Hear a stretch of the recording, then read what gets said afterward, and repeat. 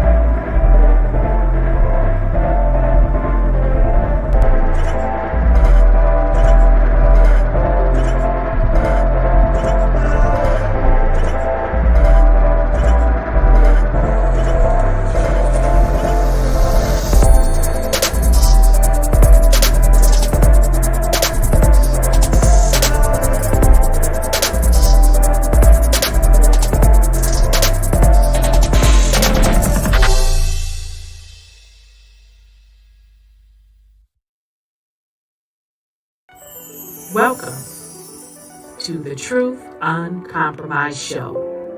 I am your host, Rhonda. Join us every Thursday at 7 p.m. Eastern Time.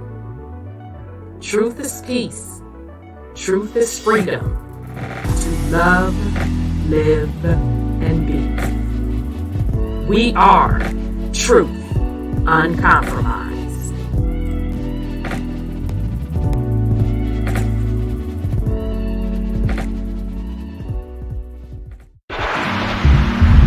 We are in the age of truth, freedom, love, prosperity, abundance, and peace. Welcome to Truth Uncompromised.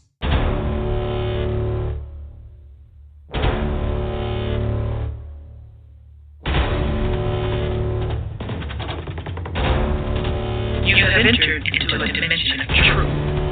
Time does not exist, and illusions are shattered. The journey of truth is intense. The journey of truth will set you free. Consider this a warning as you enter the dimension of Truth Uncompromised.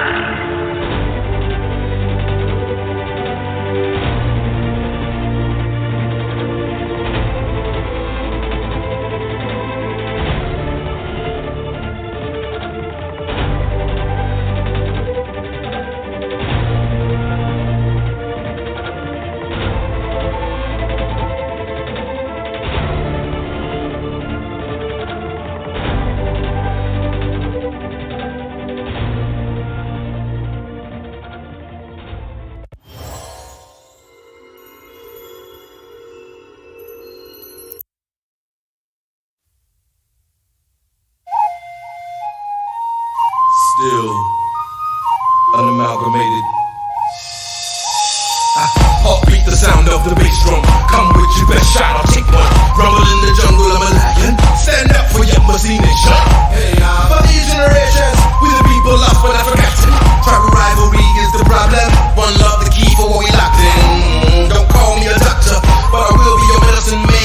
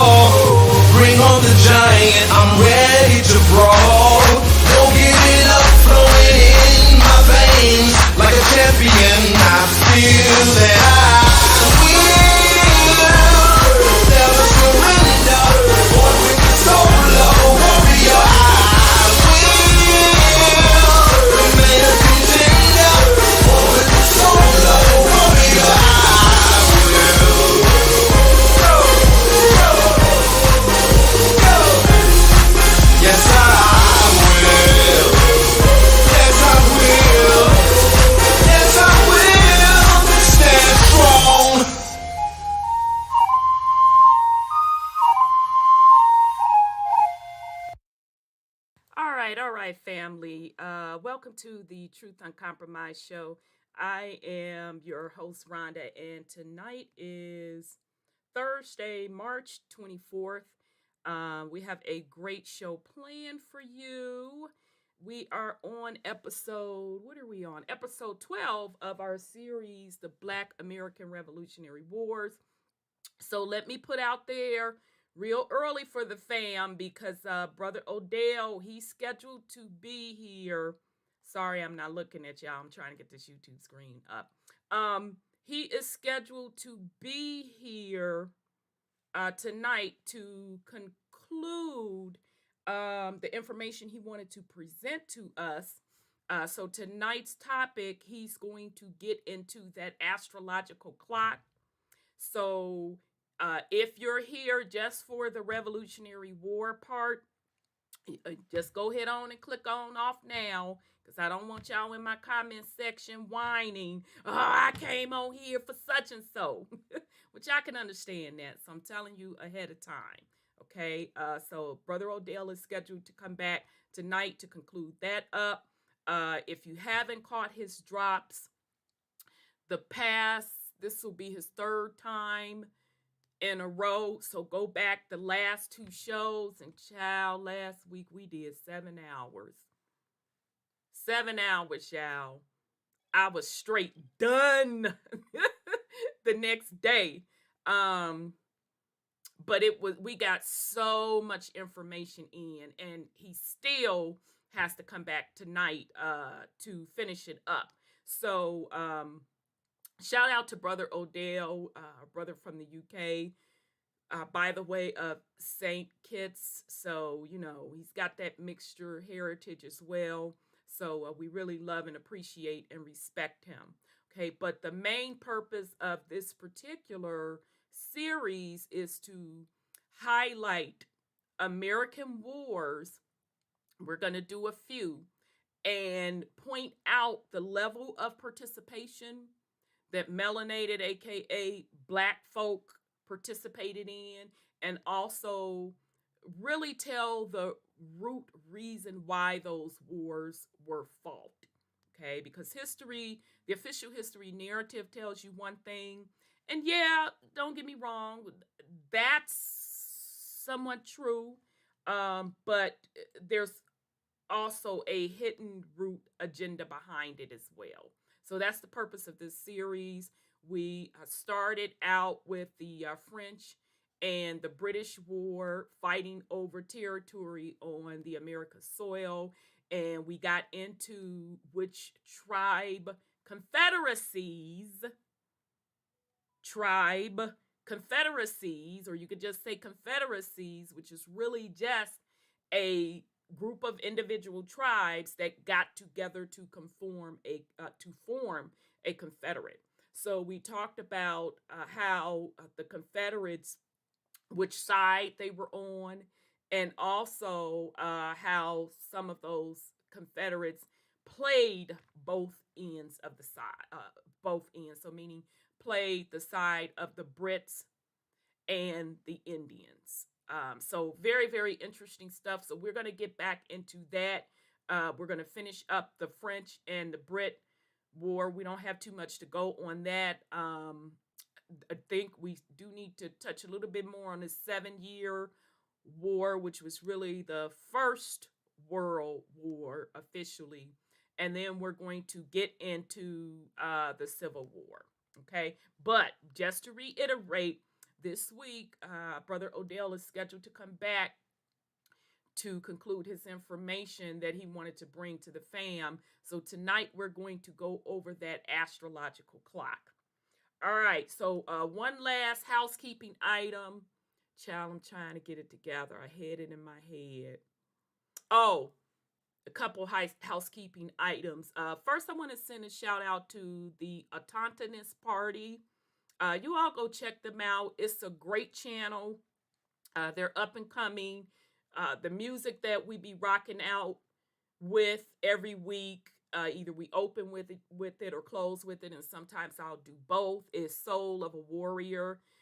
We got awareness of that through that particular YouTube channel.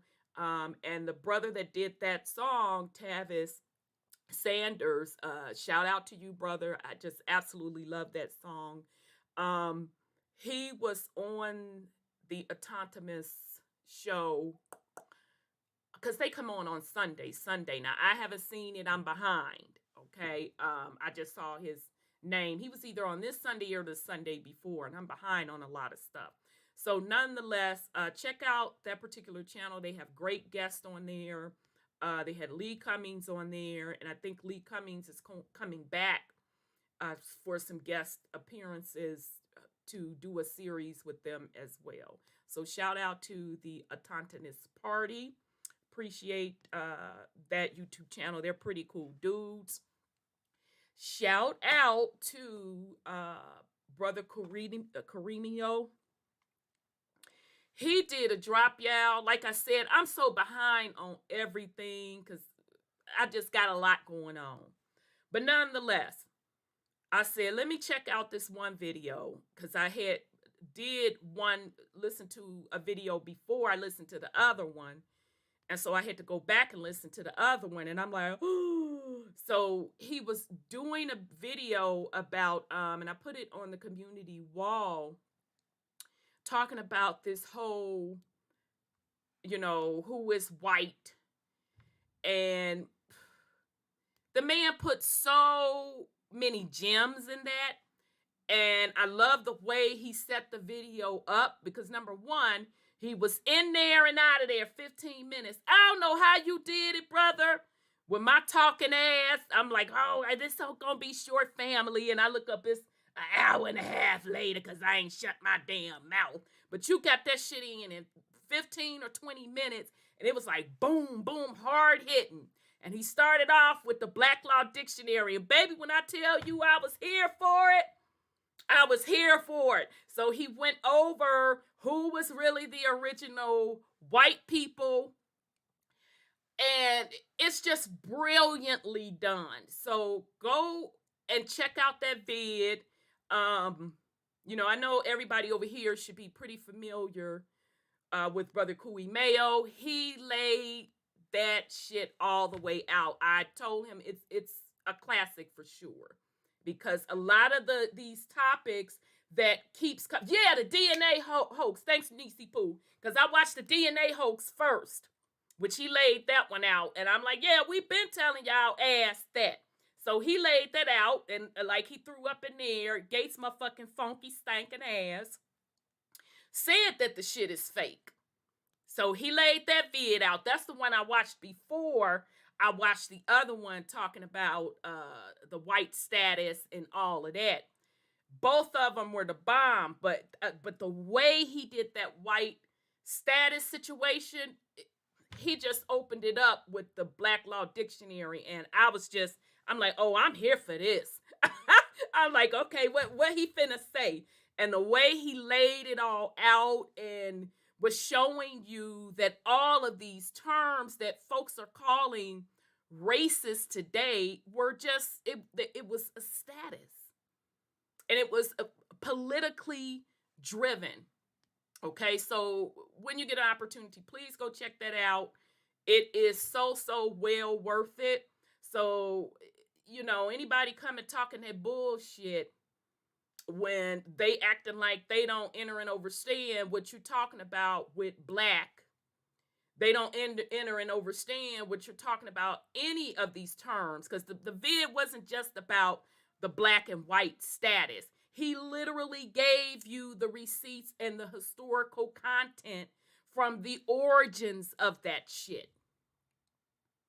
He literally gave it to you. He brought the receipts as usual. And it was so nicely done in one consolidated place. Now it may have taken me 75 videos to put piece by piece of that information in there. But he did it in one shot. And so just great work, brother. That I'm telling you, that's one of your classics. And so when you're trying to explain those things to people, I'm just fencing to sit up there and refer them to that vid because Ain't nobody got time, and I don't have it to give on this bullshit. People want to sit up here and get in my motherfucking comments and put dissertations on that. And I say, okay, well, that's fine. All right, so you getting that information from where? From where? Point me to a source. It's crickets in that bitch. Or they want to go on the attack. Nobody has time for that. Nobody has it to give. Either you accept the receipts for what they are or you don't. But it's not going to change anything. It's not going to stop anything. And the people that are tired of being in the dark, the people that are tired of not getting done and not understanding why it's not getting done, we're fucking over it. We're over it, and we have moved on. We see it for what it is. So the rest of you motherfuckers can take it for what it's worth. That's on you. So great job, brother. Great job. Okay, I think I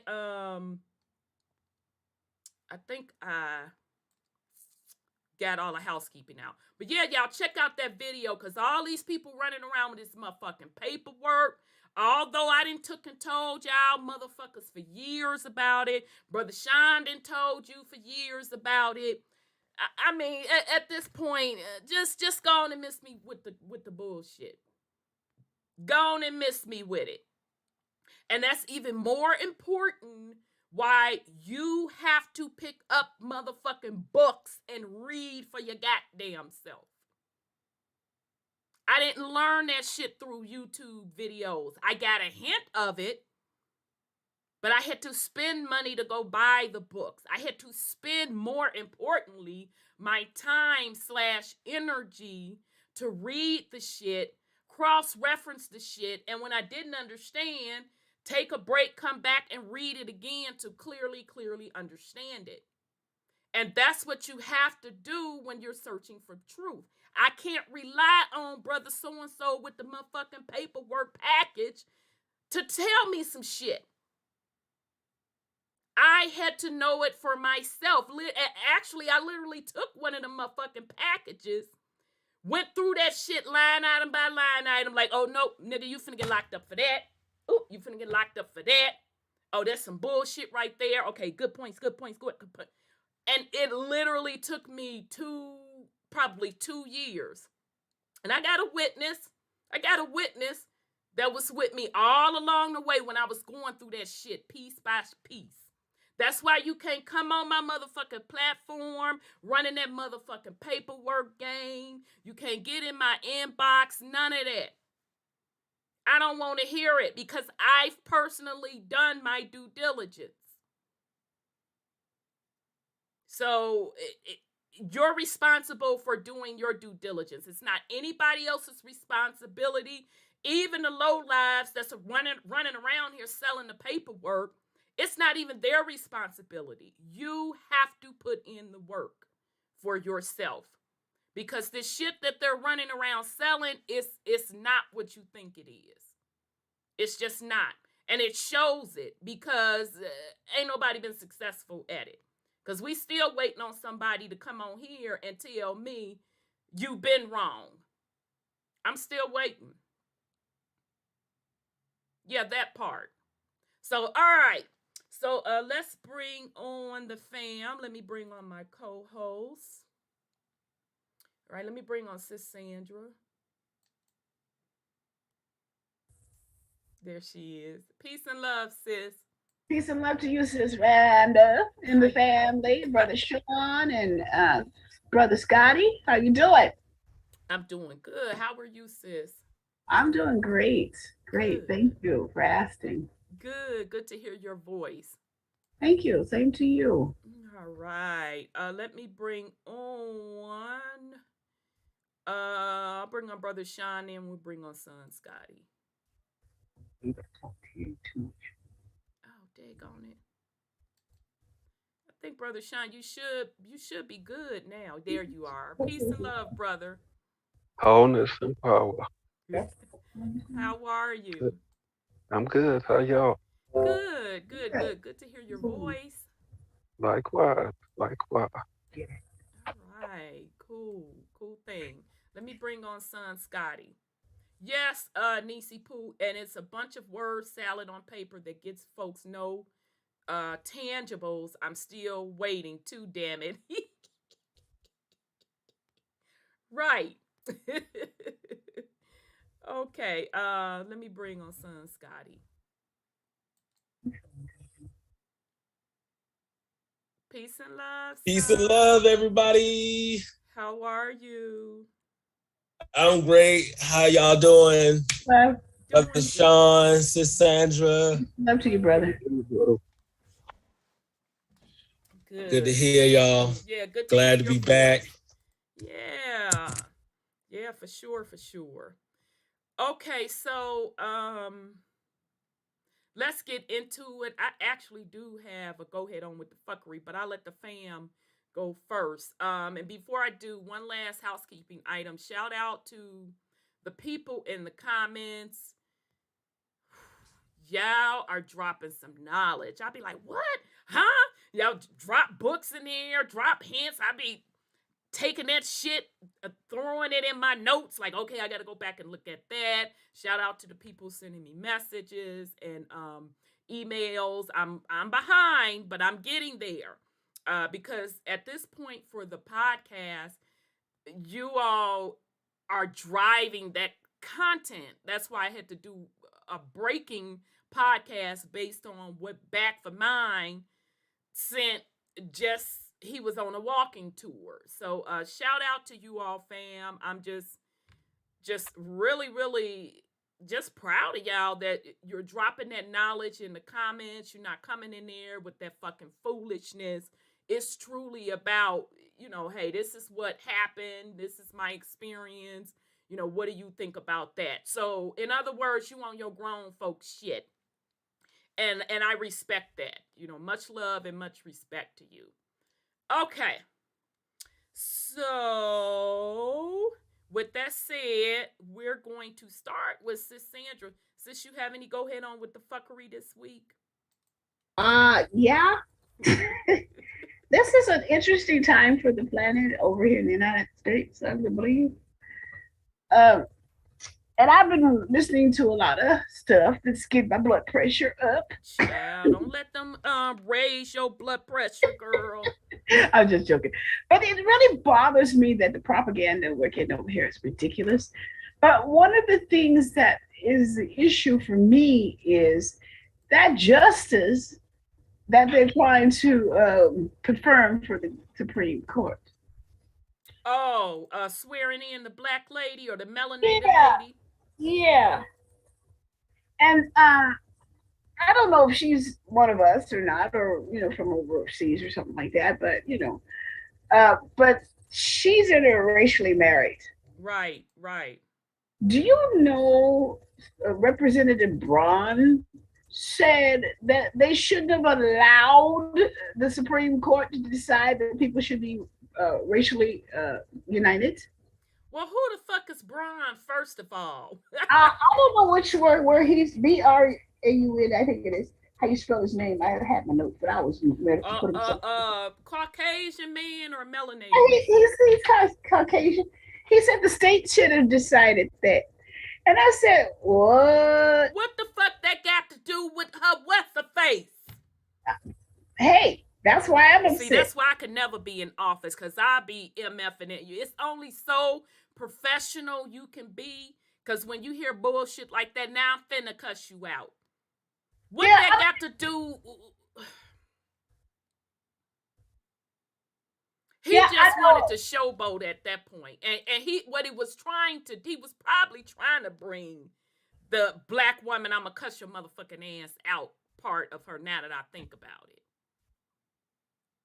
He was probably trying to bring that side out, because quite frankly, who gives a fuck what he feel? Well, I'm cussing him out for you, lady. I don't know anything about your record, any of that. But it ain't nobody's motherfucking business what you do with your life. Now, that part, as a woman, I'm going to stand up for you on. Well, he asked her about what a woman is, too. Wait. Somebody, no. Let me drag this bastard. Now he said what now? Let me rephrase that. Shit. Somebody else asked her, "What is a woman?" I said, "Oh my God." Did she answer? I wouldn't have answered that motherfucking bullshit. I promise She said you I wouldn't have. she didn't know. She said she had to be politically correct. Yeah, because I wouldn't even answer that shit. I said, "Oh my God!" They sitting up there trying to now. Did they funky ass have a problem when Clarence Thomas, whatever the hell his name is, married to a white woman? Yeah. Did they fucking ask him them questions? No, I hear crickets on this motherfucking line. The fuck they didn't. That's why I be cussing me and the fuck out with y'all bullshit. Now they wasn't sitting up there interrogating his motherfucking old ass, and he was old back then. They wasn't interrogating him then, but they gonna sit up and harass that motherfucking lady. They was asking him about pubic hairs. Right. And his funky ass was probably guilty. But because they ain't got shit else to get on this woman, that's what it sound like. They want to ask about he don't feel who gives a fuck what you feel about who you felt should be together and a definition of a woman. And see, he was trying to pull this part of this out of this lady. But I got you. I would have asked him, puss ass, go ask your wife what's a woman. Fuck out my face asking me some shit like that. And I ain't even into this political shit, but these motherfucking games people be playing. She just said she knows that she's a woman. Lisa, I know I'm a woman. I wouldn't have answered. I promise you, I would have sat there with my motherfucking water, coffee, whatever, and sipped that bitch. Because it don't warrant a response. You know, my son lives in Georgia. Mm-hmm. And they got some fine women in Georgia. They got some what? Fine women in Georgia. Okay. That's what he said. But the problem is, now you can't tell. He said, Okay, so are you saying that they were hinting that his funky ass was hinting that about her? I don't know what I'm saying, except because if he was hinting that, then yes, all of you bitches stand up. Each and at last, every one of y'all in this congressional hearing, motherfucker, all of you bitches stand up and let's go down the line and see who's who. If that's the game you want to play, let's go down the line. Because everybody's... Because you know that's what they always do. Because her credentials just spoke for themselves compared to the other fucking crackers they done put up on there. Fucking Kavanaugh ass over there crying, acting like a grown-ass baby and shit. And so they, like when they did Michelle Obama, it's like, oh yeah, that's a transgender. That's a man. She has a penis. And here you go. Even if let's say the lady is that. I don't know. Like I said, I haven't been following this. What the fuck do that have to do with her record in that office? See, that's the only thing I was wondering about. Because they brought up a couple cases where she gave people who like fathering children. Mm-hmm. Yeah, I did hear that. Lesser sentences than what she was authorized to do. Mm-hmm. And then also with a drug dealer, she was apologizing to him for having to lock him up. Mm-hmm. It's on the court record. Okay. Those are legitimate questions. I don't have an issue with that. Oh yeah, as far as to what's going on in her personal life, I give no fucks are given. That's where they cross the line. But the rest of that stuff, absolutely, those are legitimate questions. Absolutely. Don't have an issue with that. I'm not even gonna try to justify for none of that bullshit. Absolutely, that's legitimate. Yeah, that's a legitimate That's question. the only thing I cared about. The rest Exactly. of that, No fucks are given. because if you pulling for them people, then that means you in on it. You letting them out of jail. You put them right back on the street to do the same old bullshit to the baby. That ain't cool. No, it's not. No, it's not. And my only thing is, how does either party have room to talk? Now, Oh yeah, they all going yeah, back I'm not for it. justifying, don't get me wrong, because that is legitimately a question. That's legitimately a question. And it shows you how fucked up the system is, because on the one hand, Camilla was locking people up for their kids or their children cutting school. Currency. Yeah. And now this other lady, it's the opposite case. So it's like they don't have nobody that can fucking get it right.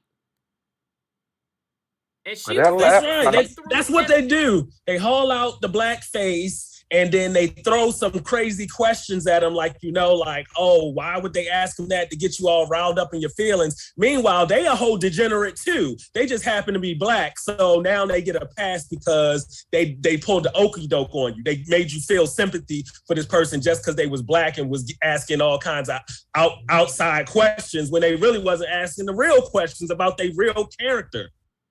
Right. And I guess my thing is, if she was the best candidate, which apparently that's what they're saying, she was the best candidate, and she has that going against her as far as her record on letting these demons out, because at the end of the day, that's what they are, messing with the babies. Then what does that say about the whole system? Exactly. And that's what the laptop bringing out. It's bringing out both sides. Exactly. Ukraine time, both sides. Exactly. It's pulling everybody out. Exactly. So I don't never want folks to forget that part. Yeah. So I'm sorry. But don't forget. I'm sorry. Go ahead. Oh, the one thing. Don't forget that when Trump first started, he said he was an insider. Yeah, he is. He was there. Yeah. So he was telling you right there that he participated. That's how he know who all played the game. Yeah. That's why they want him out the way. He knows. They desperately want him out the way. Yeah. Yeah. I'm sorry. Go ahead, sis. What they said is they don't want a liberal.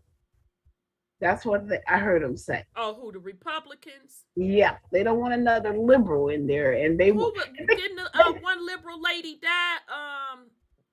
Girl died. Yeah. But was the Hispanic lady? Because they was talking about her sexuality too. I remember that. Sotomayor. Yeah, is she liberal? Yeah. Okay, and see, that's what I have an issue with. They want to talk about the women's sexuality when most of them sucking dick on the side. I have issues with that. Oh my God. Oh, that's been brought out too. You got a whole motherfucking wife and you sucking dick on the side. Are you kidding me?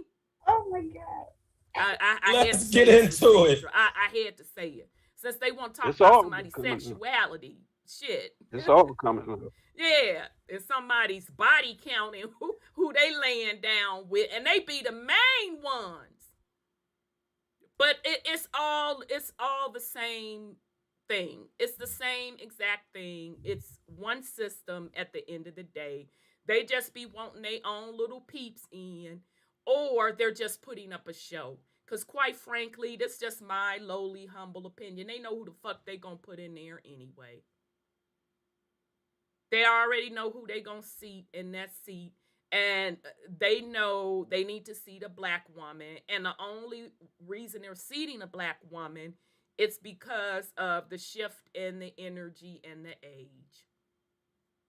Now that's the real tea behind that, but they got to Yeah. give you theater. They definitely got to give you theater in the process. But with that said, theater or not, fuck him and his bullshit ass questions. Shit. No, that one was, it's two senators. I put two senators together in that question. To be fair, one was Cruz, and then the other one was Yeah, and him. Cruz always, if Cruz don't go sit his big bootied ass down, if he don't go sit the fuck down, he always on some bullshit. Uh-huh. He loves pandering for the cameras.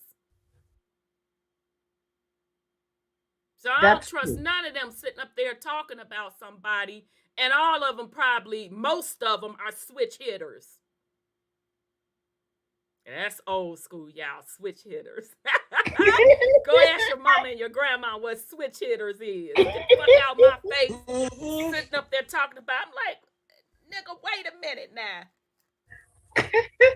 I knows all types of people, and see, because I'm not closed-minded. So now you let me have to get with my good friend and run down your motherfucking history. Switch hitting ass. They be the main ones talking shit. But right, that's how you know. But you say amnesty thick. Yeah, he thick in the motherfucking thighs and booty. If he don't sit the fuck down, shit. It's always a man with some motherfucking hips talking about. I'm like, nigga, what?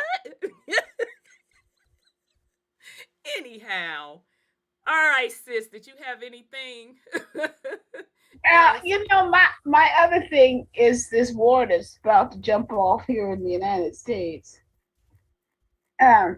Because they tried to take us to war. They are trying to take us to war so bad, it's pathetic. They about to chomp at the bits, trying to bring, and it's been out there in Fulford's information. You know, what's his name? What Fulford? Oh, Fulford.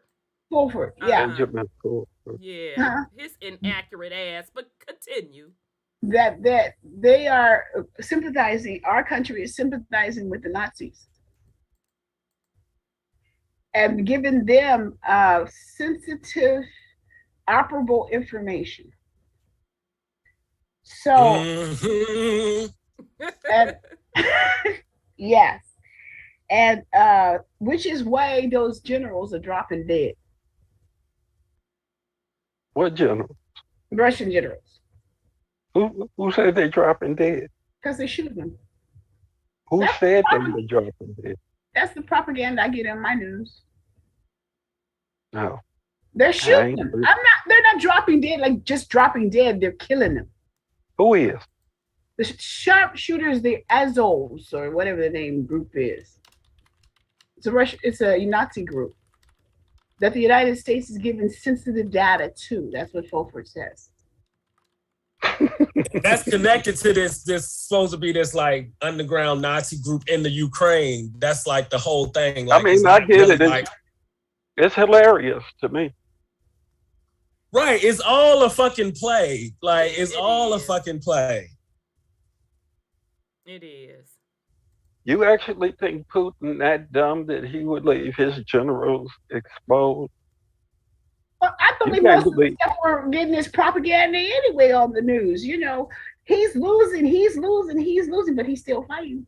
So, you know, they're not telling the truth at all about what's going over there in currently AT&T whatever. That's what I listen to. Is currently AT&T. I see that every day, and it's the girls are either naked with nice firm abs and good toned legs, or as Putin is being beat down, or the Ukrainians are fighting back, or you know, it's just all they do all day long. I'm either reading about somebody naked, almost, or you know, it's just propaganda. So what was Fulford's point again? Well, he's talking about the biolabs being part of Hunter Biden's portfolio. Okay, and so he's finance. telling us something that we don't know. So what was his point? Well, his point is the fact that the United States is not supposed to be a part of that war. They're just supposed to, support it, but then you can't, go to war without declaring war. If you do go to war and Putin find out we're a part of the war, then we're part of the war with them. That's what he's saying. Oh, okay. And Biden is going taking himself over there to talk to him. I don't know any sitting president that go into a war zone or nothing like that. But Which Biden? Which Child, Biden? I know, because the Which one which with the one pep went? in his step, you're like, okay, he look about no, the I think this one was. 40-50 or the old one. I think this is the wobbly one that went because he was Okay, wobbling the a older, little the bit. old one then. Okay. Yeah, the older went. Child. Yeah, because that young one, he don't even have a head like Biden.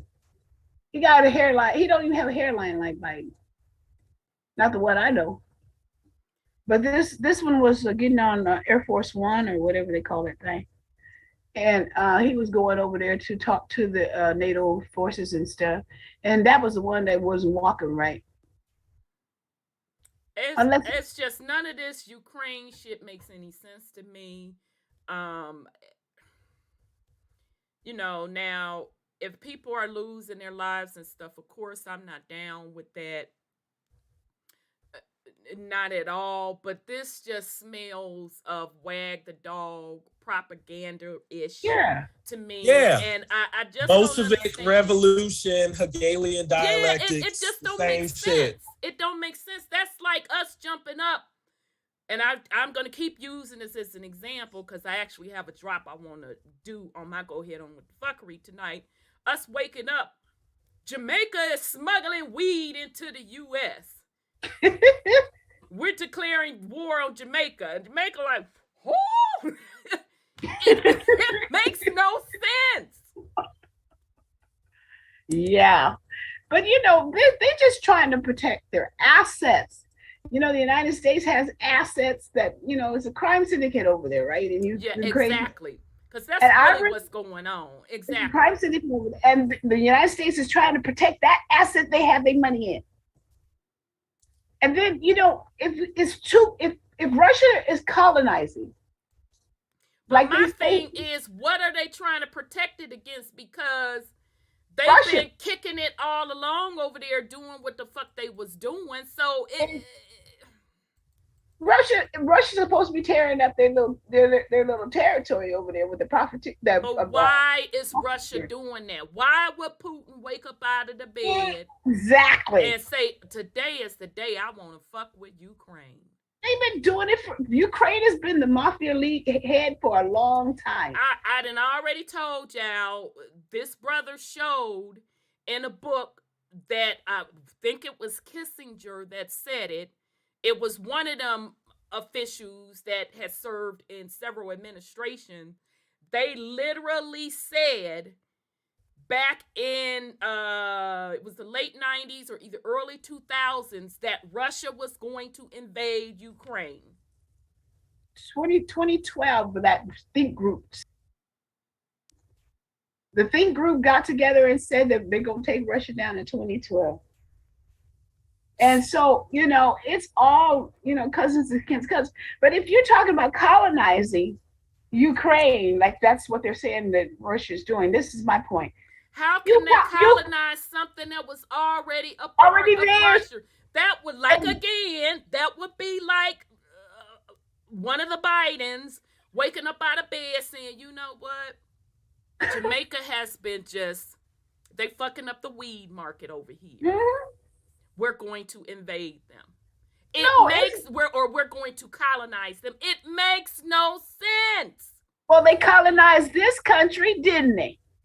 So but why let's stick to the subject. Let's stick to the logic. I mean, it is the logic. The point, no, Ukraine was already a part of Russia. I know, yeah, it was already the part of it, but they tried to call it colonizing. It's not colonizing. So all I'm saying is that it's not what they're telling us.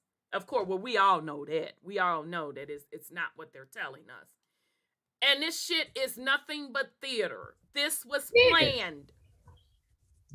They gotta give the populace every so many, 10, 20 years, they gotta put a fucking war in front of y'all. Yeah, Follow the patterns. it is. These people be all hugged up together, and I say again, they can't run no fucking game on me. You just shut the whole motherfucking entire world down 2 years ago. You shut the bitch down so much that the animals was laying in the expressway chilling. That's how fast the world governments cooperated with each other. So you not finna sit up here and convince me that now all of a sudden it's a shakeup. You're full of shit. They were all on the same page to shut the entire world down. They had all put the same policies in place. Everywhere. It was lockstep. Now, since we're over that, oh, now we back to war? No, you could sell that shit to the 99% populace. You can't sell that shit to me. You have proven via what the conspiracy theorists have been telling folks for years, for decades, that we're already in a one world government. They proved it with the fucking worldwide shutdown. Exactly. Okay. So nothing they can say or do with no bullshit ass war. And I'm not even saying that they're not over there bombing and folks are getting taken out. I'm not even saying that. I'm just saying the shit is planned. And they ain't convincing me of a motherfucking thing. Well, this is a reason to shorten this food supply. And that happened prior to even Russia. He was talking about the gas going to $7 and the food's going to go up at least 20%. And anybody doesn't see this, that they're doing it to starve out the folks and whatever they're going to do to people. You gotta be blind as a bat and couldn't get any blinder. Ain't no shortage on food. No, it's no shortage. It's really not. It's really not. But they gonna make it so that the people will get afraid of it. Well, that's gonna be on the people, because it ain't like they've been threatening that shit for the longest. Yeah, they have been threatening. Mm-hmm. They try to pull it out. So it's not like they haven't been telling you. Now, stuff isn't as plentiful as it was on the shelves. So even that part, it's not like they haven't warned the public. Again, they don't do anything without telling the public first. But as usual, the public just don't pay attention. No. They're literally resetting everything. Mm-hmm. They're literally resetting anything. Just get ready for more fires to be popping up around the world, wiping out shit. Texas, I just saw, had a big ass fire with acres just burnt. Tornadoes and all kind of stuff going on. Yeah. New Orleans just got hit with another tornado. I think that's the 4th ward where Katrina hit. Yep. They're literally resetting. And folks focus on Ukraine, and especially melanated folks. When you got a Ukraine going on every motherfucking day in the hood. Matter of fact, it's worse. It is. And no fucks are given. Absolutely, positively, no fucks are given. So I just really don't have the patience and the time for melanated folks to be in everybody else's business, trying to sound educated. And melanated neighborhoods, households are fucked up. I just don't have any respect for that. The reset in full effect. Yeah. People paying attention, Russia, China, and India, they ain't on the US dollar no more. They went to their gold-backed digital currency Exactly. because that's what everybody else about to do. Yeah, they That's did 50. kick them off of SWIFT, but Russia went Yeah, over to China's what's a face. yeah. SWIFT is about to go down Oh anyway yeah. Well, for them. they told you that they was finna switch out SWIFT. Yeah, they go into that quantum financial system. Absolutely.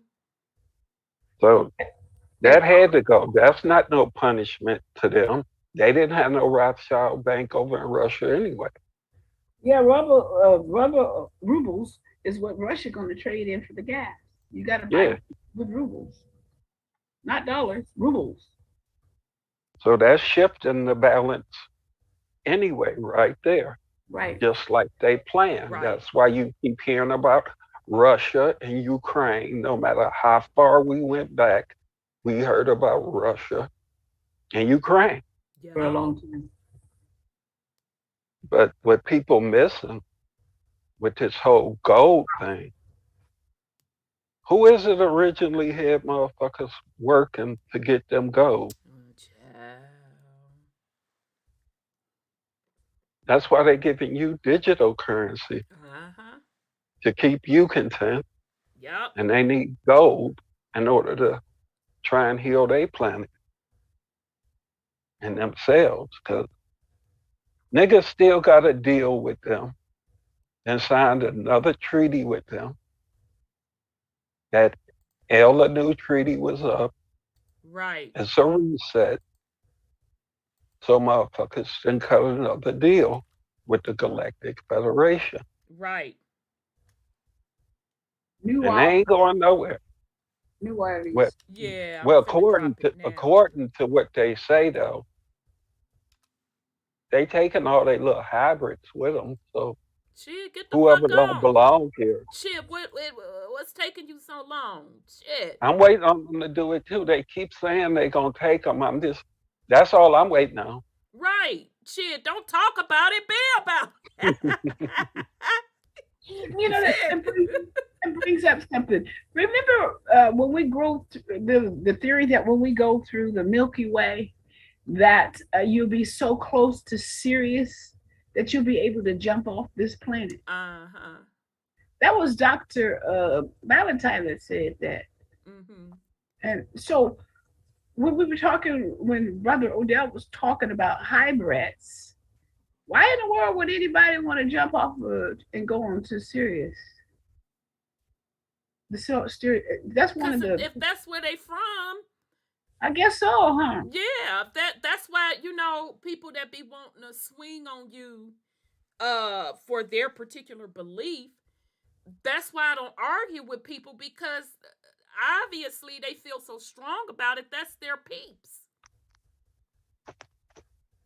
Well, I know that the Sirius was one of the star systems that was mentioned, Orion and Pleiades and some others, but the Lyra system. But I did remember the other day, I said, wait a minute, David Valentine, he's a melanated man, and he was talking about jumping off on Sirius. So I'm like, But all of those master teachers back then, there goes New that's what they talked about. They talked about all of that Africa stuff. Now we got to keep it real. They talked about all of that Africa stuff, Anunnaki, them, Sirius, and I know I'll never get the credit for it, but I was the first one that said, y'all do know the Anunnaki are the invaders. So ain't none of them never said, and it's not saying, especially when you get off into like the Anunnaki stuff, it's not saying they were trying to be deceptive then. They just weren't using the right source. Now the Africa stuff, all of them were full of shit. Yeah. Every last one of those master teachers that got their raggedy asses up there talking about we all from Africa, they were lying. They knew different. So now that's on them and they soul to clear that up on why they rolled with that bullshit. But as far as this other esoteric origins of stuff, ain't none of them motherfuckers said that the Anunnaki are the invaders. I was the first to say the motherfuckers are the invaders.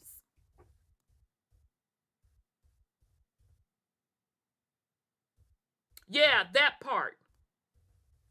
Because like always, as long as it's melanated, oh, you know, they the good guys.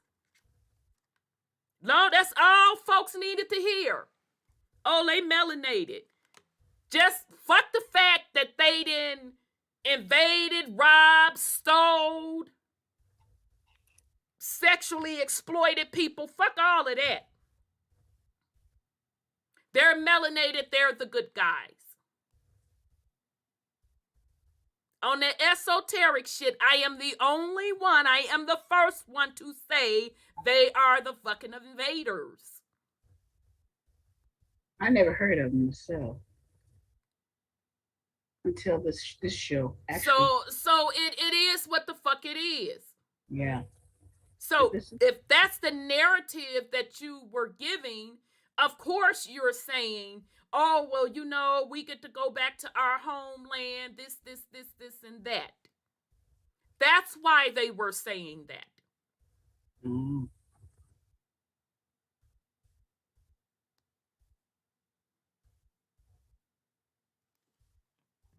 So, oh, all right, okay, Clout, okay, good to see you. I keep forgetting that. I know you said you changed your name.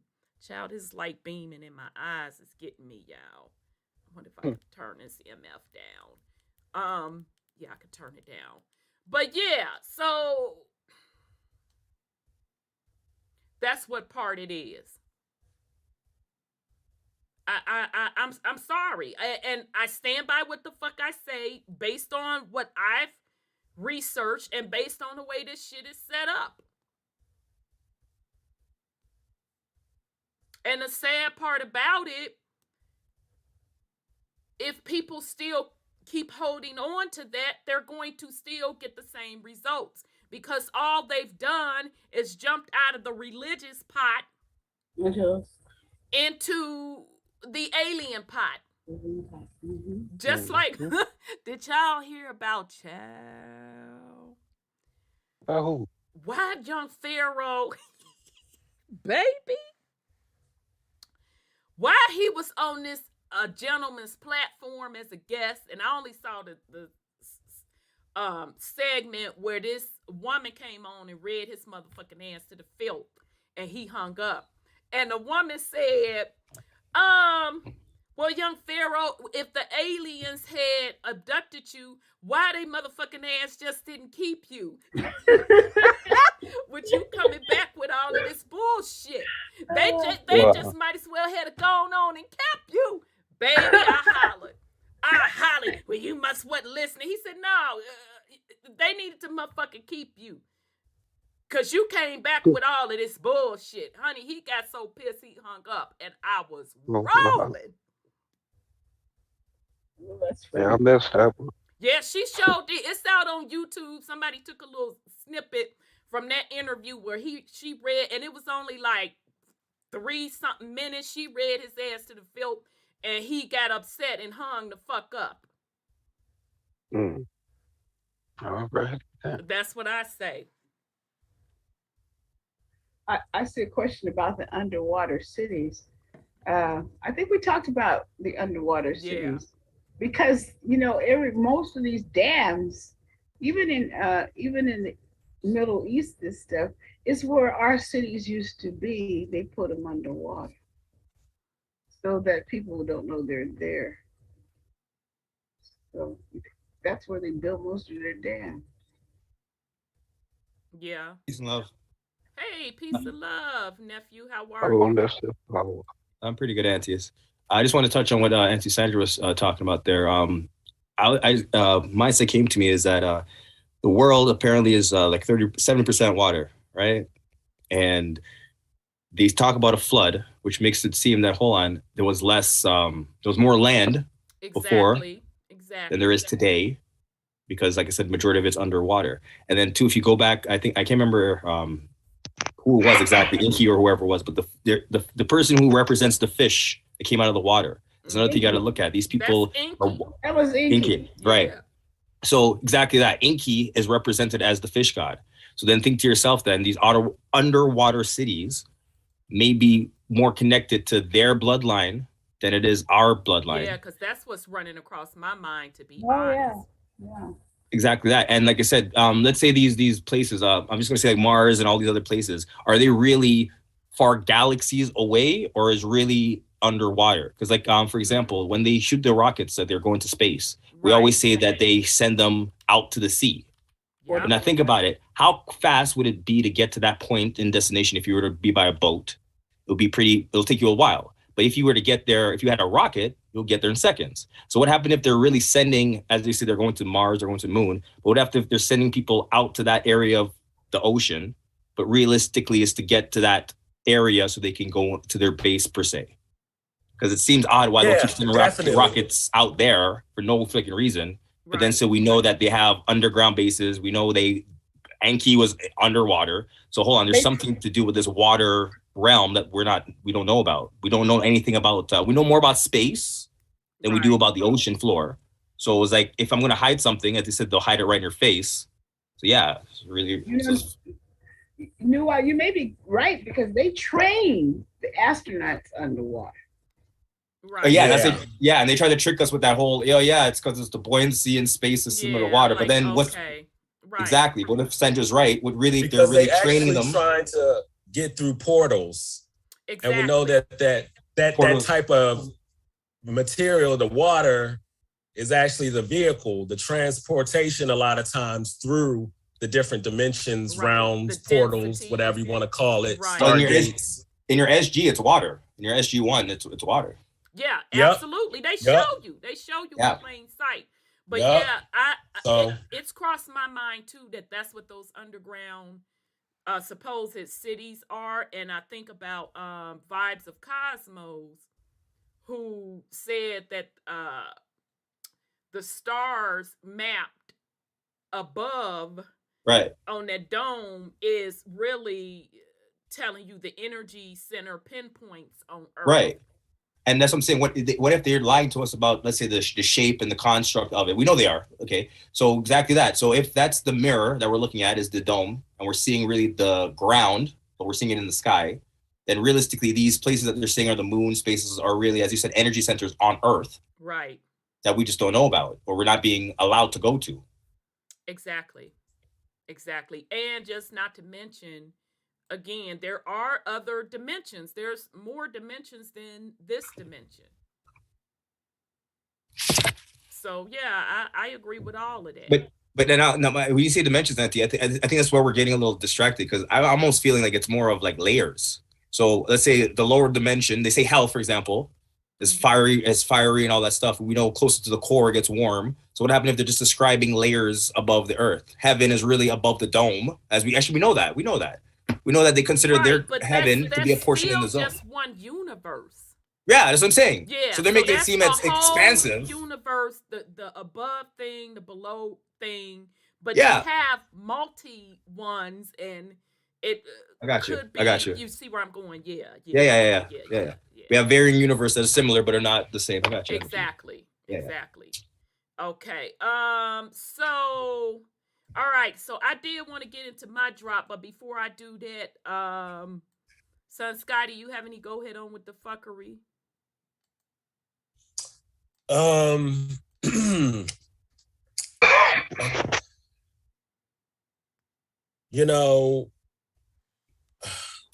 My go ahead on with the fuckery was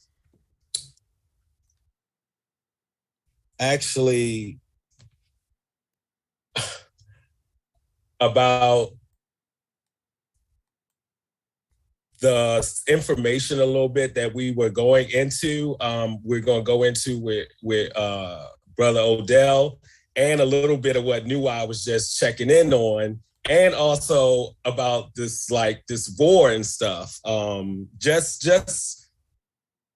the ideas of like how they do have us kind of like caught up in these terms of like going to other worlds and doing all of this and, you know, getting distracted by, you know, seeming cousins perpetrating war against each other.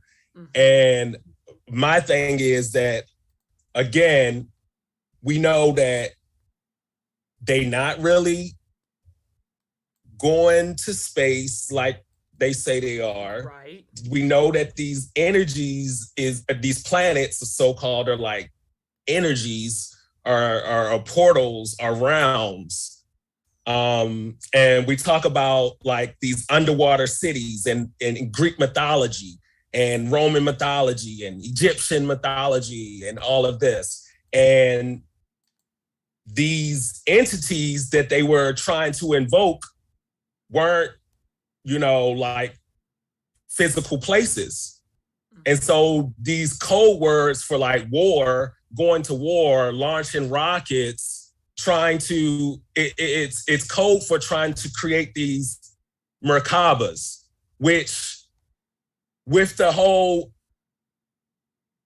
time thing that we're in, it makes me think that a lot of them is even stuck here too. And so it's,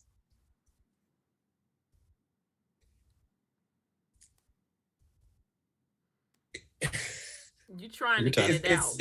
Take your time. I know you trying to get it out. Yeah, actually, I really don't know what my go ahead on with the fuckery was. It's just that like all of that is lined up together. Like rant it out.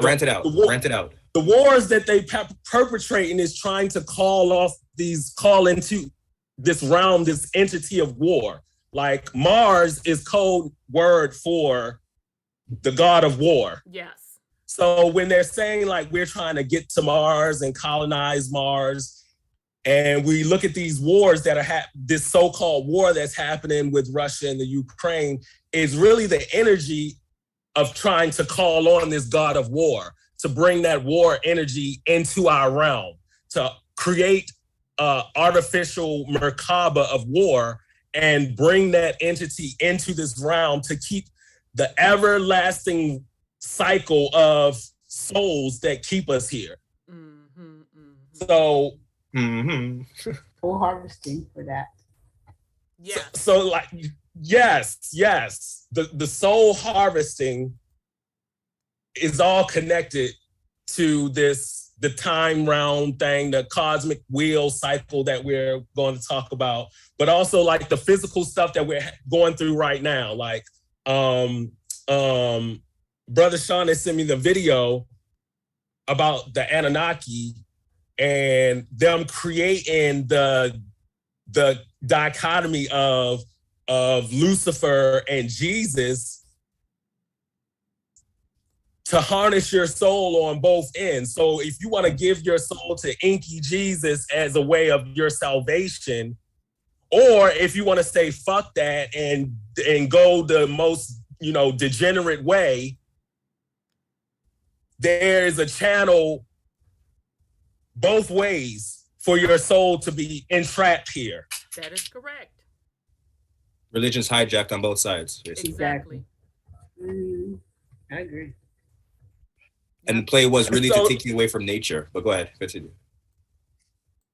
Yeah. No, y'all adding in because I really didn't have a solid go ahead on with the fuckery. I was just in my head. I'm just like, that is a go ahead on with the fuckery. It really is, because it's getting you to continually to buy in to the false reality and taking you further away from self. That's all it is at the end of the day. And people are so ingrained in it that they die for it. They'll kill other people for it. They'll pull anything out the book to try to shame you. The spell is fucking deep. So yeah, that's the biggest go ahead on with the fuckery around.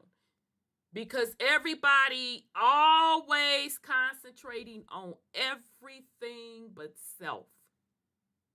Facts. The whole 2 years, what we were told, think about other people. You're wearing this because you're doing it for other people. Right. Oh my God. Child, you saw how Yeah. they was trying to shame people, and I saw on the news this morning where they said the airlines submitted paperwork, all of the airlines saying they want to drop all of the mandates and stuff. I'm like, Yeah, the charade's over now.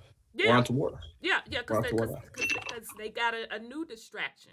So yeah, everybody, you know, the 99%, they're focused on everything else but self and their soul. And Like, what's that's what more important than that? TikTok. Sorry. It's pretty fucking bad. Yeah. No, because it is pretty bad. Because like that's why basically they gave you the phone. Like that's why like that app just showed up, because exactly that. How can we distract these people even more? Because the app has no there's no real purpose for it. Like I'm trying to figure out, why do I need this in my life? But apparently it's the thing to do now. Like, God damn.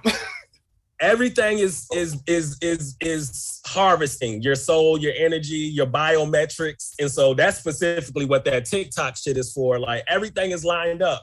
They got an avenue, they got a blueprint, they got a playbook, they got a script for every which way they can fucking harvest your energy. Even if it seems like it's a distraction, the distraction in itself is the tool for harvesting the energy. Because now you focused on, you know, fucking let me get this dance down on this fucking app. And now, you know, motherfuckers across the sea and got your biometrics and they fucking creating AI with the shit and doing all kinds of stuff. Right. That's exactly what it is. It's another Trojan horse.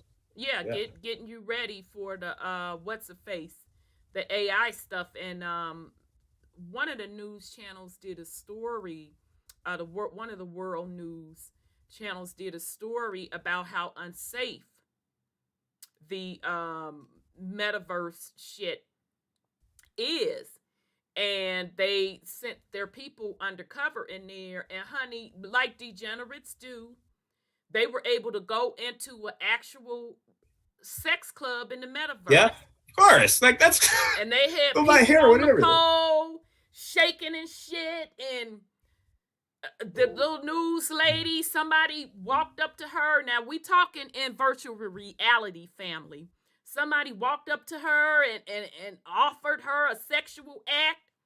How much Bitcoin was that? And exactly. And so she was just blown away. She's like, this stuff is far from being safe for children. So and just imagine that too. That exactly that. Okay, now we have the issues where children may get captured online and go and then people may talk to them on websites, their games and stuff. And we kind of have like parent blockers for that. What are you gonna have for like a metaverse blocker? Because now you have to be in the room with them technically, right? Well, if you're a parent, you have to buy that expensive ass shit. Let's start with that. It's going to be subsidized, Mom. It's going to be subsidized, Auntie. We're talking about the government ain't freaking stupid. But you still a parent. See, and this is where the fuckery comes into play. And I know I'm old school, y'all. But all of this, shit, my parents, no fucks was motherfucking given about getting us the latest and the greatest. We didn't get it. Child abuse, you don't have it. She didn't give a damn. You understand me? She didn't give a motherfuck. If I'm finna get these shoes, these gym shoes out of this grocery store, that's what the fuck you finna wear. You guys used to wear hand-me-downs. Hand-me-downs was the thing. Exactly. You finna go work and buy that shit for your motherfucking self. Okay. You know, hem that pants up, hem that skirt up, girl. Right. You got 2 years out of that. I didn't grow up like that. Now, was I mad? Yeah, I wanted the designer jeans, but no fucks was given on my parents' part. They're like, you out of your motherfucking mind. You think I'm gonna go up in here and spend, I think it was like $60, $70 at the time for some jeans. And my dad, you know, the stepdad that raised me, although I was lucky enough to have both men in my life, he told my brother, I hollered, because my brother came home all mad because he thought he was finna sweet talk him and to buying him some designers, some old designer jeans, child, in this store. And why he go in the store, and because, you know, parents, they don't be knowing what's the latest style, and put that shit up on the counter, and the little man rang it up, and he was like, how much? Like, so he started going through the items, and he saw the price of them jeans. This man's contrast said, oh no, you think I'm finna spend money for that? That ain't nothing but cotton. I worked on the farm, and we picked that you out of your mind. So my brother came home, he embarrassed me. I said, that's your motherfucking fault, because you thought you was nickel ass slick. That's what you get. So I didn't grow up with that. Parents have a choice. Guilt, no, the TV guilt trips you into that. Yeah, they put out the television. you some punk ass parents. You let your babies run you. Bobby. Oh, they Tommy gotta doesn't have have a it. phone. They have to have a phone. Yeah. They have to have Something might happen, you and know, this they might be on the video road. game. And meanwhile, they ain't washing their motherfucking ass, ain't brushing their motherfucking teeth. They rude. What do you mean? They're failing school. They're failing school. What do you mean? So the parents are giving. There ain't no motherfucking way you finna tell me one of mine's finna sit up on some motherfucking multi-$1,000 equipment, and I don't have a say-so on that. Only way you gonna sit on that bitch if you bought it, and if you bought it, you better be sneaking using it. Goddamn it. Well, Auntie, let me also, like, you don't have to access the metaverse only through the goggles or the like virtual reality or augmented reality. You can just straight up have a computer. So, yeah, I totally agree. Yeah, or a phone. That's my point, though. Children, but then it's in your budget. Generations. Budget. You all were, you had access to that shit. I think my generation, our generation was the last one that no fucks was given on their part. You gonna get these motherfucking gym shoes out this grocery store. You gonna get these, I know what it is, Walmart, like Kmart and them shit, and you gonna shut the fuck up. That's what you gonna get. Now you would get Auntie, something nice for Easter. Auntie, what happened is we women went into work, and the rate of pay came up, and everyone basically became middle class. That's what it was. And I understand all of that, but the point being, parents, you have the control. Who's the fucking parent and who's the child? It's so hard though. See, that's the thing. Because everybody, nobody want to be the old school parent. Everybody want to be, I'm the motherfucking flyest. Pop the collar, pop the this. See, I'm a friend. This, I'm the friend. Fly. I'm fly. My baby's fly. No, I'm the friend. I'm cool with my baby. Me and my baby are brethren. That too, but a lot of it is. I'm not the parent. I'm my baby's best friend. That's only one aspect. That's the suburban aspect, blending in with the white culture, because when have melanated people gave a fuck about being friends with their babies? Right? No, you're babies. You're the child. That was something you're that Caucasian people did. I know it for a fact. Worked with them. They used to come to work crying because they badass children bothering them. Like, you better bust that motherfucker in the head. Oh, you can't do that. It's different in the black community. I said, you goddamn right, because I'm not playing that. But it's the flossing. Everybody want to floss nowadays. Yeah. I got the your child has to floss. I got the designer that. It's not you. Your child has it. Baby, I'm turned up. I'm sharp. My baby's sharp. Right. Let me tell you something. I don't give a fuck about none of that. And I can afford it. It's only certain things I choose to spend money on. Girl, where you get that at? Bitch, I got this on sale for $12. Right. It's a mindset. You're the parent. You control that shit. I'm sorry. Go ahead, Brother Sean. Remember, though, when we was coming up, it wasn't all these endorsement deals for athletes and celebrities. Sure, no, it wasn't. What was in the store, that's all you had to choose between 3 stripes or 4 stripes. And that's what it was. And the quality was up to date, too. Yes. Yeah, it was. Them shoes. I'm sorry, go ahead, Brother Sean. Because it was dependent upon where you went. They had the 3 stripes or the 4 stripes. far as on them tennis shoes back in the day. Right. You know, those supermarket tennis shoes and That's what I remember getting them, you know, and sometimes they hit them bitches in the grocery store. And that's what you was going to get, and that's what you was wearing to school for gym or whatever. Now, you did get some nice church shoes, and you wasn't supposed to be wearing them bitches outside. So we didn't grow up with that flossing. Our parents didn't give a fuck. I don't give a fuck. You not getting no designer jeans. No, you want that, you have to work for it. So it's a mindset. And people so programmed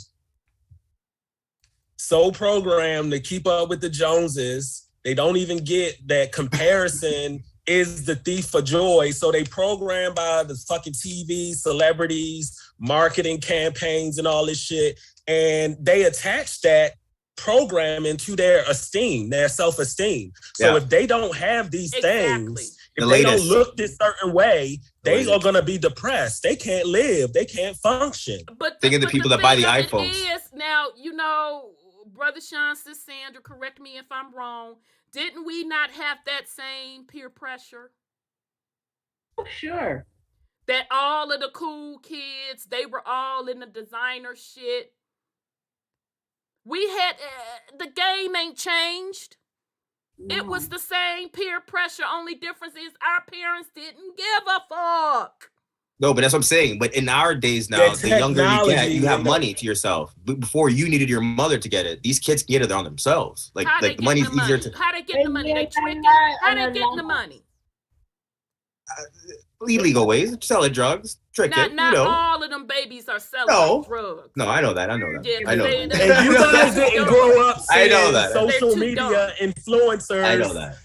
Grow up in Philadelphia and then move to Los Angeles into a big house and buy all the latest shit on Rodeo Drive, and they just scrolling down on, you know, Instagram. I mean, I understand that y'all had the same like physically, you know, people gonna make you feel a certain way, try to bully you into feeling a certain way. But I was more talking about like the media, social media influence of making people feel propaganda. like they Propaganda.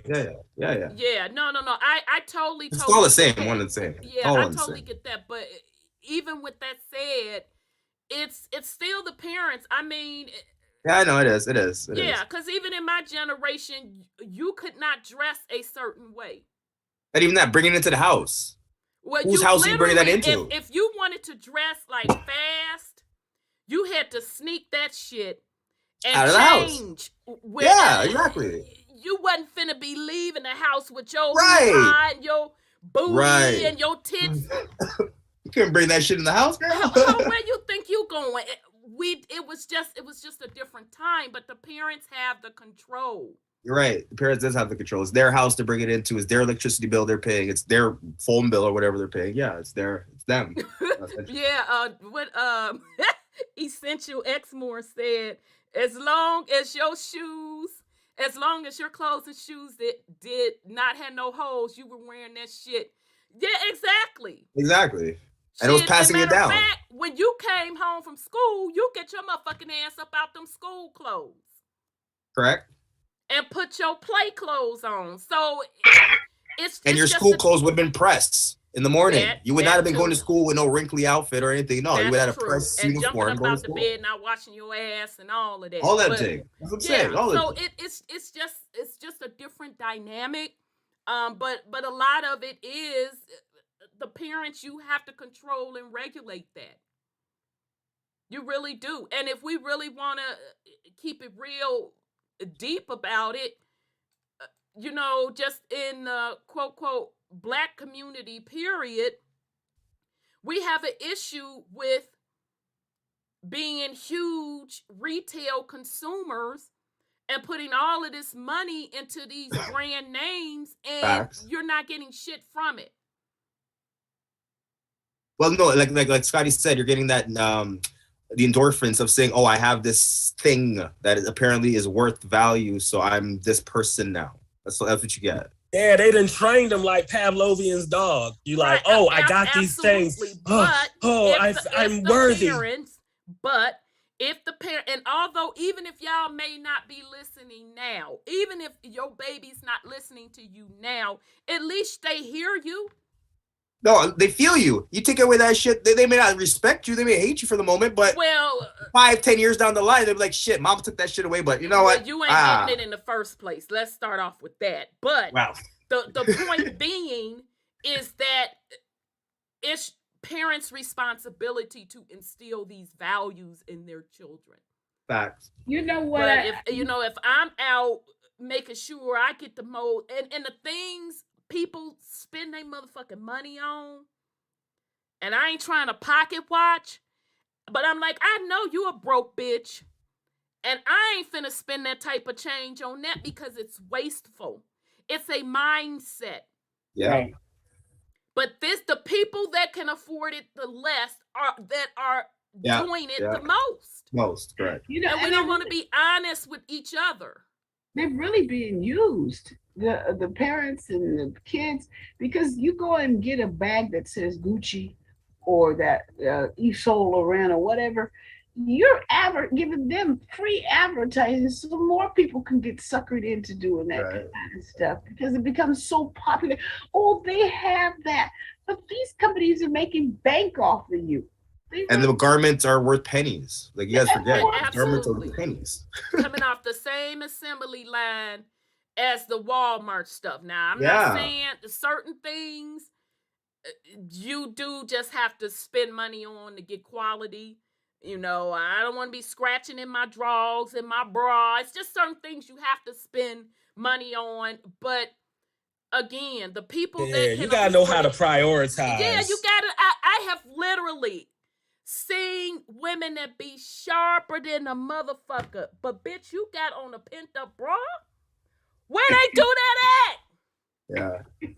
I have that. You laughing, Sandra, but you know it's women out there. We had to pull somebody aside out of our crew in college. Now we in college, so we broke as fuck.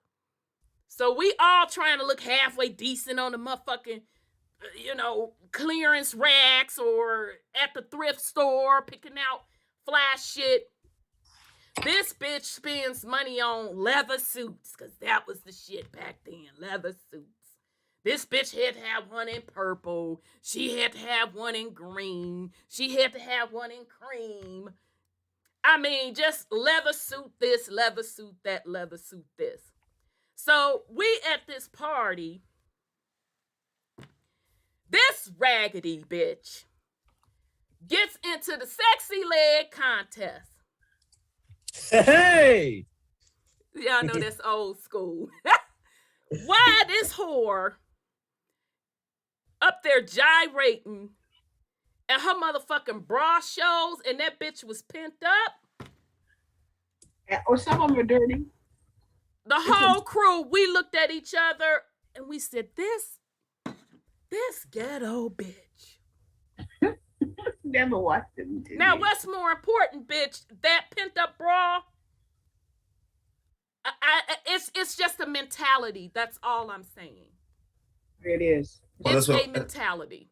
Same with makeup, though. It's just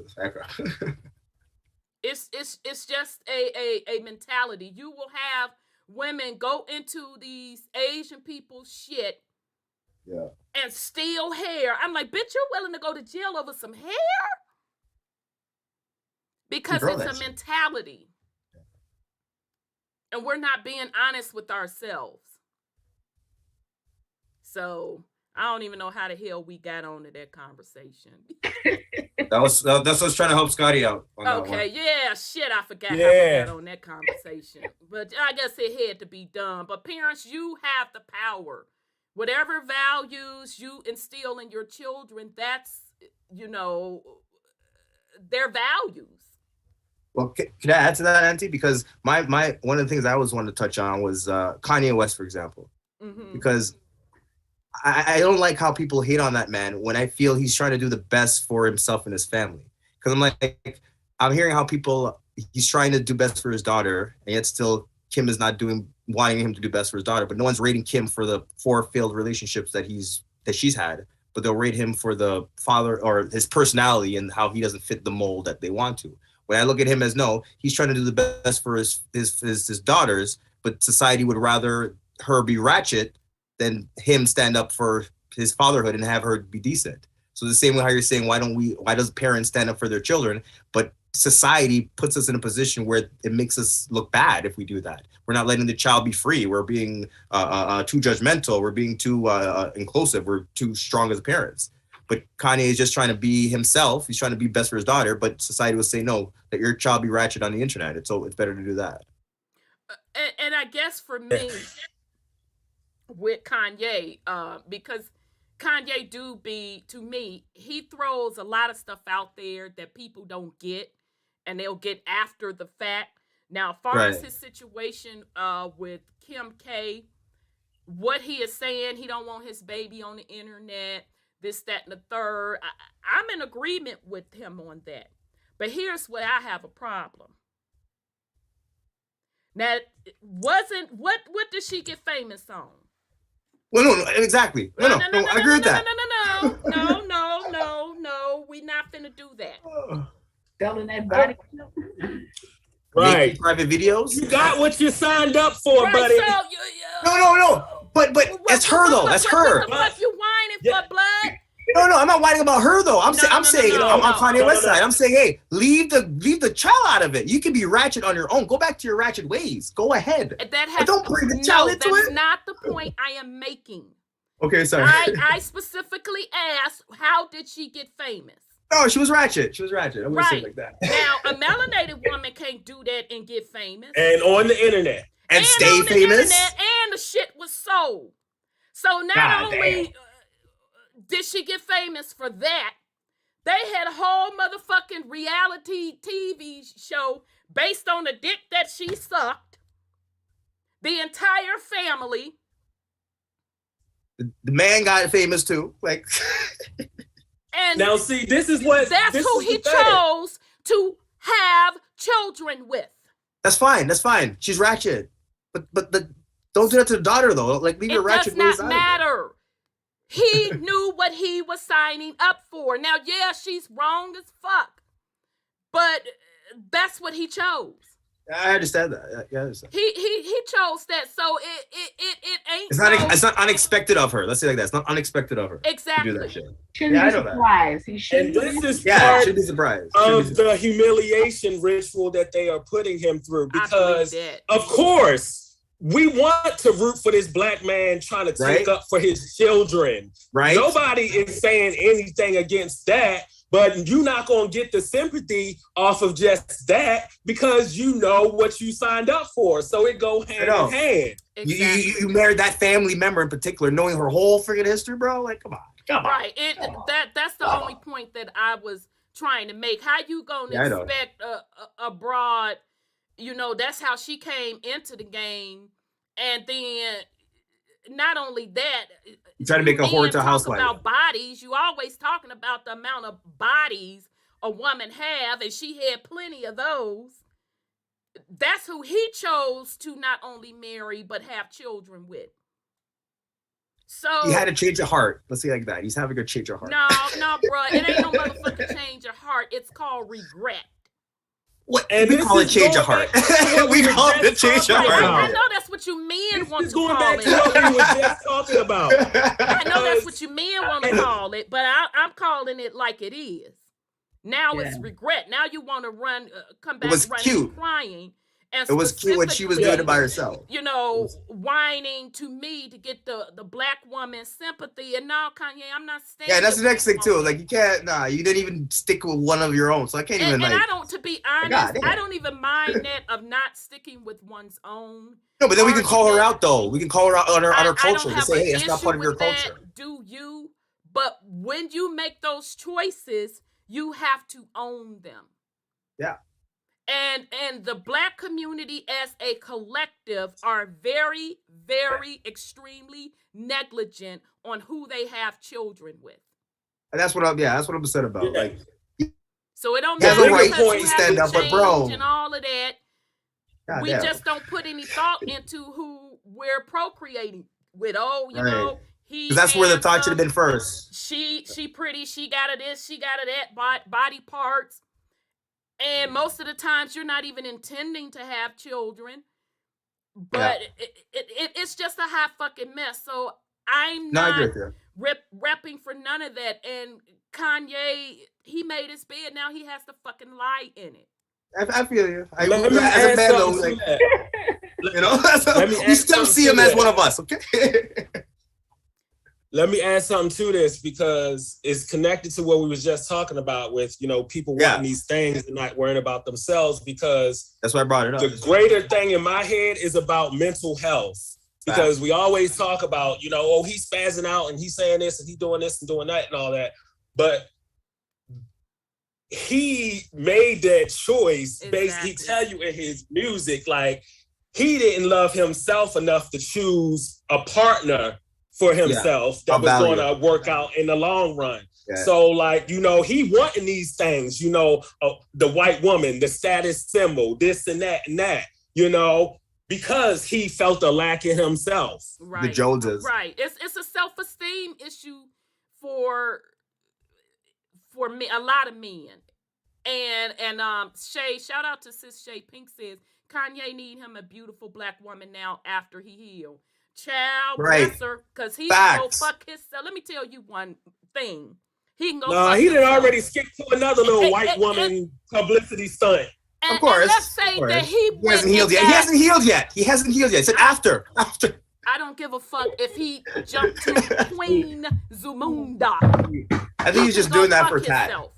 He could go fuck himself. You don't get, now this is just how I roll. You don't get to do what the fuck you did, and then you think I'm Betty right up in this bitch. I'm going to clean up your mess and another whore's mess. No, that shouldn't be it. We don't do that over here.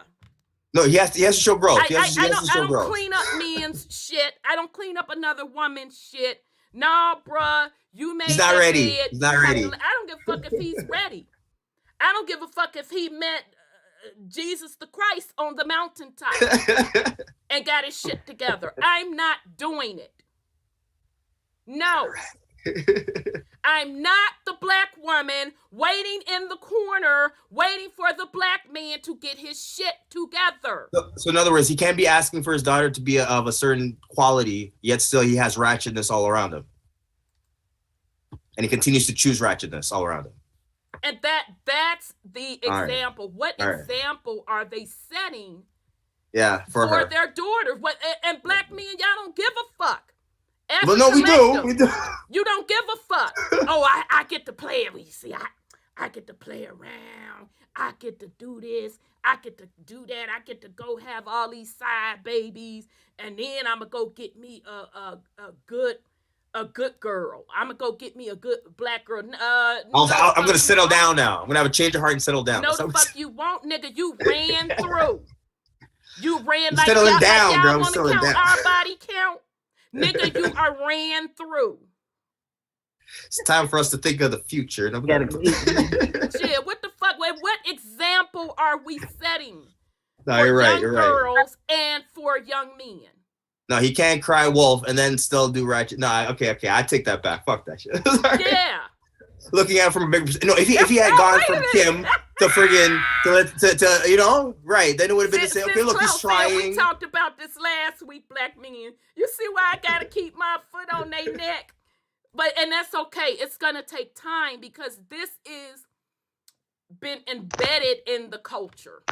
But I say he's trying though. He sees there is a schism. He sees where he wants to do best for his daughter, but he's still locked into the mindset of I'm still ratchet and I still need this ratchetness to be happy. Look, like Scotty was saying. I said, if he was getting ready to marry Queen Zamunda and he met Jesus the Christ on the mountaintop and got his shit together, still not interested. He's trying though. Still not interested. Because he's not even a young man. You talking old motherfuckers making these decisions. I'm good. Yeah. Now you gonna ride that shit to the end, bruh. Black women are not here, black men, to clean up your shit. No, it's not about cleaning. As I said, he's not in that position yet. He's not clean. So I agree with you 100%. No, not to clean up. Let me make it clearer. Let me make it clearer. Let me wash make yourself it off. Wait, hold up. Let me make it clear. Present yourself, nigga. Present fucking deserve a good woman, nigga. So he's saying because of his previous yeah, that's what. That's exactly what I'm saying. You looking at your record, nigga. You have too much fucking felonies on your fucking too many body counts. We can't rehabilitate you. We can't rehabilitate you. You're not rehabilitated. And we don't need to worry about Kanye. He gonna be okay. Like, like that's the thing. We giving him his sympathy. Okay, yes, we care about the kids, but the kids aside. That's what I'm saying. That's all we care about. That's all. I was about to like, cause in all honesty, like he motherfucking like he trying to act like he just so distraught from what he's been through with Kim. Like he upgraded that whole fucking family. Like they needed him. They came up off of him. No, that's fine. Absolutely. Well, now let's they drag his ass through some shit, bro. Back it up. They came up off of black men. Period. Yeah. They literally came up off of a black man's dick. But Kanye put the whole fashion world, Kanye just took it to another level for them. Yeah, to remember, Ray J first. Give Ray J his fucking credit. It was Ray J that put that family on the map. But Ray J's dick put that family on. Right. I was about to... Come on, let's keep it real. No, let's say Brandy's brother put that family on. Right, because motherfucker don't know who Ray J is. Yeah, so they can miss me with the motherfucking bullshit. You as a black man don't get to run over and share your motherfucking resources with another group and then want to come back. Yeah, no. Now, if that's what you want to do, go for it, bruh, do it. But you think you finna cross back over here, now that you got cut up and stabbed? Oh, nigga, you got me fucked all the way up. You stay your regular ass over there and continue to keep getting stabbed. After reviewing your record, nigga, you're not fail your probation, bro. You can't get her rehabilitated. You're proving to me you're not trustworthy. For us, please. Like, goddamn. Application. Yes, sir. It was actually OJ who got Tim on the map. That whole they've been rolling for a while. Oh, goddamn. They've been on the black man dick for centuries. That's another level. You know they a family of witches. They are coming, so they know that magic. Yeah, but that's the part that be pissing me off now. Now let it be my mama that was hoeing, my mama before me that was hoeing, and then I turned around and hoed. We just gonna be a bunch of hoes to black men. That's the American dream. But ain't nobody finna good at it. Come up, put us on the come up. You're fucking hypocrites. Facts. Never said we were perfect. So I'm not the one, the motherfucking two, or the three. Nigga, you gonna ride that to the end. Shit. No, after review that motherfucking thing. Shit, you done slang dick up in these streets. In and out of the prison system. Got a bunch of babies and babies' mamas. Now you ready to settle down. Nigga, with who? Well, who? The wild oats. In the fuck you ain't. It was about the babies. All right, let's just recap. It was about the babies. Sorry. Not necessarily Kanye. and that's the sick part about it, because in the black community, black men feel that that's where their value is, your dick. Just a dick, you know. And that's all you got to offer, nigga. You do realize that every man on the planet, unless you are a eunuch or you have something medically wrong, has a dick. So you're telling me that's all you have to offer. You have nothing else of substance to offer. And black women are supposed to wait around for you to grow up, which most of you never grow up. It is a sickness within the community. So no, I ain't giving his ass no pass. None of that. You can't come back over, Kanye. You can't. Because he even said when he get on, he's gonna leave his ass for a white girl. So right, he's saying all of that conscious shit, and he did the exact same thing. Exact same thing. Then you go get one that literally was sucking dick on camera. and profited off of that. And she wasn't even a porn star. Let me see, like she was the porn star, like known as Kim. So it's just unacceptable because they would not accept that behavior from a black woman. Facts. And it's exactly that. He looks at his daughter as a black woman. Right. He looks at his daughter as a black woman. Talk about black women, all your hair, your weave, your this, your ass cheeks out. This, that, and the third. But yet this woman can suck a dick and now be, I don't even know if she reached a billionaire status. That one sucking of the dick.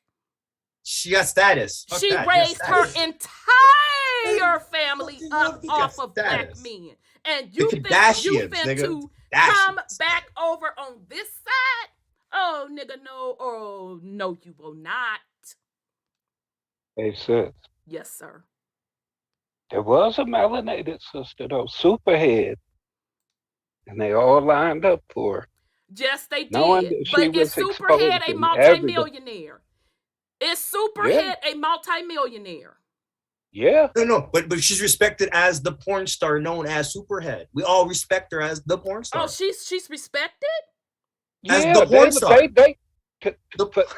For them, that was an honor. I think that was part of their package when they came in. You got an opportunity to be with Superhead. Yeah, the Superhead. They all went there. That was like part of okay, so you all are telling me that Superhead has the same status as the Kardashians, or that's what y'all?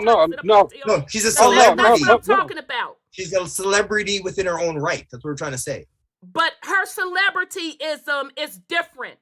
She's not getting the opportunities that the Kardashians have. No. So you can't compare those.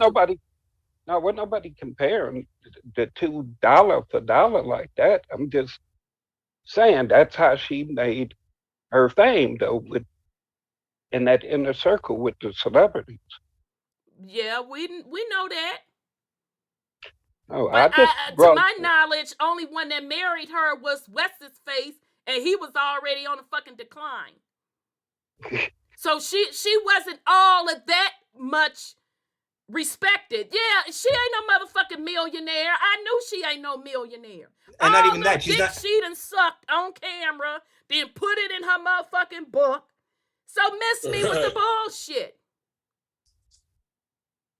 It's two separate things. You black men are fucking hypocrites. You want some clean hoo-ha, but you got a dirty dick. And that just don't work for me. That don't work for me. Sister Rhonda? Yes. Hey, sweet pea, I apologize. I'm sorry. Yeah, y'all going in. I'm sorry, sweet pea. How are you?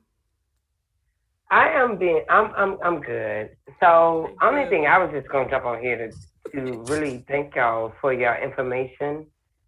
I was just grateful because I found your channel like probably 3 or 4 months ago. Okay. And I've been researching history, trying to find my genealogy for 10 years now. I did all the stuff that they told you to do. And it didn't really work out for me because my grandmother told me things that that didn't kind of link up with what I was told through media and the society. Yeah. And it's hurtful because it really does hurt you because my grandma is a Caribbean woman, and it's we this and we that and we don't do this. We got Christianized in our family. Right. And I always want to understand, okay, because I always felt different. Because my grandma always talked to me when I was a little girl, right? Right. She's like, we not from here. They tell you from here, and you're not from here. You're from another place. And I never understood that. And I'm in my 40s now. Wow. And I still remember my grandmother telling me that.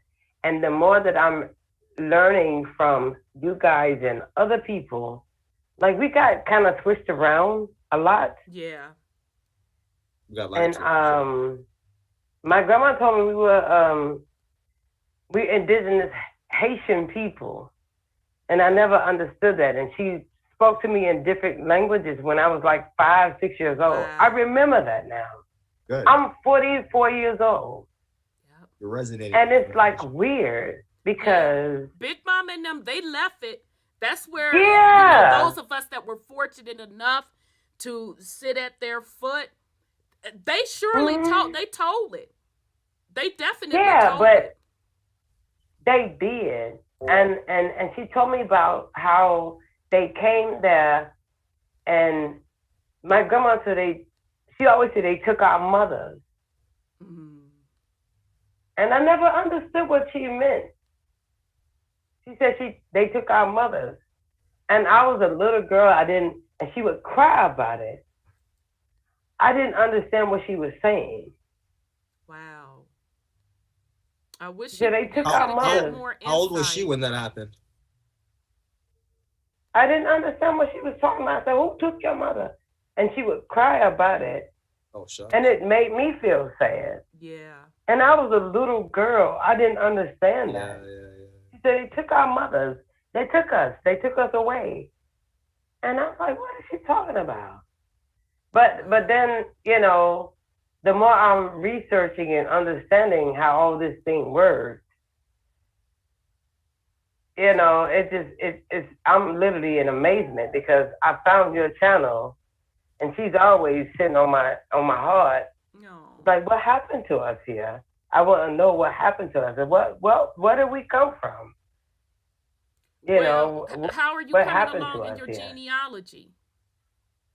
I have not done my genealogy. Okay. When I went onto your channel like 3 or 4 months ago, I've never done it before. Ever. Okay. I know for me, and then my journey that helped, and what my big mama said, and great uncles and them, all of the old school people, what they said lined up in those genealogy records. So maybe that'll help you. Yes. If you start that's journey. something I'm gonna take for me, listen to you guys and learn about genealogy, because she said my grandma would say, I wasn't born there. You weren't born, you were born on the water. I was like, what are you talking about? And then she called me she called me a warrior. And she said, I'm putting my energy in you. Facts. I never knew what that meant. Were you the only grandchild? I'm an old woman. May I ask, are you the only grandchild? No, I'm not the only grandchild. Okay. I'm the only grandchild that stayed with her. Okay. She raised me. Okay, because, it's always at least one that the big mamas pass that information on to, and they know the exact one to pass it on to. Really? Oh, yeah. Because it was a lot of us, cousins and stuff, and I was the only one that got all of that information.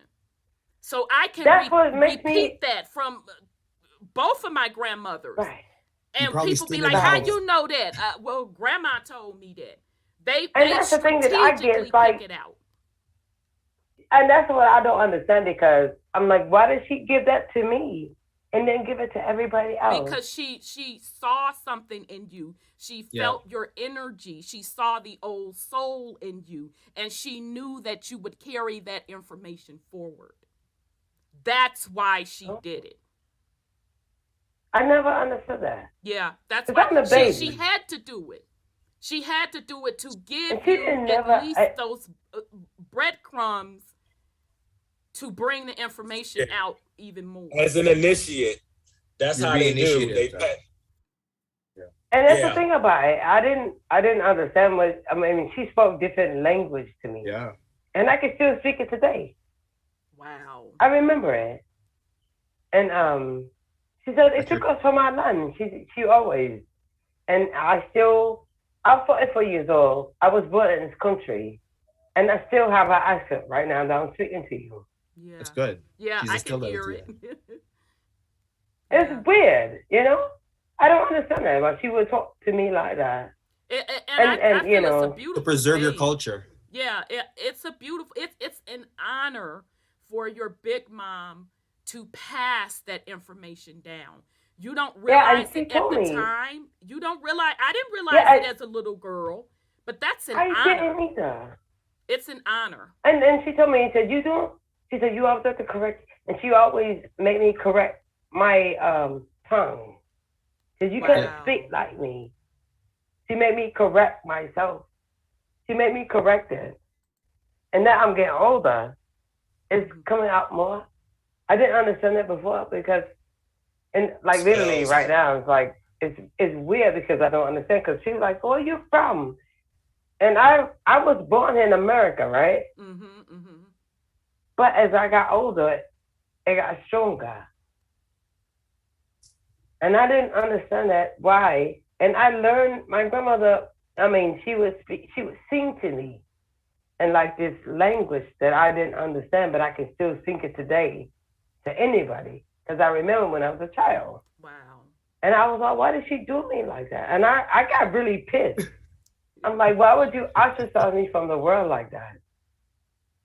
And I had a dream about her. And she said, I didn't ostracize you from here. She said, I grew you from here. And I started crying. I'm like, you grew me? She said, I grew you away from here.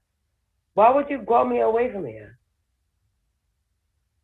Your grandma sound like she was very esoteric. I know that ain't So, what they so call she it. grew into the city then? Is that what she's saying? Like she grew you more outside of the city? Literally, I'm at the South. I'm from Arkansas. Oh, girl, it's the deep roots in Arkansas. But you all are really, your roots are your roots originally from Haiti, or are they split between Haiti and Arkansas? They're flipped. Yeah. Okay, they're That's split. flipped. They're split. Or you don't know. I think they're flipped because I had like, this is how it worked. I had two different sides of my family, right? I had one side of family that was like completely natural. I had the other side of my family that wasn't. So I'm kind of like stuck in between two worlds.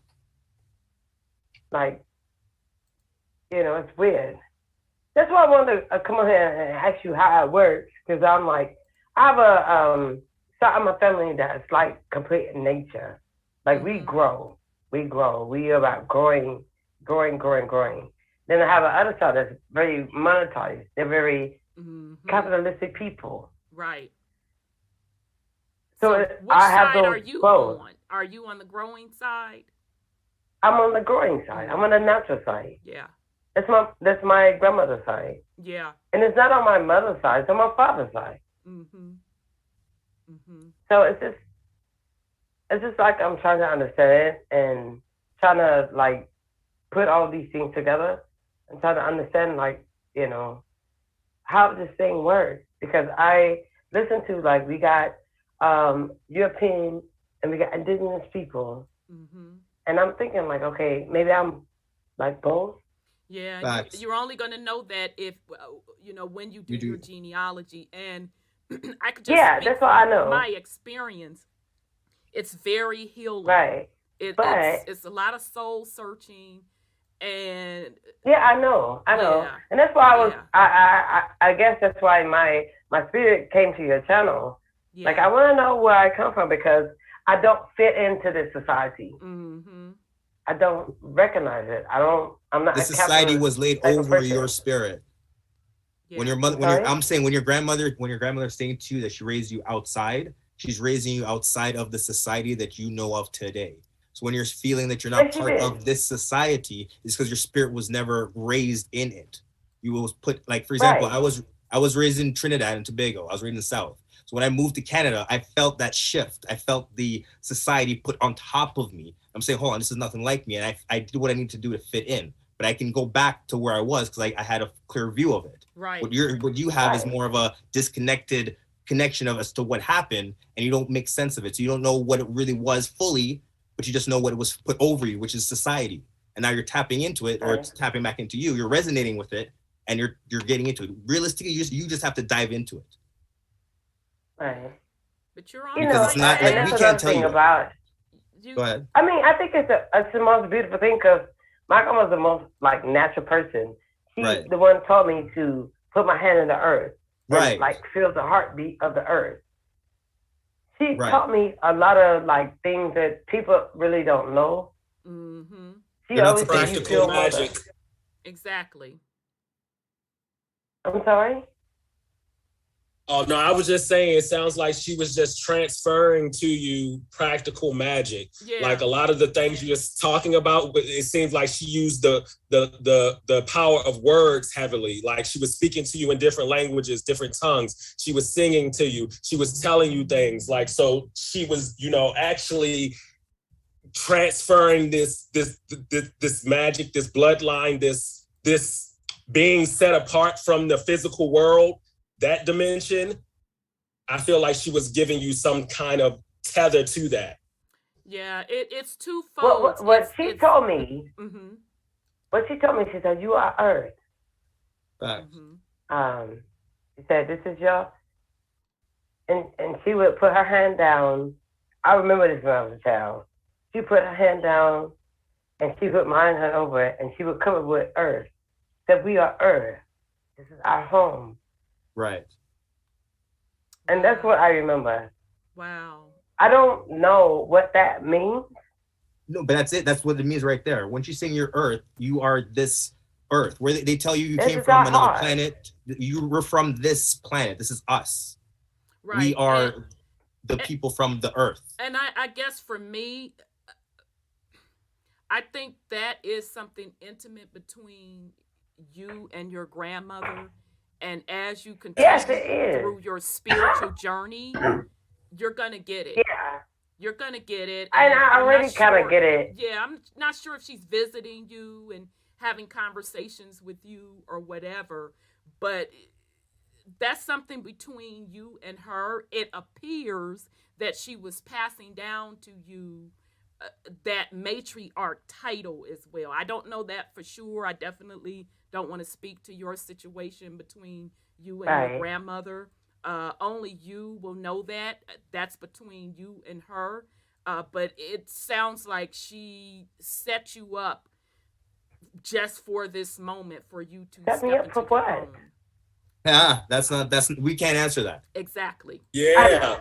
We can't answer that. She set you up. Exactly. So you need to do your inner work. I'm not saying in a bad way. Yeah. It's not a bad thing. No, it's like a seed. You put a seed in the ground for you. What is it going to grow into? Yeah, we don't know what it's going to grow into. That's between you and your grandmother, essentially, but you're supposed to nurture it. You're supposed to water it. She told you how to take care of that seed. Like, for example, you told me she spoke to you in a particular tongue.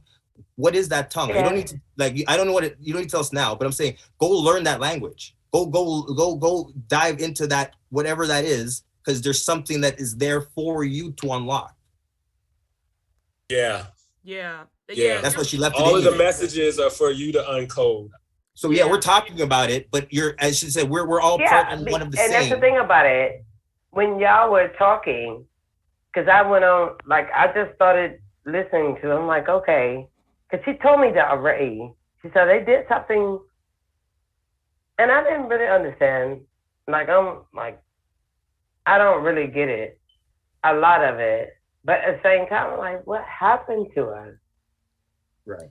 Because that's one thing that I came into when I was born, I came in, I was like, what happened to us? It's like it's okay. And she started talking to me to allow me to understand. Because this is the basic thing that I asked her. I said, why did we hurt each other? That was my first words when I was a little girl. Like, what is that? I didn't understand it. Mm-hmm. And what was happening? I was gonna say, what was happening around you that would force that thought in the first place, instead of Granny, I want candy? Because I see my mother and my father fighting. Okay. I didn't understand why they were fighting. Yeah. Because I was there. Yeah, your child. Yeah. Okay. I could see why that would be the first thing on your mind. Yeah. I didn't understand why they were fighting. And that's the most innocent thing. And so that's why I was just wondering. And then, for me, was your response? growing up as a female, And I'm like, why do we do that? Like, what caused that? Yeah. You know, I'm also what hearing happened to heavy us? empath energies. You're feeling a lot of other things beyond your own. You have a high level of empathy. So it's like, you know, I do. these things. Yeah. And your I standard, do. your standard of living to, like, say, you're feeling, why is that wrong? Meaning you've been programmed essentially to know that level of living, that level of standard is wrong. You should be loved. Right. It should be, I should do. be this. It should be that. Right. You need to They hold tell on me- to that. I looked at my parents, and this is how I looked at my parents. Like, why are you fighting? I'm here. Yeah. Right. Like, That's why these are Granny both my gave that to you. parents. Yeah. So You know, I didn't really understand it. yeah. Because you're the So, I empath mean, in the family. I'm not trying to harp on y'all. I just, No, you know, no, I really. no. I just, this is just my word of advice coming from the heart. You have a lot of things that you need to set straight between you and your granny.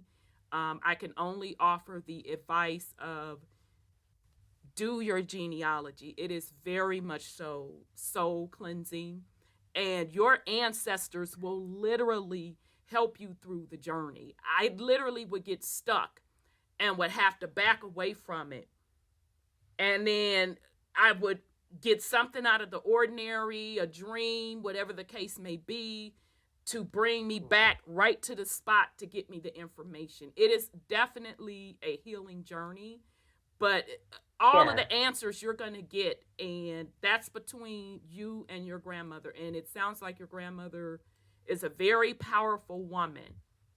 So all you have to do is just keep doing your journey, and you're going to find what you need. And one thing you should look for is the mothers that were taken away. Like, for example, if she said the mothers were taken away, on your genealogy search, try to find those mothers within your genealogy that she. My grandmother told me her mother was taken away. Right. So go find out who that woman is. Exactly. Go find out what it means to be in your family, because she's trying to. She just told you something. That's scary. That was the key. Yeah, but our mothers were taken away. Why were they definitely taken be away? there. Why was it meaningful to your mother or your granny to tell you that about that mother? So there's something there that you need to go find out. And on that journey, the genealogy will tell you. You'll see patterns. I know in my family, I have a first aunt that transitioned when they were children. It was a swimming accident, and my dad so happened to be there when the swimming accident happened, and she transitioned. And everybody in the family knows this. You know, my dad still talks about her today. So long story short, I'm doing genealogy, and I saw where my grandfather's brother, he had a younger brother that died the same way. Are you serious? I'm telling. That's why I'm just sharing with you my experience. So I pick up the phone. Yeah, I couldn't call my dad because it would traumatize him, because he's still not over my aunt. He says that he is, but he's not. And he was a little boy. He couldn't have been no more than 10. And she was like 12. But I picked up the phone and I called my aunt. I'm like, Aunt, blah, blah. Granddaddy had a brother named blah, blah, blah, and he drowned. And she got silent. She said, how'd you find that out? I said, I found it in the records. Wow. It was in the newspaper. She said, yeah, that did happen. So I didn't tell her, okay, well, y'all didn't understand that this was a pattern, and it made sense why they were so traumatized. My grandfather was traumatized. Everybody was traumatized. So it's just little things like that. Well, that wasn't a little thing. That was actually a big thing. No, but it was a nugget. It was a nugget that led into a big thing. But I never would have known that had I not gone through those records. And you'll even see where family members, it tripped me out. I'm like, okay, I'm looking at the set of family over here that married. I'm looking at the husband and wife name. And I go back 2 generations and I see those same family names. All of this stuff is spiritually connected. Facts. It's all spiritually connected. That's why it is very, very important that people do their genealogy. Now, I'm going to take this opportunity to I got shout it. out. I got it now. Yeah, I got it's because important. there's a lot of stuff that I think I don't want to face because it's like not very good.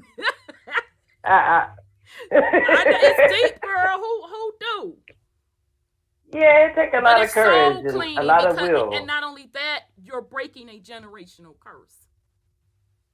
Yeah, because I mean, like my grandmother, she was like, you know, they took our mother.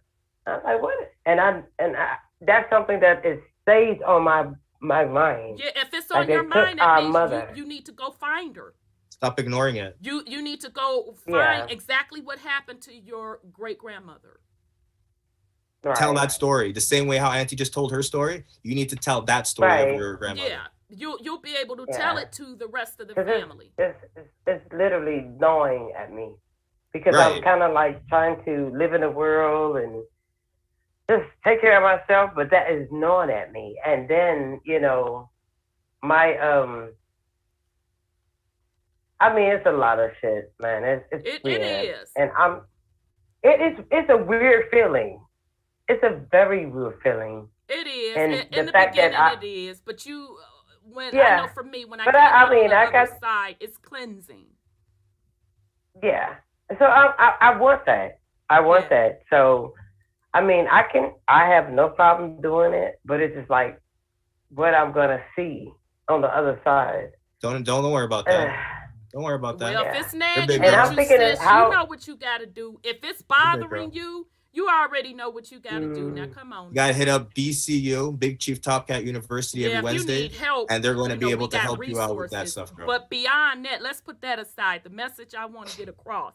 If it is bothering you, if it's bothering you in your spirit and in your soul, that means you need to take action, right?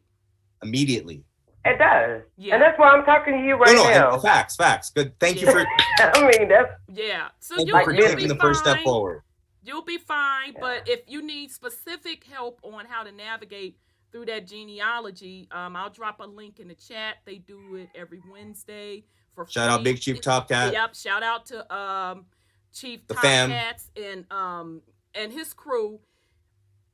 They do it every Wednesday for free, and it's a collective group of them. And all through the week, they're like putting messages on the board, sharing their stories about, and I'm not saying you got to share your business or anything, but they have a nice little community going if you need help trying to navigate through that. And Sis Tanari, shout out to Sis Tanari. She runs that group.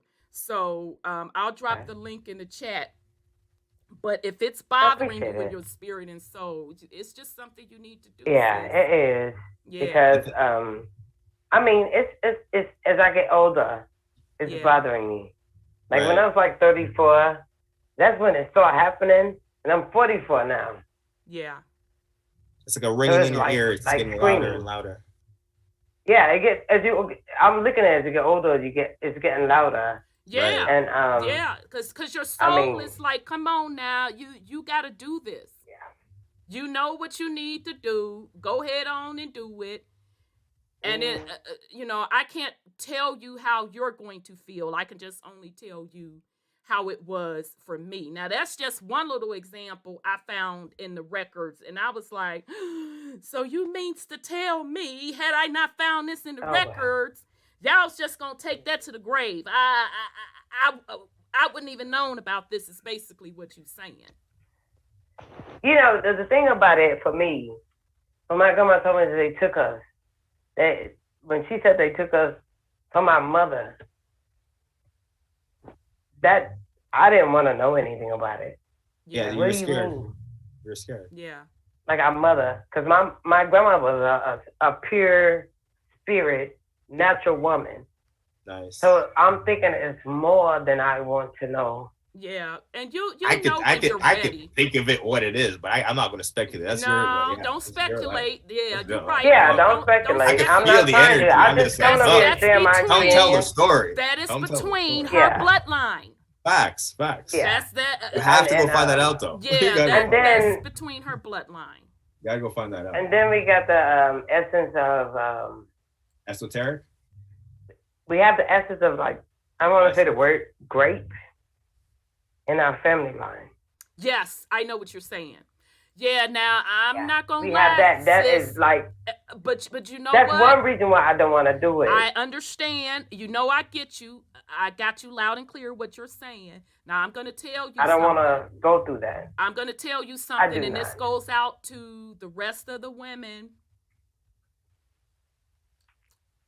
We are literally in this particular energy that all of that has to be uncovered because it has to be healed. Right. Because I know. when you start uncovering stuff like that, you're even going to see that that goes through generational cycles also. Right. Right. So it's important. Now, I'm not saying that it won't be painful, this, that, and the third, but that has to be gone through as well. How can I say, if Granny went through And it, I we think should that's at least my know. problem. I don't want to know that. Yeah. I don't want to hear it. I don't want to have to deal with that. Yeah. And that's just something that I have to face. And, you know, and that's something that's like really heavy. It's because girl, it's heavy for everybody. And I'm not trying to minimize your stuff, but no, I'm not trying. No, I'm not even doing that. Yeah, but yeah, that's but something that. But if I don't have when to you go get to through that that point, to feel that. you'll be able to come back up and we'll discuss it. Cause it is a journey. Yeah. I'm not finna sit up here and say You're not ready doing yet, your yeah. genealogy is gonna be la-da-da-dee, No. skippity-dip-deep in the part.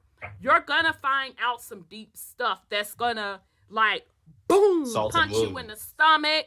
You're gonna break down crying, this, that, and the other. And if you still have those ancestors living, you're gonna have to step to them. Well, what about this, and the third? And then that the ones that's been holding them secrets.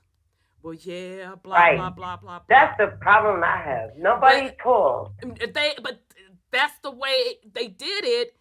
But that's how them cycles kept repeating also. So you cannot do anything. You cannot. I'm gonna tell you one thing that my grandma did. When I was a little girl, my grandmother had she had 4 locks on her door. Whoa. When I spent the night with her at her house, Oh shit. her and my grandfather were separated, but they still lived in the same house, right? Yeah, that's old school. Yep. But Right. she had that shift row behind the door.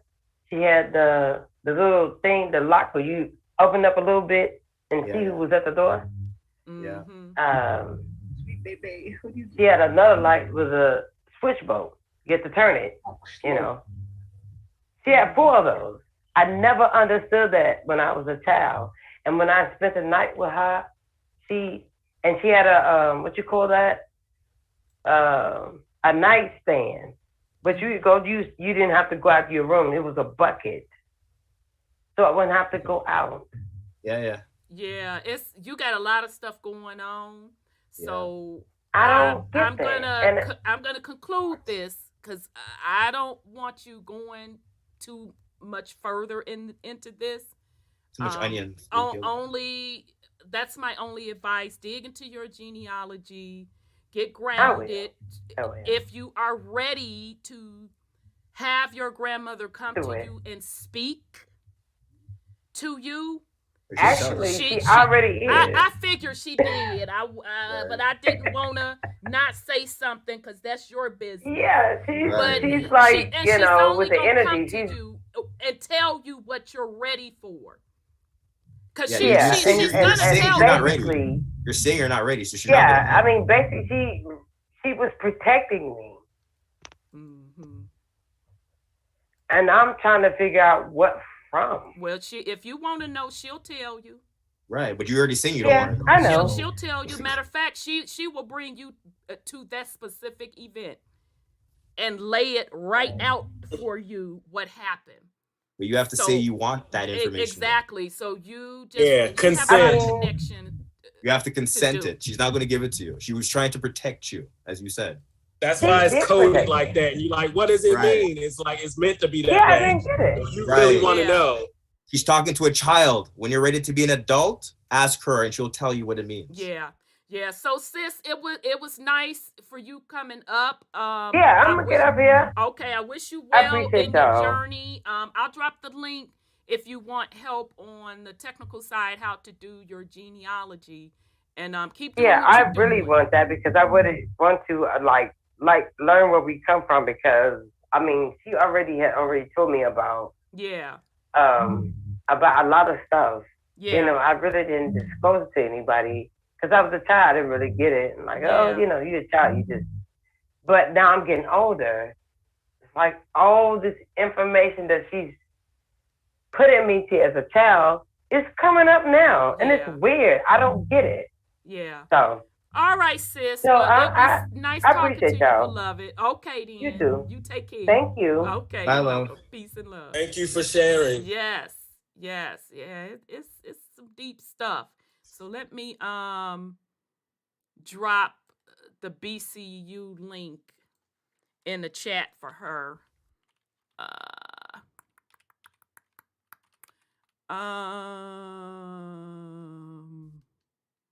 Let me make sure I got the right one. Shout out to Granny. Good. That's what you're supposed to do to the kids. Yeah, she has a very strong granny. But those of us that sat at the foot of our grandmothers as little girls, you don't get it at the time.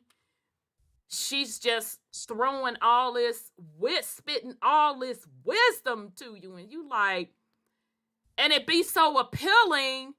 You just sitting there like this, but it sticks with you. Yeah. And she don't give it to everybody because I can still recount stuff today.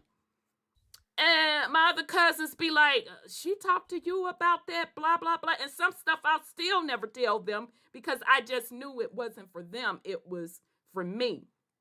So they see something at you. They can see the oldness of your soul as a child. And they're like, okay, this is the person that I can pass this information on to. I literally had this conversation with my sister 2 years ago because her biological grandmother is still here. She's in her 90s, and she's saying that her grandmother is starting to throw some deep information to her, and I told her what that was about.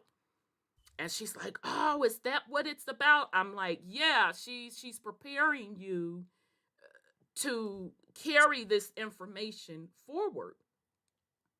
She's like, oh, I didn't know what that was. I'm like, yeah, she not senile or crazy. She sees that in you, that old soulness in you. And she knows that, you're the one to carry this information forward. You'll resonate with it the longest. Exactly. Yeah. Exactly. So shout out to you, sis, and your journey. And thank you for sharing that. But that's for anybody going through that particular journey.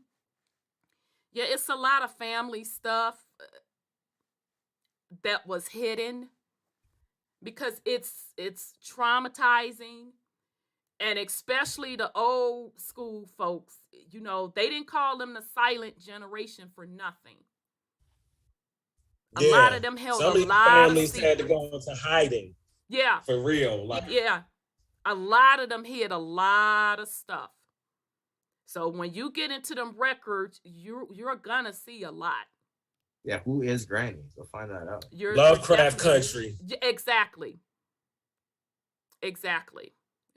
So shout out to everybody that's on their journey. And this is why we talk about over here the importance of your genealogy. Nobody can give that to you. Nobody can give that to you. Nobody can give you your family patterns, the migration patterns, how the family intermarried, what religion the family was rocking with. You can't get that out of a book. That's your individual family history via bloodline. And it's important. And I know I'll be up here. Yes, anybody can use that link, beloved. Let me pin it to the top. It's free to join. And they do the genealogy classes on Wednesday. I want to say it's I think it's 8 Central. Don't quote me on that. Just go to the website to get the specific time. But it is free. And it's a network community that they really are serious about their genealogy. So that's definitely a place that you can feel safe. So go ahead on and check them out. So yes, anyone can use that. But yeah, this bloodline stuff, it's serious because it's soul ties.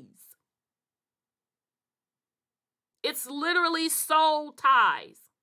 So when I sit up here every week with my scarf and rant and rave and talk to you all about, we sitting up here just having these babies, being ratchet, this, that, and the third. I'm not talking just to be talking.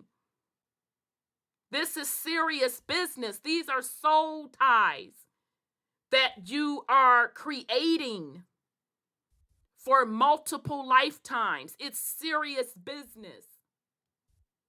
So when you have someone spiritual in your family and they're trying to drop you these hints, it's because they see the age of your soul. They see you for who you really are. And they know you're going to carry it forward. They know you have what it takes to carry it forward. Despite this society pushing their bullshit over you, you're still able to resonate it with it to bring it out. Absolutely. And you're not going to run and hide. You're going to face the truth and say, you know what? This is the way it is. It says. Yes, sir. Also, people have to accept the truth that there are some things you're never going to know.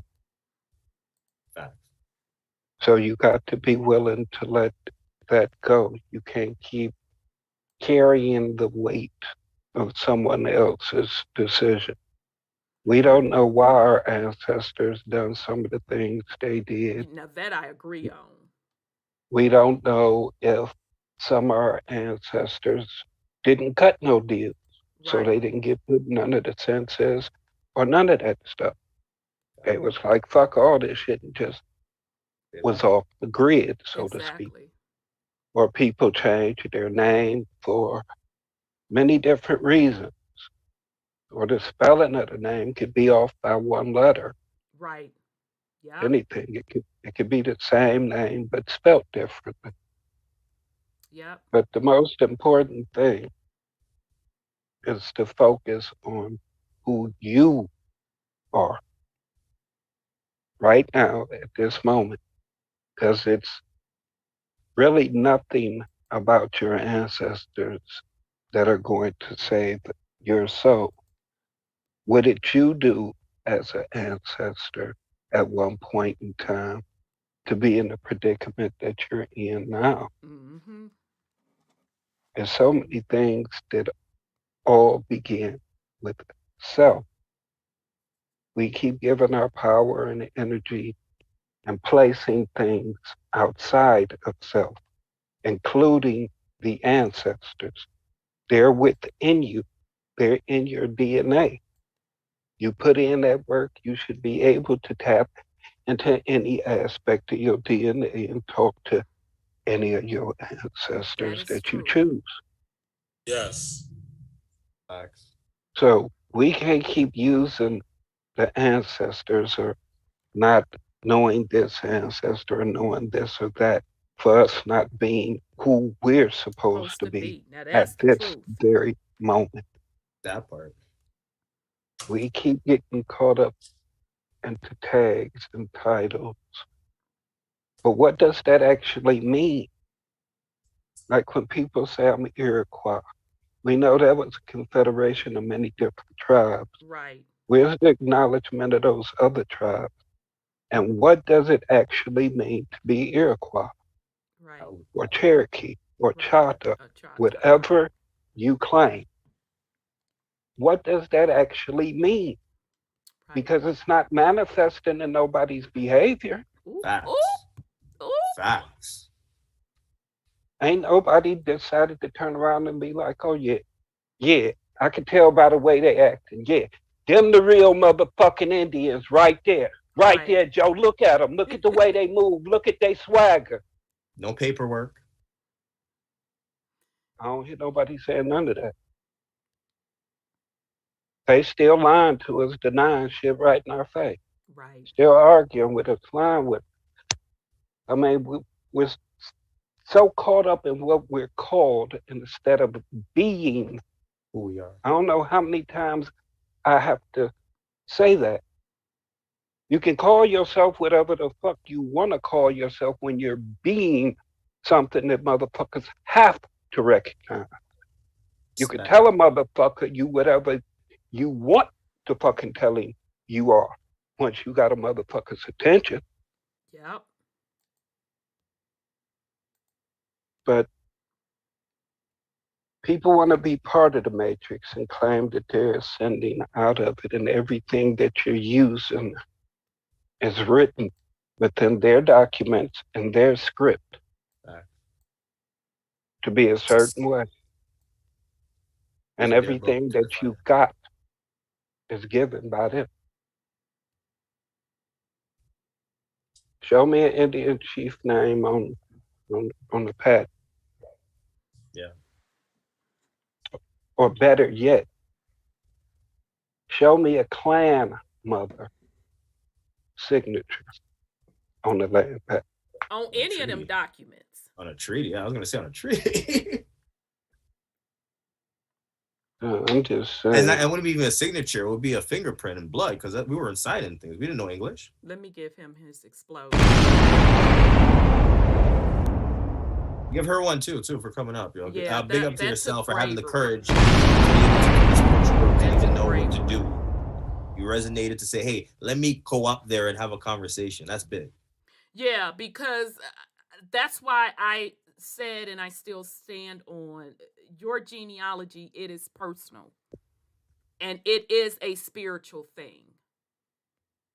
And like what Sean said, don't worry about the paperwork. Resonate on what's going on within you. Because the paperwork will only tell you what happened with grandma.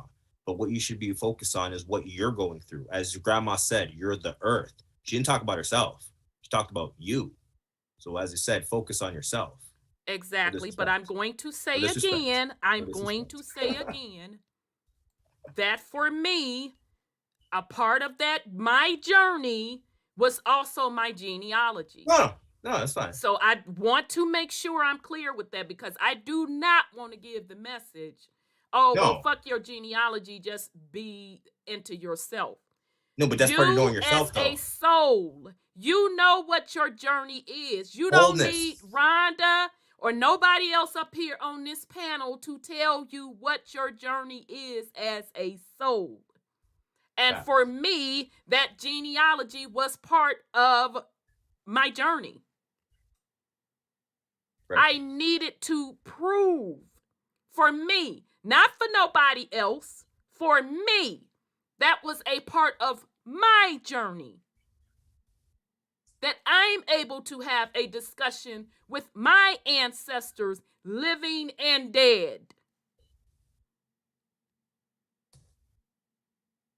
Nobody can tell you your spiritual journey like nobody can tell you your family history and spiritual journey. Nobody can tell you that.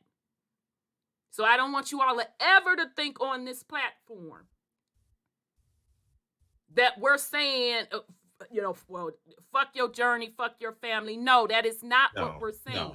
It all starts with you. And your soul is going to tell you what you need to do. It's your soul. Something. You wrote it. Something.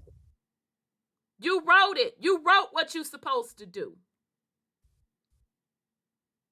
So, but thank you, sis, for coming up and sharing that. And we're definitely with you on your journey as well. Welcome, and, family. Welcome. And again, thanks to Brother Sean for putting it in the context that don't get lost. What he's trying to tell you is don't get lost and caught up in the titles. That's all he's saying. Don't get so caught up in the titles where you could say, where your only ta-da is, see, goddammit, I told you I was Indian.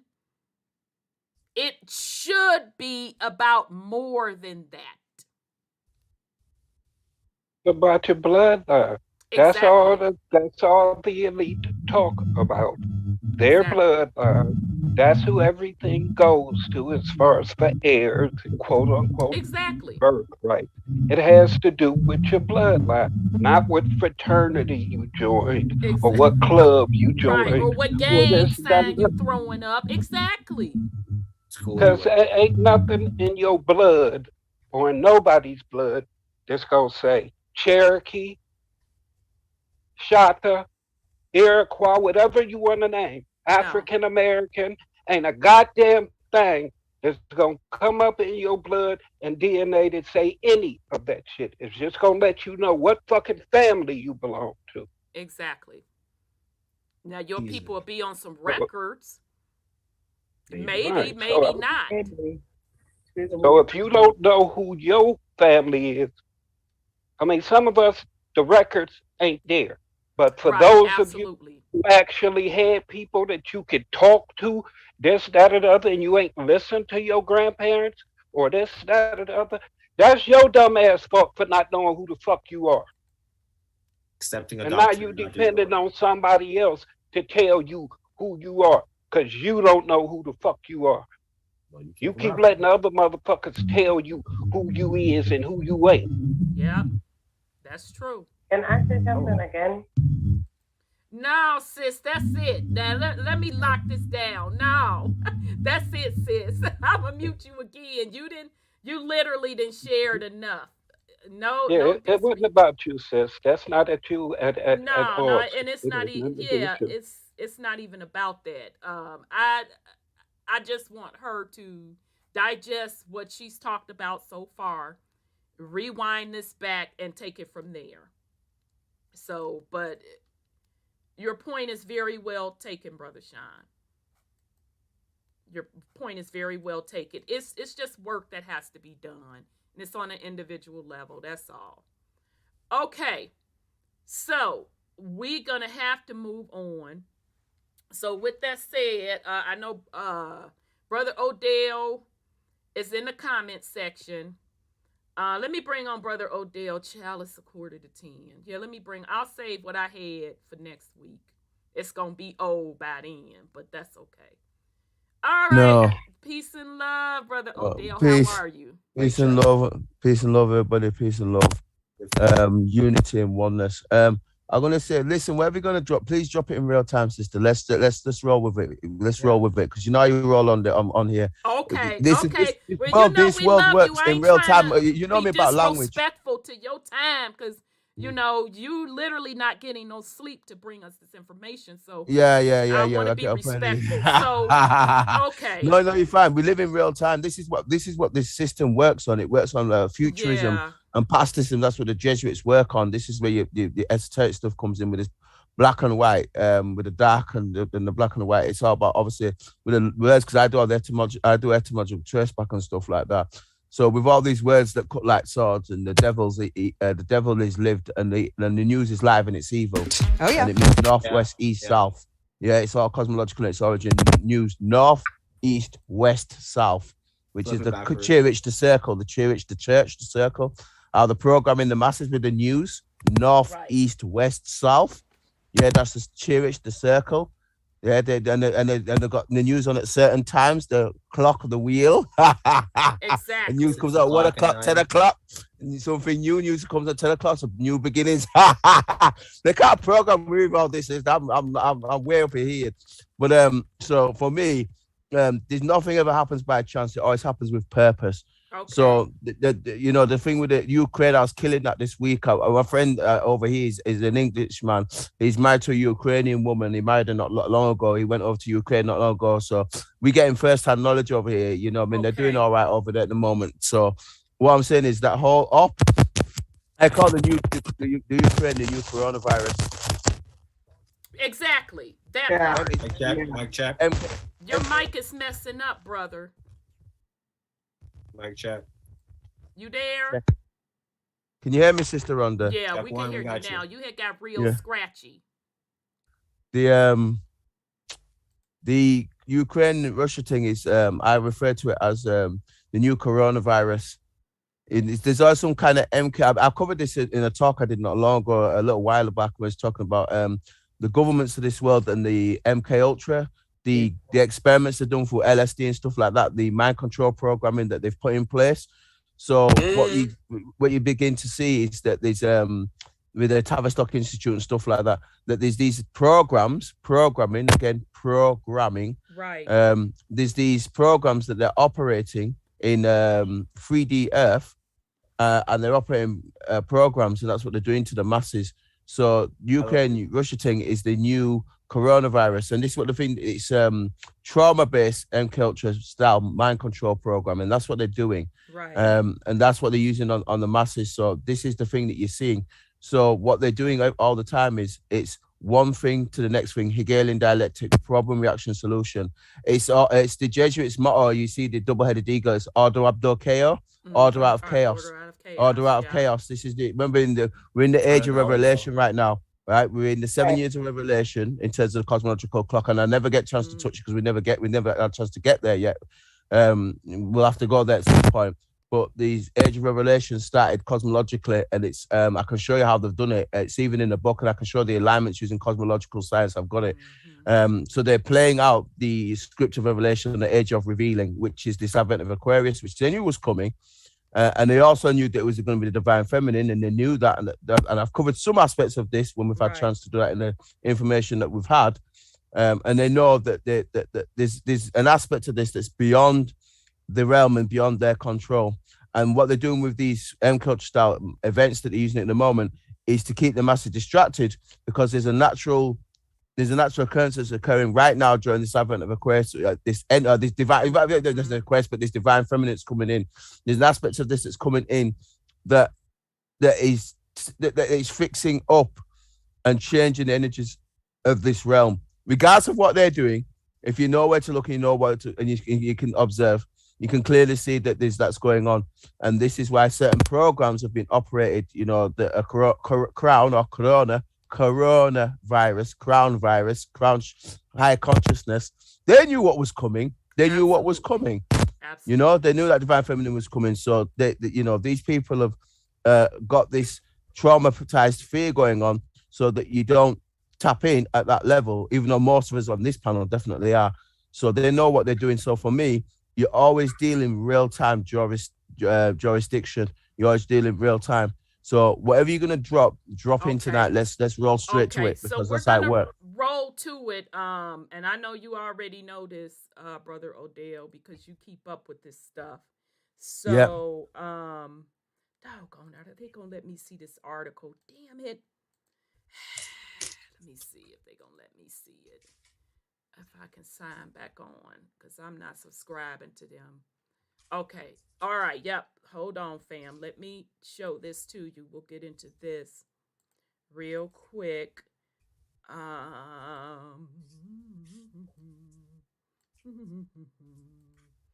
Okay. So this is about over in your side of the pond. This one was off of People, but I actually saw it early this morning on NBC. Kate Middleton and Prince William arrive in Jamaica amid protests and call for slavery reparations. A movement to remove Queen Elizabeth as head of state of Jamaica is reportedly gaining traction. Barbados already did that. Yeah, exactly. Barbados already did it. After 3 days in Belize, Kate Middleton and Prince William arrived in Jamaica on Tuesday for the next leg of their Caribbean tour, which will conclude with a visit to the Bahamas on Thursday. The couple received a ceremonial welcome and were greeted by dignitaries upon their arrival. The Duchess of Cambridge changed mid-flight into, I don't give a damn about no dress that she's changed into. I know that's right. Yeah, you gotta sell the story, Mom. Yeah, you know. You got an article to write. Exactly. So as they touched down at Norman Manley International Airport, a protest calling for slavery reparations from the British monarch was taking place just miles away in Jamaica's capital city of Kingston. The demonstration outside the British High Commission was reportedly arranged by the Advocates Network, a human rights coalition of Jamaican activists and equalities organizations. The coalition has also written an open letter signed by major figures in Jamaica calling for the British monarchy to pay slave reparations as the country marks its 60th anniversary of independence from Great Britain. Kate and William's visit to Jamaica also comes amid reports that the Caribbean country is making moves to drop Queen Elizabeth as head of state. We're all going to do it. Sources tell People that William and Kate are aware of the situation and the protests. Any decision about becoming a republic is for the people and the government of Jamaica, the sources point out. But William is expected to acknowledge the issue of slavery in his speech on Wednesday evening. Now, what I saw this morning, he literally did address that. And he was, giving an apology for slavery, this, that, and the third, and they also showed the Jamaican. Thank you for coming, Internet. You know that we love you, but things have changed. That shit is so ghetto to me. So what I saw this morning in his speech, he did make apologies for Britain's participation in slavery, and then they also showed a clip of Jamaica's leader. Can't remember if they call him president or whatever, saying point blank period. Prime Minister. Yeah. Thank you, Prime Minister. The Prime Minister of Jamaica, point blank period, said, yeah, we do not want to be a part of the monarch at all. It's time. So that's literally the news clips I saw this morning. Now, I just want to remind the family the true history of what went on in Jamaica. So as I'm pulling up this vid, y'all can put something on it. I was going to say, before you do that, what I've recently came to knowledge is that even though these Caribbean islands are claiming their independency, in the background, they're actually signing a constitution with the WHO. Because I just learned that Trinidad and Tobago has signed the constitution of the WHO, meaning that whatever the WHO dishes out in their next pandemic, we don't have an independent right to say anything. We've lost our independency on that level now. And that's the World Health Organization's constitution. Yeah. So in behind, they're saying they're independent from the Queen, but in the background, they're actually signing a deal with the World Health Organization. Because at the end of the day, it's still a one world government, and we showed that. Right. So I just want, Yeah, that's a great point. I just want to sleight of hand. They're showing people. Yeah, exactly. So I just wanted to forget expensive solar panels. Get Tesla. Oh, child, now I'm seeing a commercial on my own shit. Yeah. You getting paid, girl. You getting paid. Tesla solar and a power wall for no cost. Can you get paid $2,000?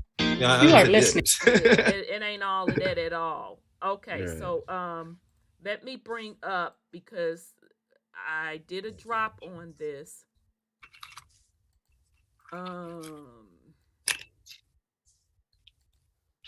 Okay, so I did a drop. I should have signed in with my own account. This is the Black Irish from Jamaica and the slave trade from Jamaica, man.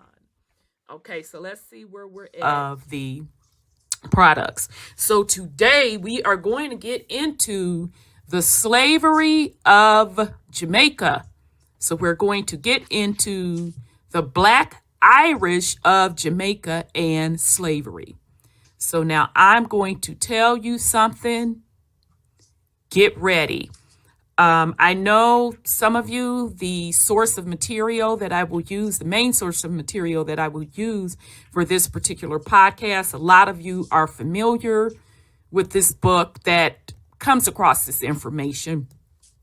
This book is now, I'll have to try to search for it otherwise, but not sure if it's on back order, but I could not buy the book. I had to resort to other sources to get the book. Yeah. So nonetheless, I can understand why. Now, when I've seen people present information out of this book. Let me speed up. Shit. Okay. Oh, Adobe gets on my last exposed nerve. But anyhow, sorry about that distraction. So even in the remotest sections of the bush and among the darkest of the Negroes who clearly trace their ancestry back to the earliest slave from Africa, they will find distinctively Irish names so common that it is an unguarded moment. They are apt to give flight to the imagination and claim that they have actually encountered a touch of the brogue. A few years ago, in one school in Kingston, might be found Burke. Okay, so getting into these surnames: Burke, Collins, McKee, McDermott, McKeenan, and just to shed some light on this, McKee, I think the last name Mack is a derivative of McKee and maybe even McKay. Okay, but anyhow, McKee, McDermott, McKeon, and Walsh, and with one exception, the last name, who was a dusky brown, they were, to all appearances, full-blooded Negroes. In a single classroom of another school, there were Collins, Kennedy, McCormick, and O'Hara. And here again, in only one case did the features or the complexions indicate any infusion of Caucasian blood. Although this one, too, was as black as the rest. Perhaps one of the names most frequently met with throughout the islands is that of Burke. In some few instances, it is true, the name itself may be a corruption of the Haitian refugees, de Bourg, who came to Jamaica in the 18th century at the time of the Haitian uprising. Okay, and we did a little drop on Haiti, kind of what was going on with that particular colonization. I'll put a link in this podcast to the Haitian drop. The usual explanation given for the presence of the Irish names is, of course, that the slaves of former days were generally called by their family name of the master. Okay, so those of us in the U.S., the main island, we know that story all too well, right? The European surnames that melanated, aka black folks, carry are the white slave masters. Okay.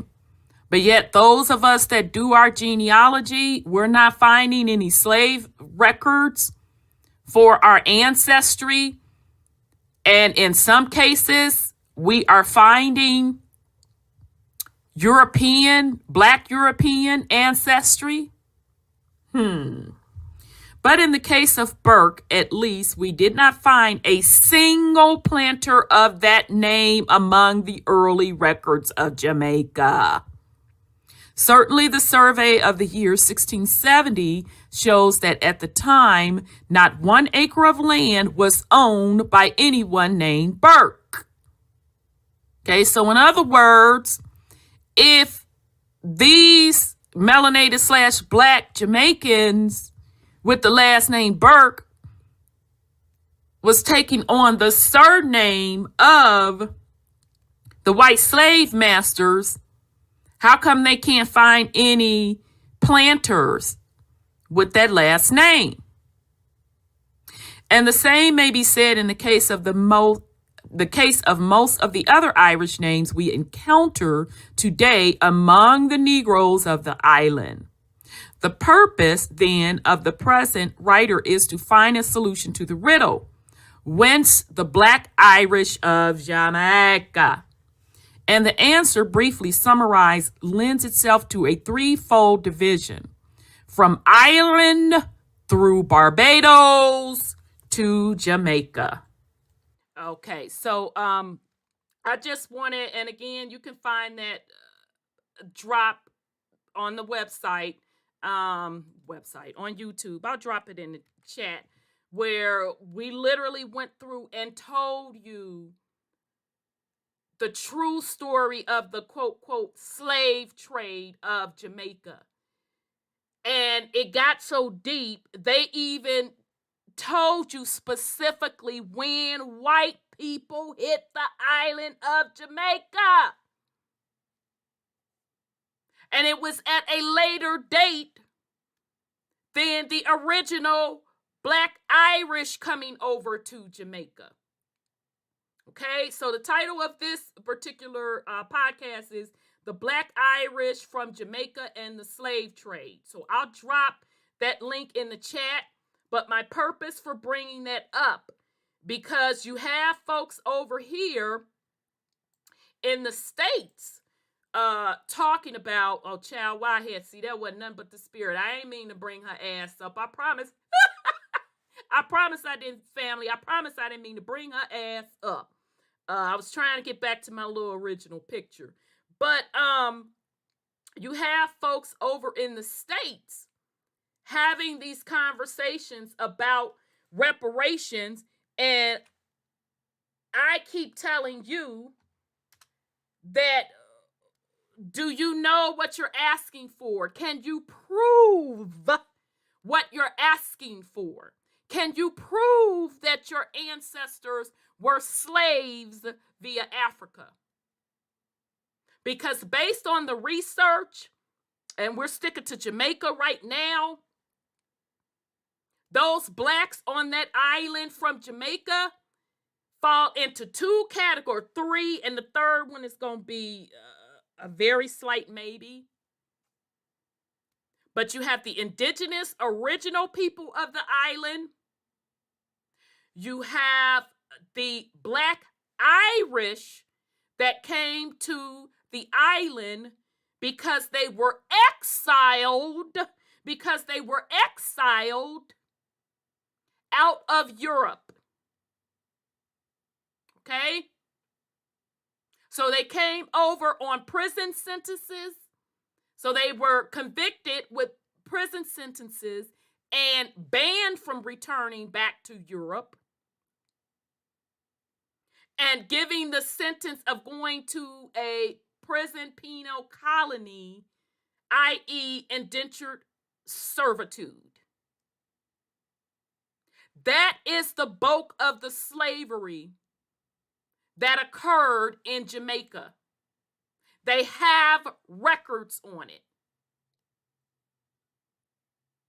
The third category is so very, very slim, which would be the whole African slave trade thing. That's very, very slim. And the other category, my bad, I really have four, is when white people hit Jamaica. And they came at a later date, and they came over as indentured servants. And some of them, too, were kicked out and tried and sentenced to an exile to Jamaica. And some came over under missionary work as servants. And it's so cold with the story in Jamaica that they had to pass laws on the Jamaican books in order to let white people enter into Jamaica. And that was after black folks were already there. So how can white folks have enslaved people in Jamaica when they got to the island last? Okay? So this whole talk, what they're talking about reparations, okay, so who's really getting these reparations? Based on what? This is why it is important for you to do your research. Literally, when I saw that and them having a conversation about the quote, quote, reparations, and they want to break away from Britain, this, that, and the third, I'm like, okay, yeah, that's all fine and dandy, but this is how the story actually happened. And it ain't nothing I'm making up. That's out of Jamaica's and them records. They documented pretty carefully what happened. Okay, so I just wanted to bring that to the family. It is no accident that they're starting to have these particular Caribbean islands, because at the end of the day, those Caribbean islands are a part of the Americas. They're starting to have these conversations about these islands breaking away from the European monarch. And then this conversation of reparations comes into play. That's why you need to know who you are. Now, I don't care whether or not you want to file a claim. That's your business. I have no fucks to give on that part. I am telling you to get into your genealogy because I would think you would want to know for you where your family sits in the story. Okay? That's the purpose of me talking about your genealogy. Because I see the okie doke that they're trying to set up for Jamaica. Oh, well, we just gonna say we're gonna give people reparations because you're from Africa. So the populace that don't know that they're either indigenous to the Jamaican island or they're a combination of both. Their people are indigenous to the Jamaican island and they're European. So you sitting up here signing a deal with them saying you from Africa and you done fucked your connection off of both lands. Because you were originally from Ireland, your folks got kicked out of there, came over here, and your people married into the indigenous culture. So that makes that bloodline going forward indigenous to the land, plus indigenous to Europe. But you didn't just cut a deal saying you're from Africa. But yet you have no records showing that. Even literally the records of Jamaica don't show that. The records of Jamaica don't even show where white people were enslaving black people. Okay? So I just wanted to share that with the fam. I thought that was really, really interesting that they brought that up and they're trying to pull a ruse on people. So that's all I had to give. That's the drop I had to give Brother Odel. So I'm ready when you're ready. Uh-oh. Dag, how y'all all get muted? I'm sorry. Y'all muted up. Let me unmute everybody. Y'all muted because I had the video on. Sorry. Let me unmute everybody. Okay, y'all should be able to unmute now. Yeah. That was a good job, Auntie Rhonda. Good job. Yeah, I had a lady that I knew from Jamaica, and they had it. This was about 2018. They still had it so locked up with lying to them people that they came from Africa in 2018, 2019, and they wouldn't even give her a Social Security card. Who wouldn't give her a Social Security card? The government. this government wouldn't give her a Social Security card because that she was a Jamaican and they came from Africa. That's what they. That was the story. She didn't get her landings yet. I said, Jamaica, matter of fact, it was last year. She told me that she got her Social Security card, but there was a caveat. She can't tell how she got it. So, That's a good one. All I'm going to say is Sister KV. Right. That's all I'm going to say. That's all I'm going to say. That all them Social Security, it's all back tied to the estate. Still comes under Sister KV. But go ahead, Sister Sandra. Yeah, they wouldn't let her have it, and she says, "I just can't tell you how I got it." I said, she said, "But I got it," and so I said, "You're the one. You telling me, you didn't have it, and help asking me for help."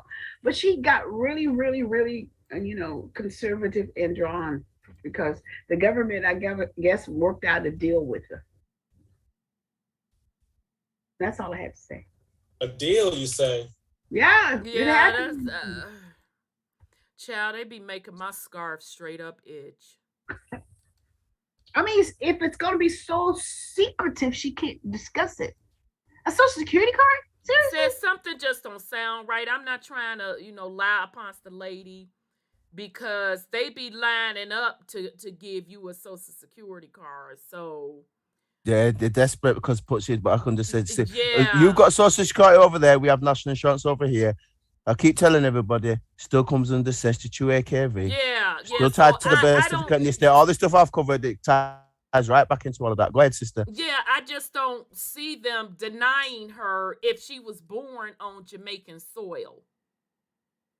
As far as I know, she was. Okay, she was so Jamaican, I couldn't even understand what she said. I had to tell her all the time, please slow down a little bit so I can understand what you're saying. Well, child, I don't know what that was about.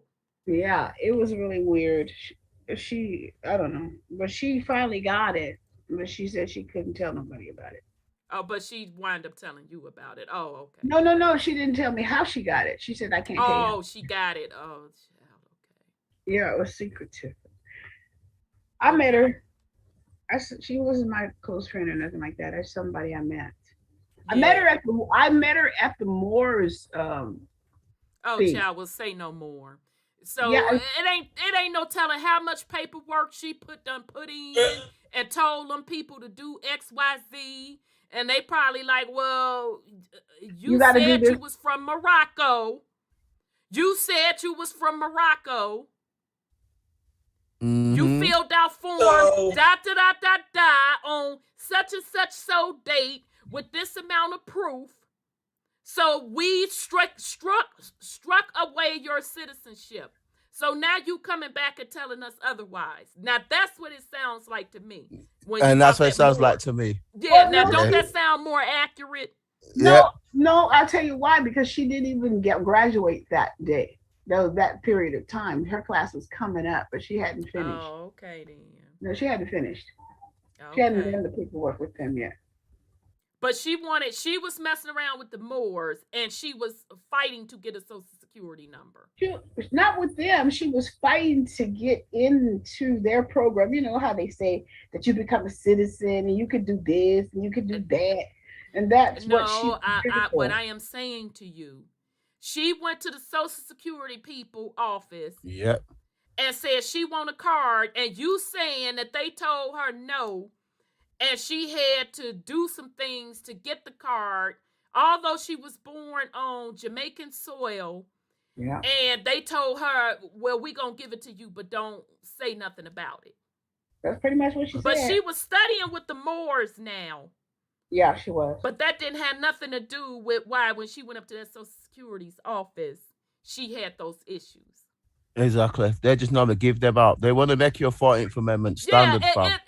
That's if anything. I'm not buying it. I'm like, you still I ain't buying it, fam. If anything, you got to fight them to say, motherfucker, I don't want this number. I don't want it. I don't want it. Well, I don't give a fuck if you don't want it. This is your number.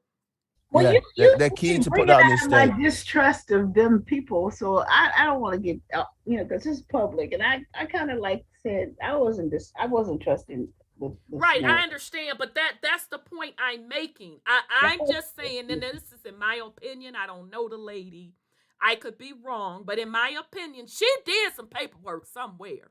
So you best believe everything is a contract. You can't get that to without a contract. Exactly. That's a birth certificate. She did some paperwork somewhere, and they gave her what she wanted, and then she scrambled and wanted it back. They don't. That's how the system works. Anything that's under Section 2AK, you have to consent. They won't do it against your free will. They don't. They got some kind of contract. If you're coming a part of this system, there's ways to do it, but you have to be operating in trust, and that trust still operates within.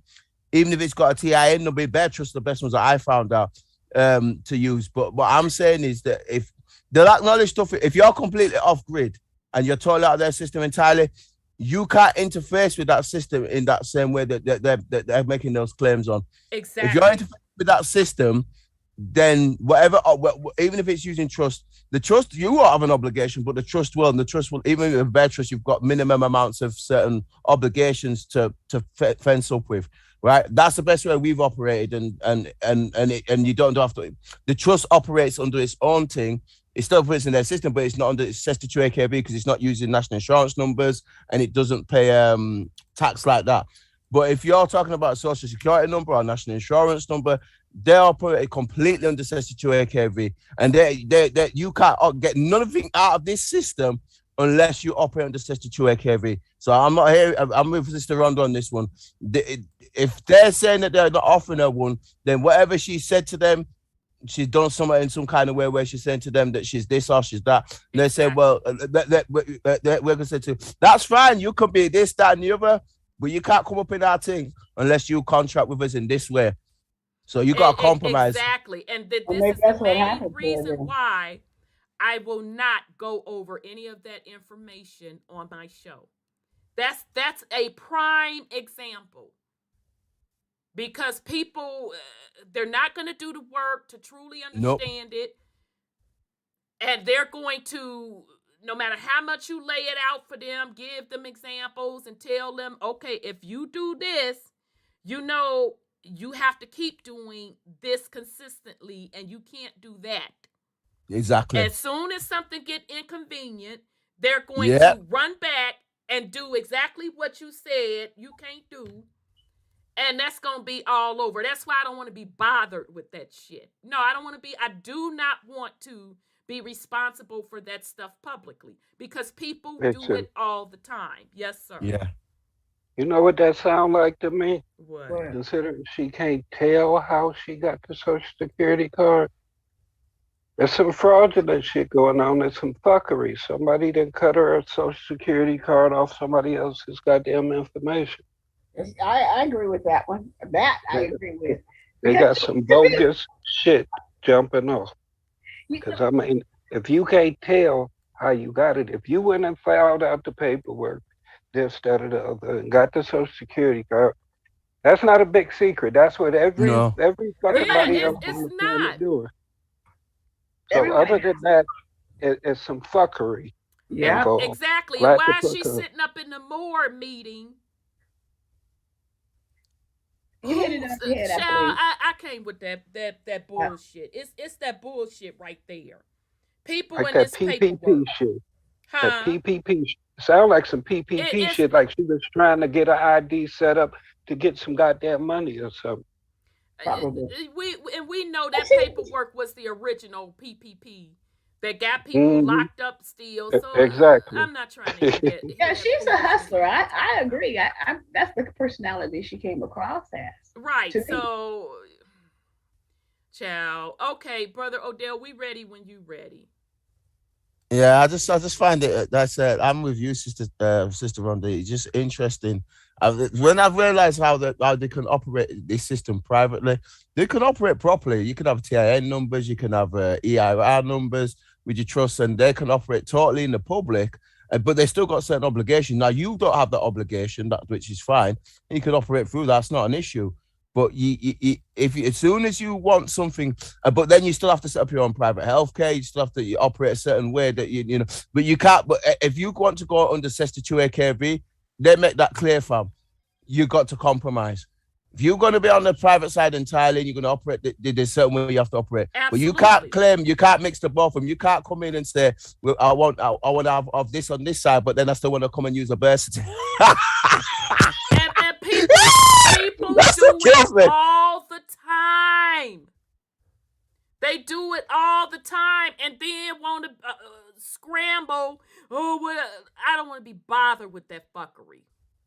I don't want to be bothered. Yeah, it's crazy, isn't it, sister? It is. You know it, and I know it, Brother Odel. There's specific things that they're supposed to be operating on a public side and a private side. Mm-hmm. And people be swearing on a stack of Bibles that they all of that and a bag of chips with some hummus, that they know what they're doing, and they never know what they're doing. No, that's been done. I know in this system they don't compromise. I mean, we'll go. They don't. It's if you're on that private side entirely, then they're expected to operate. You have your own healthcare, which means you'd have your own private insurance. Everything you would do will be totally on that private side. But if you're going to be in that public under 62 AKV, I'm going to make this very clear. Your legal fiction will be in uppercase text. You'll be a Mr., which is a non-de-gear. You'll be a Mr., which is a non-de-gear. They always write to you in black. It's in uppercase text. If you're admitting to being that, and you've got an NHS number, in that case over here, because we have NHS over here, that comes under birth certificate under 62 AKV. If you got a job in their system, in the side to your estate, what's it come under 62 AKV? If you operate any kind of charges and your legal fictions involved under the court system, what's it come under 62 AKV? Yep. You got that. So we have national insurance over here. You have social security over there. Operates the same way. Slight differences, but operates, but it's still under 62 AKV. We have covered this. We have clearly covered this in detail.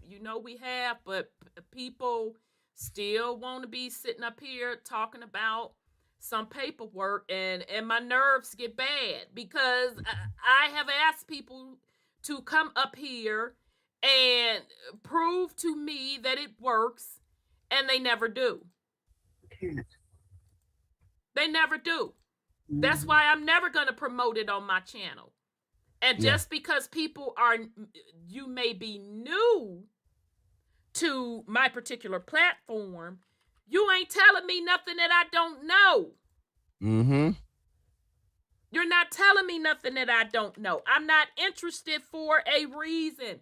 Because I know how people are. They're not going to do the work. If you want to use that stuff, you have to know what you're doing. Yeah.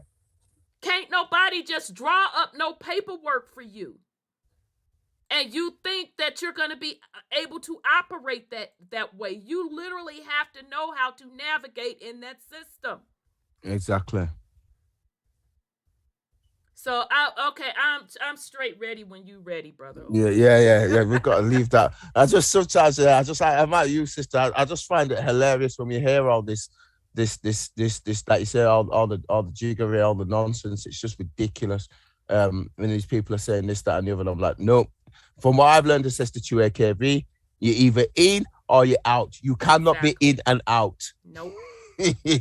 It's that simple, and it is literally that simple. Yeah. If you're out, you are out entirely. You cannot be in and out. They do not allow that. That's something I won't. They don't. And you can automatically tell the way people talk. They thinking they're teaching you something, and you're listening to them, and you're like, okay, you just mixed public and private. You don't know what the fuck you talking about. You're not really doing this. That's why people need to have several seats. You don't know what you're doing. And that's why y'all be getting locked up. And you come on these folks' radar. And you think that you're usurping their system. And you're not. Yeah, and they don't. That's another thing that's very clear. That's something we found out when we was over here. They don't like you. If you're out and you're doing your own thing, if you're operating privately, they don't mind. They just don't want you screaming and shouting about it. I know that for a fact. And no matter how much you tell people this, Oh, well, you know, you should do a class on it. You motherfucker do a class. You want me to get on YouTube? Do you out of your rabbit ass? I'm not doing any of that.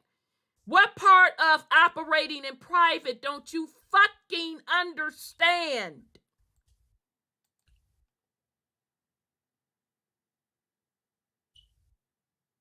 So it is what it is. I don't want to keep going over that on this platform.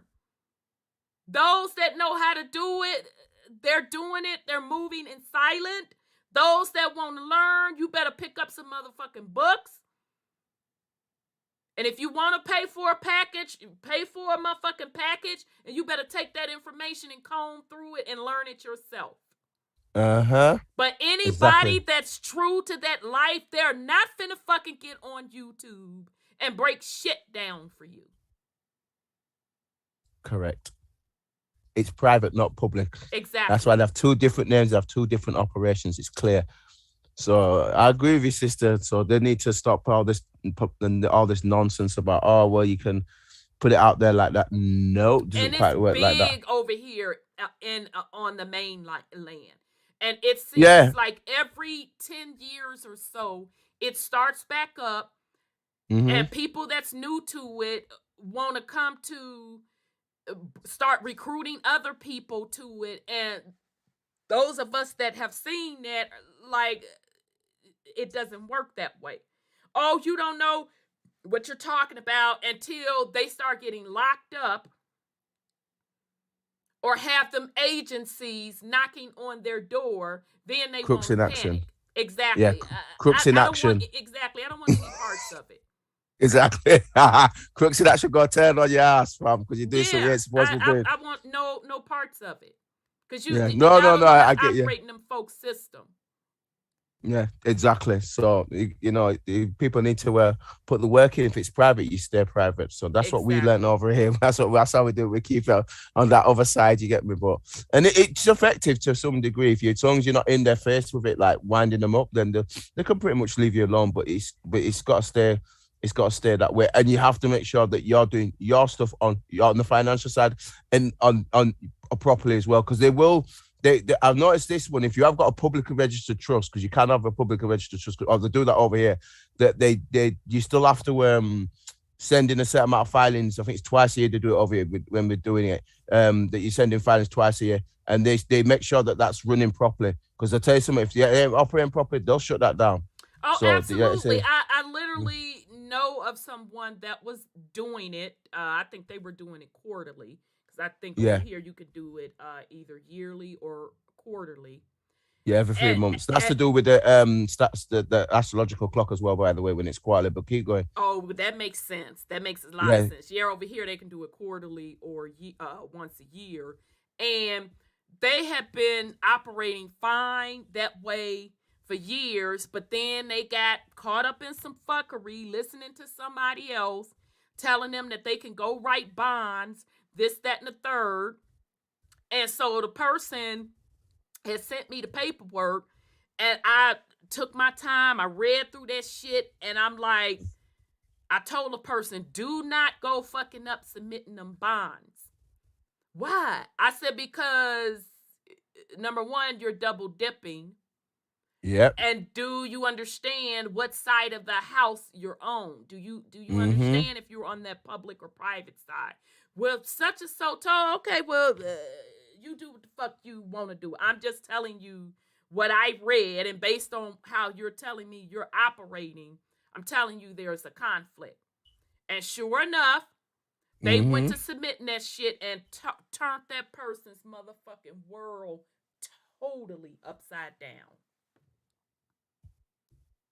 Yeah, that says the 2 AKV. Yeah. Because the fiat of the birth certificates of the bonds, as we've covered here, comes under Cess 2 AKV. Yeah. And remember, I explained that they're private trusts, which are not supposed to be.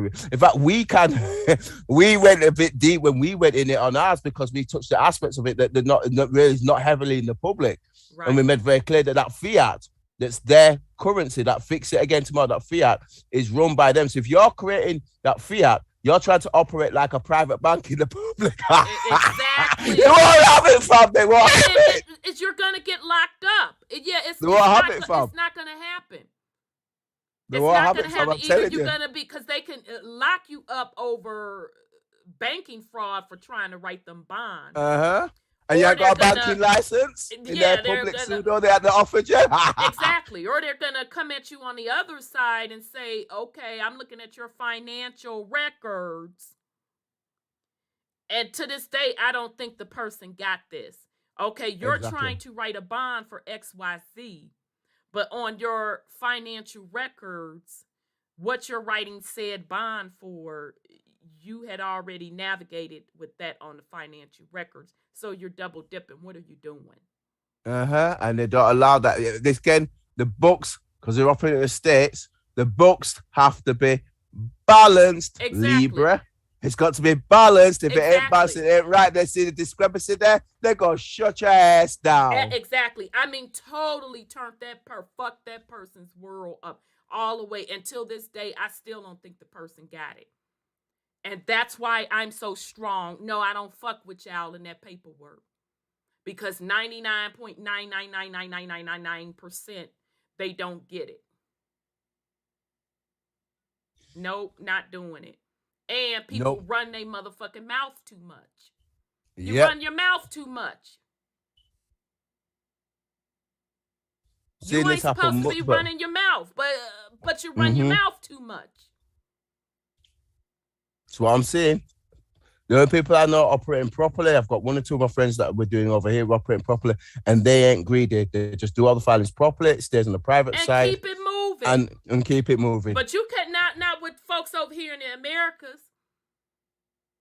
They gonna floss, ball off all of the money, then listen to somebody else and try to get more out of it. Then running their mouth to XYZ. I am telling you what I witnessed, not what somebody done took and told me. I'm telling you what I witnessed. I want no parts of it. Because you're asking for it. Now you done navigated in these people's system. Now you want to change the rule. They supposed to lock you up. Because that's not what the agreement was. And I'm telling you, 99.99999% of y'all, you're not going to get it. No, the greed and the consumption and the is what grabs them. I've noticed that with a lot of this. People are just in it to get more fiat. And the fiat they don't control because it's never been controlled by them, as explained to Sue. I keeps mentioning KV, because the fiat or the pricing construct is controlled by BIS, Bank of International Settlements, and IMF. And unless you took a blood oath and you're under them like that, exactly. And the only ones I found out that was doing that properly, who had the black cards and signed their nature, were the Jesuits, the black priests. And they got blood off and they learned how to run their own estates properly because at the top end of this system, and the missionaries, and I covered that in my talk, the missionaries, they know how to run their stuff properly because they're working for who? Those who are running this Piscean construct. So they're allowed to operate like that because they're told the truth.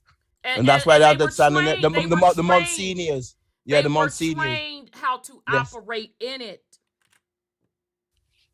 They were trained.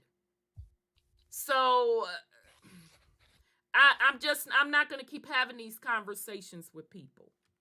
No, and I don't blame you, sister, because it's clear that they don't know how to operate that. They get too greedy and they're supposed to be operating totally private, which means it's not public.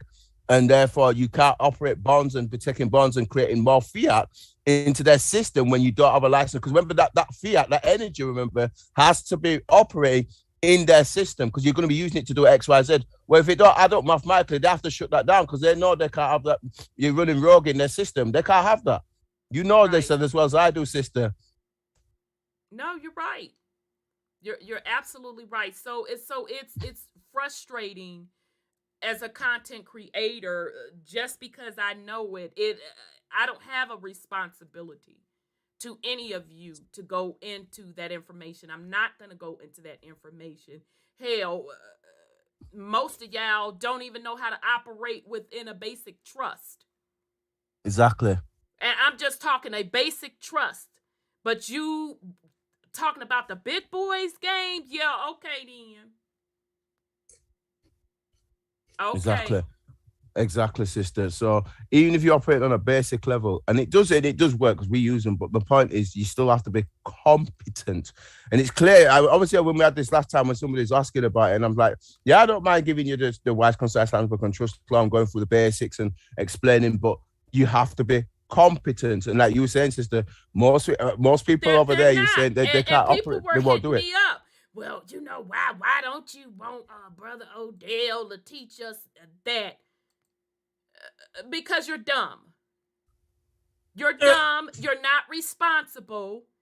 And I don't want that karma associated on me, you fucking up. So the answer is no. Yeah. And you made that very clear when I was on with you last time. You made it very clear as to why you wouldn't do it. You made it very clear. And that's what I didn't realize when we were speaking. It's like, I get where she's coming from now, because she's had certain experiences herself already where people who were supposed to do stuff properly didn't operate properly. I'm saying, but this stuff's not even hard. It's basically having a basic level of competency, having meetings every month and operating correctly, and obviously not being greedy on the fiat side of it and just operating correctly, discharging all the so-called charges, doing all the bits on the basic level, then building yourself up and reinvesting yourself and building that up over a period of years. And as long as your books are balanced properly, they won't bother you because everything's justified because the filings are correct, everything's done properly. Right, but, then you're going to be a bit great. But again, like you said, sister, they don't do that. They're not going to do that because they didn't even... They wouldn't even set up a basic trust. And that's even with a template literally being handed over to them. Yeah. And classes being held. And people still didn't even do that and came back 2-3 years later. Now, what you say on that, you need to get the fuck out my face. That's what you need to do. Mm-hmm. I'm telling you, they're not mature enough. And I get that. That's why it's got to be left as it is, because I've got the information. We've got it, and we operate over here using it correctly, reasonably, and keep it on the private. But like you said, sister, the point is you have to be. If you can't operate properly, they just come in and they'll just shut it down. It's that simple. They won't have any of that. They'll just shut that. You don't go to jail behind it. Yeah. So that's one thing I do know about that this, and we've been fine on this side of the fence. I don't. Maybe over here the trust of. It's kind of more known over here and how they use them over here, because over here they're on the Crown's website over in this country, so it's something that is quite well known over here. It's quite normal amongst the middle classes over here. I think it's more of a cultural thing over here, that it's more not amongst the working class, but definitely amongst the middle class people that I know and I'm aware of, like the Will and Testament stuff. Even my friend who went to a private school, one of my friends who I've known since about a good few years younger, that when the private schools in England, some of this aspects of this stuff is actually taught. It wasn't taught in public school where I went, but in private school. So some of my friends, they went to private. Their parents are quite well off. They went to private school. My friend James, and they were taught some of this stuff, and it was taught to operate like that. So I know over here it's more of a cultural thing that is taught in the private side, in the private schools in this country. Now, if you go to certain institutions, you can learn a certain amount of stuff. I've picked up stuff, and we've learned stuff over the years. And so when we got into it properly and we learned how to operate, me and my friend, a couple of us that operate as operate it now, still on the private side, we're doing our own thing, cars are in trust, everything like that. And we pretty much can do whatever we're doing. It's fine. It's not a big issue. But like you said, sister, it's kind of more ingrained here. It's kind of more known in this country. It's more of a normal things that take place here in England. Obviously over there, like you said, a lot of people just don't know this stuff to that level. And it's not taught in the school system or anything like that, and it's not well known. So like I said, but if you don't operate it properly and cleanly, because you've got a filing door, you're filing stuff like that, they will literally come and shut it down. And see, and that's what you said you're seeing over here, that it's the waters have been muddy. Number one, financial literacy in this country is at the bottom of the barrel. It's the lowest that you can possibly get. And that's across the board, no matter your ethnicity, but it's even worse in the melanated communities. So you don't have people that do any type of estate planning, setting up just a basic will, let alone a basic trust. So that's one aspect of it.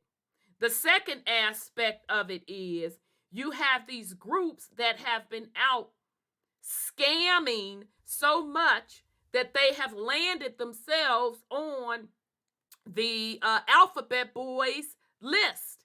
They've literally put things into play that will label them as paper terrorists.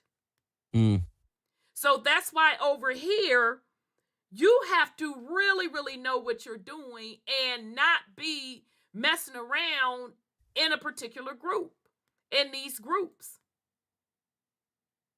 We know too many people that have been locked up. So it's totally, totally different over here.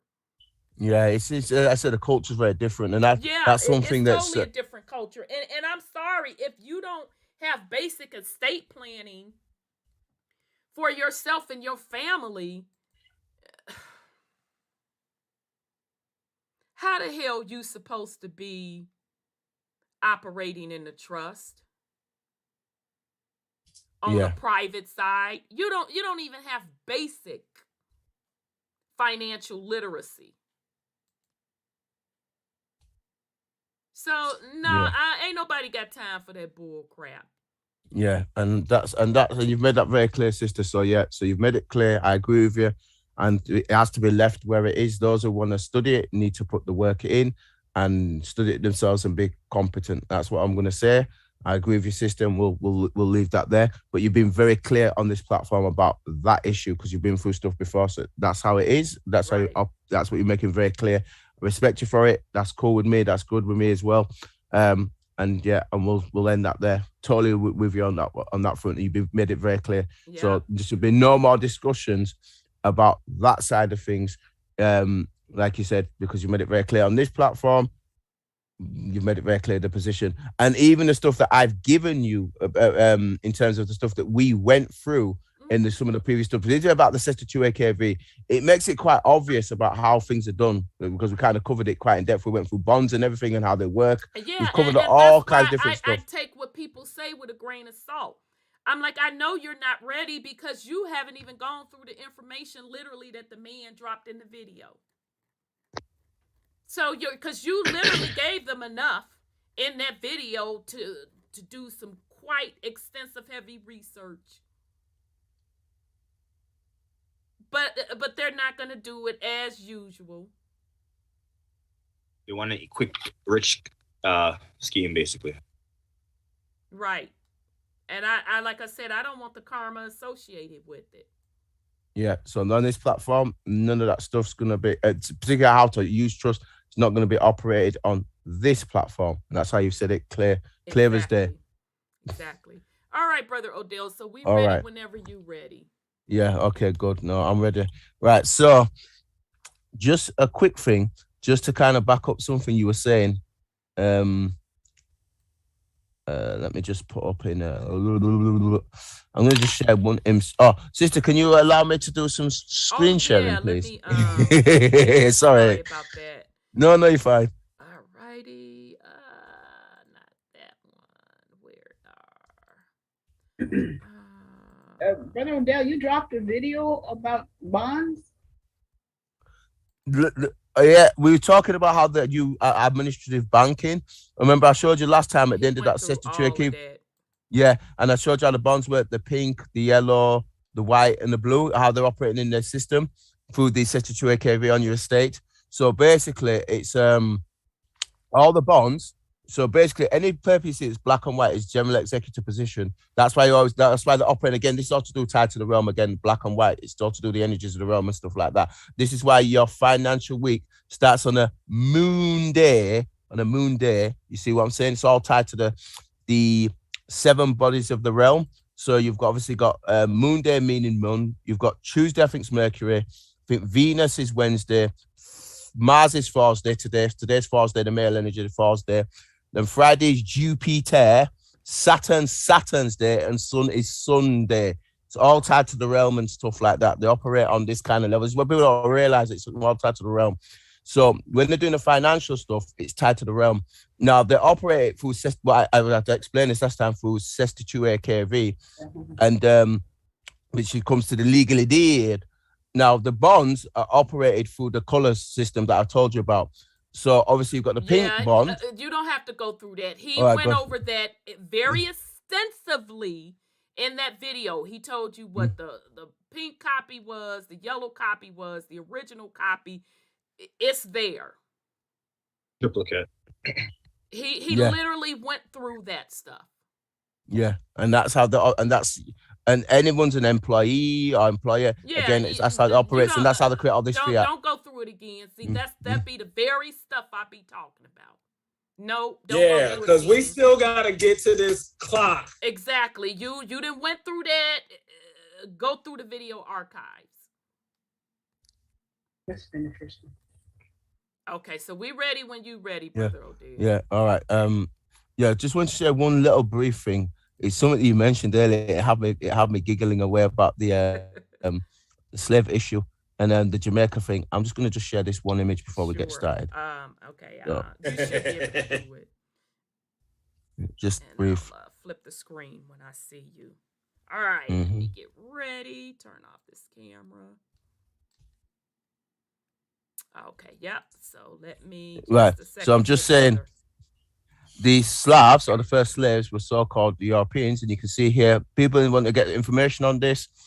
A book by Don Jordan and Michael Walsh, White Cargo, The Forgotten History of Britain's White Slavery in America. They were white, or so-called white European, and they were Slavs or slaves. The untold history of the enslavement of whites in early America. And I talked about this with the Jesuits and the land and stuff like that, about operating the states with like Baltimore. I went in. So all this stuff about them not being slaves and all, that's all nonsense, fam. Everybody, due to them, to unum sanctum, is coming under Sestitue KB. Even them Europeans who think that they weren't slaves. Exactly. Now, fam. All of this is done on a level to everybody across the board. Yeah. And the Sestitue KV. This is what I'm making very, very, very clear. So for sister backing up the Jamaica thing, for slow ones in the back. Exactly. It's been when they turned up here, when they went go west, young man. When they turned up here, they were slaves. That's because right. they're still coming to Sestitue KV, fam. So I just wanted to share that tiny little bit snippet there, just brief. Yeah. Because it's very clear. So that just to reiterate, we're talking slavery on both terms on the paper, which that paper is that spiritual contract. So the spiritual contract slavery side via the paper under the Vatican Trust. And then also the physical side. White people were physical slaves. For 7 years. Yep, that's it. In 1488, it's right here. It's documented. White people were the physical slaves. Trusts. Yep. The only remedy under this act, and it was what in demonstrate was that the lot as to the property, the energy seized from the poor, ignorant white slaves or European slaves, because this applied to them under Sestitue KB, because the land titles, the lordal titles were stolen over here in 1213. And they knew about the original common law over here, which was proper common law before it got corporatized, and then it got done under Treaty of 1213, which we've covered extensively in the previous talk. So it's all done. So all this stuff that sister's talking about in Jamaica, and they tried to promote this narrative of getting up under the so-called Queen Elizabeth.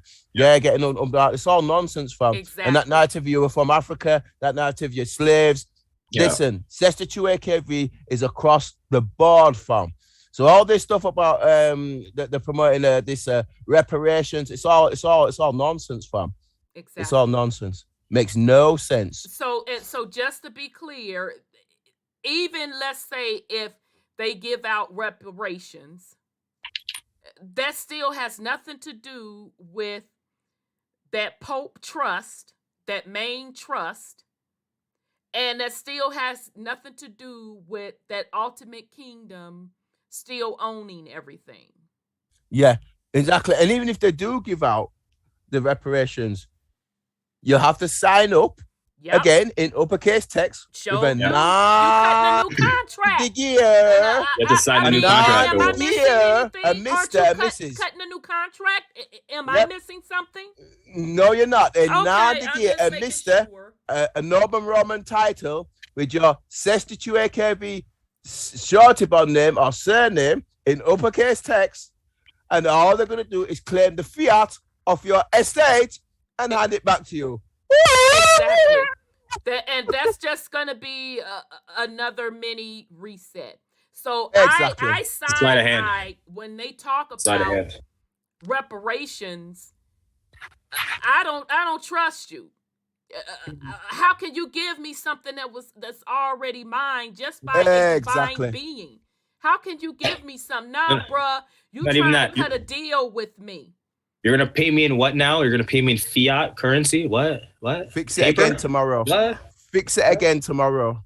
That's all I'm gonna say. Right. Yeah. Right. You're fix trying it to cut again a deal tomorrow with me, and I know the ultimate deal is for my energy and my soul, and that ain't never been for sale.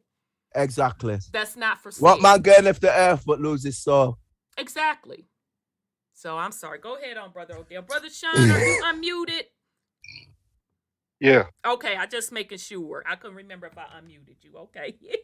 I just wanted to share that just to back up the thing about Jamaica earlier on. That's very clear. I appreciate it. Yep. I'm like you, sister. I see all of this thing just like you. So I just wanted to share that a little bit there, just because it makes very clear. Under the and we'll do talk on this at some point if we get a chance. The world affairs and stuff that I've been researching, it's very clear there's been a mental mud flood, and that a lot of this stuff did not happen in the way that they've said it's happening. Absolutely. And the dates and everything, none of it lines up, and I totally agree with you on that front. So that was just a backup that, and we'll get onto the things we're supposed to be doing. But I just wanted to say that because everything that they're telling you has been they've been lying all the time. They've consistently done that. Yeah, they're gonna consistently stick with their lies and child away. Folks, especially melanated people, be the first like not wanting to believe white folks until some money is involved. And y'all can go on and go for that okie doke. I'm not the 1, the 2, or the 3. They're the devil until you hear reparations, and then they're the saints. Yeah, right? like that's right. They owe me. Fuck them white people. I'm like, okay, you gone. We got reparations, nigga. Well, cool. Hi. Because I don't want nothing to do with it. You go on and re-enslave yourself. Facts. I'm good over here. Okay. And now you see how it's done, though. Like when people are like, I don't understand how our ancestors would become slaves. That's how it's done. And as Brother Odel went through it before, he literally showed how people were being baptized. And stop me, Brother Odel, if I'm messing it up. No, they were being baptized into these spiritual contracts. Right. That was the baptism was the spiritual contract being written. Right. So they got you on both folds. They baptize you to capture that spiritual soul contract. Then they stripped you of your physical riches and land. And your name, essentially. Your name. So they're getting monetizing off of you both ways. Well, they got you on both ends. Monetizing off of you in the physical way and most importantly in the spiritual way. Right. And then they will tie you up financially. And that's how they do it. So they got you all 3 ways. Yeah. Because you want that fiat, remember? I mean, all we're doing is putting the information out there. We're giving you the root cause on how the game was set up. But people seem to think in their mind that they're going to change the game and the game is going to be different. And we're telling you, no, it's not going to be different. They are just getting you to re-sign up for the same game. And that's why they keep promoting the same nonsense. Yeah. Exactly. Before it was the gold and they gave us fiat, now they're giving you crypto. They're just changing the post. It's just the same thing. Yeah. So, okay, Brother Odel, we ready when you ready. No, they're fine, sister. I said we're clearing up any so-called alleged folk that's apparently meant to be sitting. So, yeah, it's clear as day. Bullshit on the bottom, yeah. Bullshit. Mm-hmm. Yeah, I when I saw that this morning, I said, oh, yeah, Brother Odel's coming through later on. I'm going to definitely bring that up. But, yeah, they think they slick. Yeah, they think they're clever, and that's the thing with all this. Now that we know how they operate, it don't matter what they do. Like you said, sister, it's regardless. You know what I mean? We know how they are, and that's it. And we know how they operate, so we know nothing ever changes. It's just the sleight of hand. You get me? And obviously, they can't run that game anymore due to what's happening on a much greater level, which we're aware of, which we covered, which we've been covering here, and you made very clear the information is going out there. So you've made that very clear, sister. Yeah, and if this pandemic didn't show you anything, it shows you the lengths they will go to try to get you to follow their program. Oh yeah.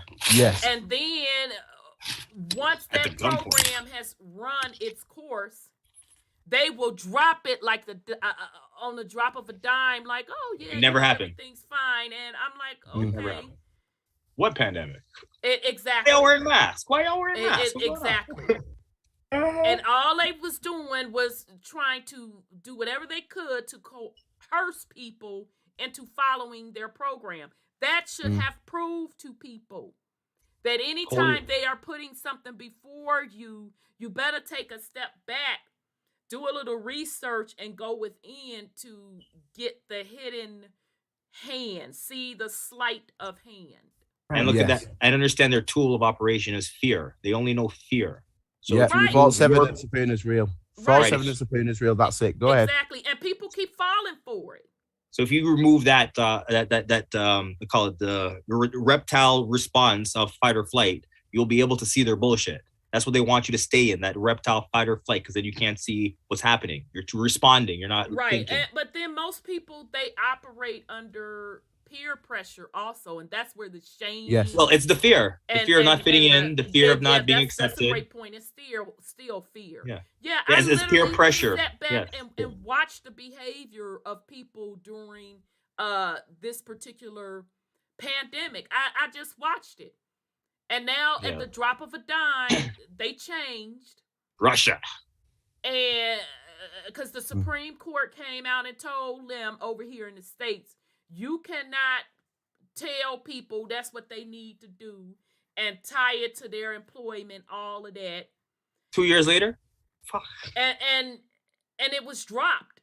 And that's because they know they're going to get up as far close to that universal law line as they can. Possible, yeah. Okay. Supreme Court is where they took it to. Shit. So anybody that went ahead with their program, as far as they was concerned, that's on you. You gave them consent. You consented. You agreed to it. That, I'm telling you, that's what they're like. Well, that's the game. You gave that free will issue, massive. It don't matter to them that you were scared. You said this, that, and no, you gave us consent. Yep, that's the one thing they're looking for. You'll see that all the time. Yeah, and that's what people got to realize. Keep bullying. And if you don't stand strong in your convictions and know who you are, you'll always cut a deal. I'm going to roll it back for the slow ones in the back. If you don't stand strong in your convictions and know who you are, you will fold every time and you will cut a deal. Facts. Yeah. All right, sister. All right, I'm ready whenever you are. Yeah, I'm ready when you are. Right, we'll roll on with this now. Let's get on. We'll get on because I'm ready. I just wanted to just clarify a few things and agree with you on what you were saying. Okay, so we had this. Just resume from where. So hold up a sec. I need to bring this up for the fam. Let me do this. Let me do this. And let me do this. And let me do this. We're ready. Yeah. So we've been covering the precession of the so-called equinoxes and the Saturn. And we've been covering the realm. As you can see here, the realm. And obviously Nibiru's on one side. You've got Wormwood, I think it's on down this side. You've got Chiron and the other one. I can't remember what the other one's called. And then you've got the black sun, the Saturn. The coil. Because when we got the coil, when we got the realm put in place, due to what the Draco did, and the Wesedex, the beings from Orion, not the Zeta Reticulans, but the beings from Orion, and there's somebody else I've not mentioned. No, it's somebody else. It's the Wesedex, the beings from Orion, the Draco, the Anunnaki. That's it, Anunnaki. They're the ones, Anunnaki. They're the main ones. It's others, but they're the main ones. Mm-hmm. So, basically with the realm, it was put in place. We supposed to be on in the natural ascension cycle, we would sit going straight up here, as I showed with the stuff that I showed when we was here last week. But obviously we've been knocked off, so we're here on this side and on this side, and they keep flipping the shifts. So we're on this side, or we flip the shifts and we're on that side. So they can't. That's how they're controlling the realm. These other beings, because we're being fed off, like Morpheus showed in the Matrix, like batteries, and we're powering other constellations because we are a living system. And we're powering dead systems because these beings who are in those systems mess them up with the Great Fall. And I've showed the lineages of those beings, the digressive beings, and we've covered all that in the last couple of talks I've been doing. Right. And we talked about this briefly. We talked about the different the heritages of the different root races. We're in the 7th race now with the 5 cloister races, which we're in the one that you're now, which is in this. We're in this 3rd seeding. We kind of covered aspects of this. We're just obviously being ever up to speed. But the original beings are the female Yanas that came here originally before the birth of the males, working with 48 strand DNA, and they tied themselves right back to how the realm was set up. Again, that goes into this. And obviously we are tied to those beings who first came here. So we covered a bit of that. Talked about the different races, the angelic races billions of years ago, which we covered. Just to give everybody a brief, and obviously we went into the Christic beings, the beings that fell, the Dracon. Our sister calls them ratchet, or not ratchet, what's roaches. Roaches, that's it. Roaches. I need to use that term that she uses. Roaches, these other beings that came here who messed us up. We talked about which beings there was, the Anunnaki, using the Metatronics, which is the reverse mechanics of the original templates that came here, and that's how they've been messing with the Earth's Templar, or the halls we went to, the Earth's gates, the original gates that allowed us to come in and out, which I showed what the original gates look like. So they're the progressives and the degressives and the black sun, and we talked about the different lines that we're here. We're going through all of this, just bring everybody up to speed if you've been missing it last few weeks. We talked about different dimensions and how they work, and how this is tied to your aura fields and everything like that. And we're here in the root races who are down here. We're connected through here over this to original 48 strands of DNA, Emerald Sun. So we're on this line. The other beings that came, the Anunnaki, are on this line, and the Draco are on the digressive, and then we've obviously got the black sun, the Saturn, and these ones who the beings from Orion, who I covered last week to some degree, the Draco, the Anunnaki, and all that. There's beings come on this line, so we kind of covered all that as well. We explained it in depth. So we talked about the electric wars, and now it was all set up. We went through all of this, the different matrices. We got this far. We talked about the different tribes and what happened millions of years ago, and we kind of cascaded down through the lineages and stuff like that. This is about 5 million years ago. And then we've got into the beings. Double blessed, talk about these beings all the time. The Dracon beings that came from I think it's Alton in the Draco constellation.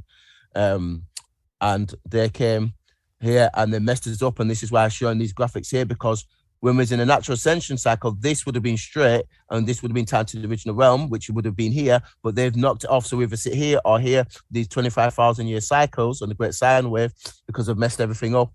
And this is how the Earth's grids got messed up. You can see here, you can see Macabre fields.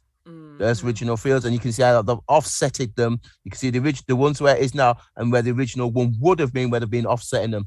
So again, this is what the different original holographic matrices that originally were here. Okay, there you go. You're back.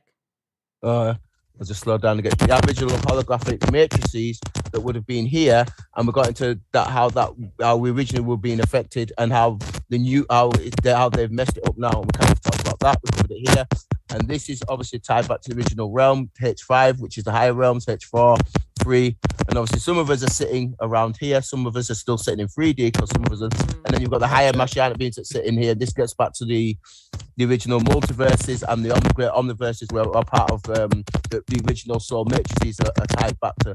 Interference coming through. Messing up. Yeah. Mic check. Mic check. Mic check. Uh-oh. Are you Am I coming? Yeah, you're good. Mic check. No. Can't hear you, bro. Yeah, we can't hear you, brother Odel. All right. Can I come in through again? Yep. Yeah, there we you hear go. you now. All right. I don't know what happened there. Sometimes you get the odd bit of interference, as we know. Yeah. I'm just going to make an adjustment here, because this happens every so often when Yeah. we're going through certain. They were speaking, we're going through stuff like this because they don't. Well, as if you were touching something. It was like if the mic was touching you or something we were talking. Yeah. Yeah, sometimes it can be a bit awkward. Right. Am I coming through now clearly? Yeah, you're good. You're coming through now. All right. All right, that's fine. Yeah. So we talked about Everything this. is the frequency, so the interference, is gonna happen. Yeah. Yeah. Yeah. So, but we talked about this. Me and the sister were covering this. She does this from a slightly different aspect, but we covered this. We explained it all, and then obviously we got back into one of the original seedings. So just during the second seeding, I talked about Eden, the Garden of Eden. We talked about the different that, and obviously it's not planets, it's realms, as I showed in this particular thingy. We got into the manipulators, the greys. We talked about the involvement of the government. I think we got this far. Did we get to here? The Zetas. Yeah. Yeah. Zeta we've got to Zeta Reticulans. I think we touched this and how they got involved with the governments and stuff like that. And I think this is where we stopped. I think we got to here, didn't we, with the Nazis, and we talked about the Jewish people, or who the original people were, and how they're interested in us. Talked about that. Yep. Yeah. So I think we're up to speed now. This is just to bring those that might not have been on with us when we first start, because we always get new people on here. Those of us that have already been on it, it's fine, but we always get 1 or 2 new people, and if we just randomly start talking about, they think, what on earth are they on about? So we just kind of give a brief overview. You gotta go back 2 episodes, I think, because you didn't talk about this last week. So no, we talked. We talked about this bit last week, and then the week bit we talked about the week before. If that's right, is that correct, sister? Yeah. Or was it the week before, sister? I think it was like the week before, but we did go over this. Yeah. The week before, and maybe the week before that, because we've been going to. So this is what we're getting into now. So I think this is what I wanted to touch on. This is the next bit that we're supposed to be on. Ooh, this Agreed? gonna be child. This finna be good. Go ahead on. I'm finna mute my mic. Go on, brother. Remember, sister, please jump in, because I think you was going to be. I think I mentioned this last time. Yeah, please jump in. I will, but people finna have their underwear in a bunch over this, so I'll let you start, and I'll jump in. But it's finna be some hurt feelings up in here. But go ahead on, brother. Okay, so the fall biblical 12 tribes. Go ahead. In your present culture, there is much fear and misinformation surrounding the occurrence of multidimensional communication. Superstition and science both have added their share and negative interpretation of the events of this nature. Popular consensus would place such events of communication into categories of intentionally contrived hoax, or into that of mental deficiency on part of those receiving such communications. Religious factions, we all know about who they are. Religious factions, on the other hand, most often place such events under the category of demonic, demons, Satan activity, or attribute such communications to the work of some evil life, turning the words backwards and forwards, force. These ideas and misinterpretations are a direct result of the official reality program and its brainwashing. So much effort has been put into devaluing and negating the method of communication of knowledge that the true value of knowledge is lost. This is unfortunate, as it leaves the majority of human populace thinking that such communications do not really exist as such, or that they do exist, they are some evil or maligned source. Right.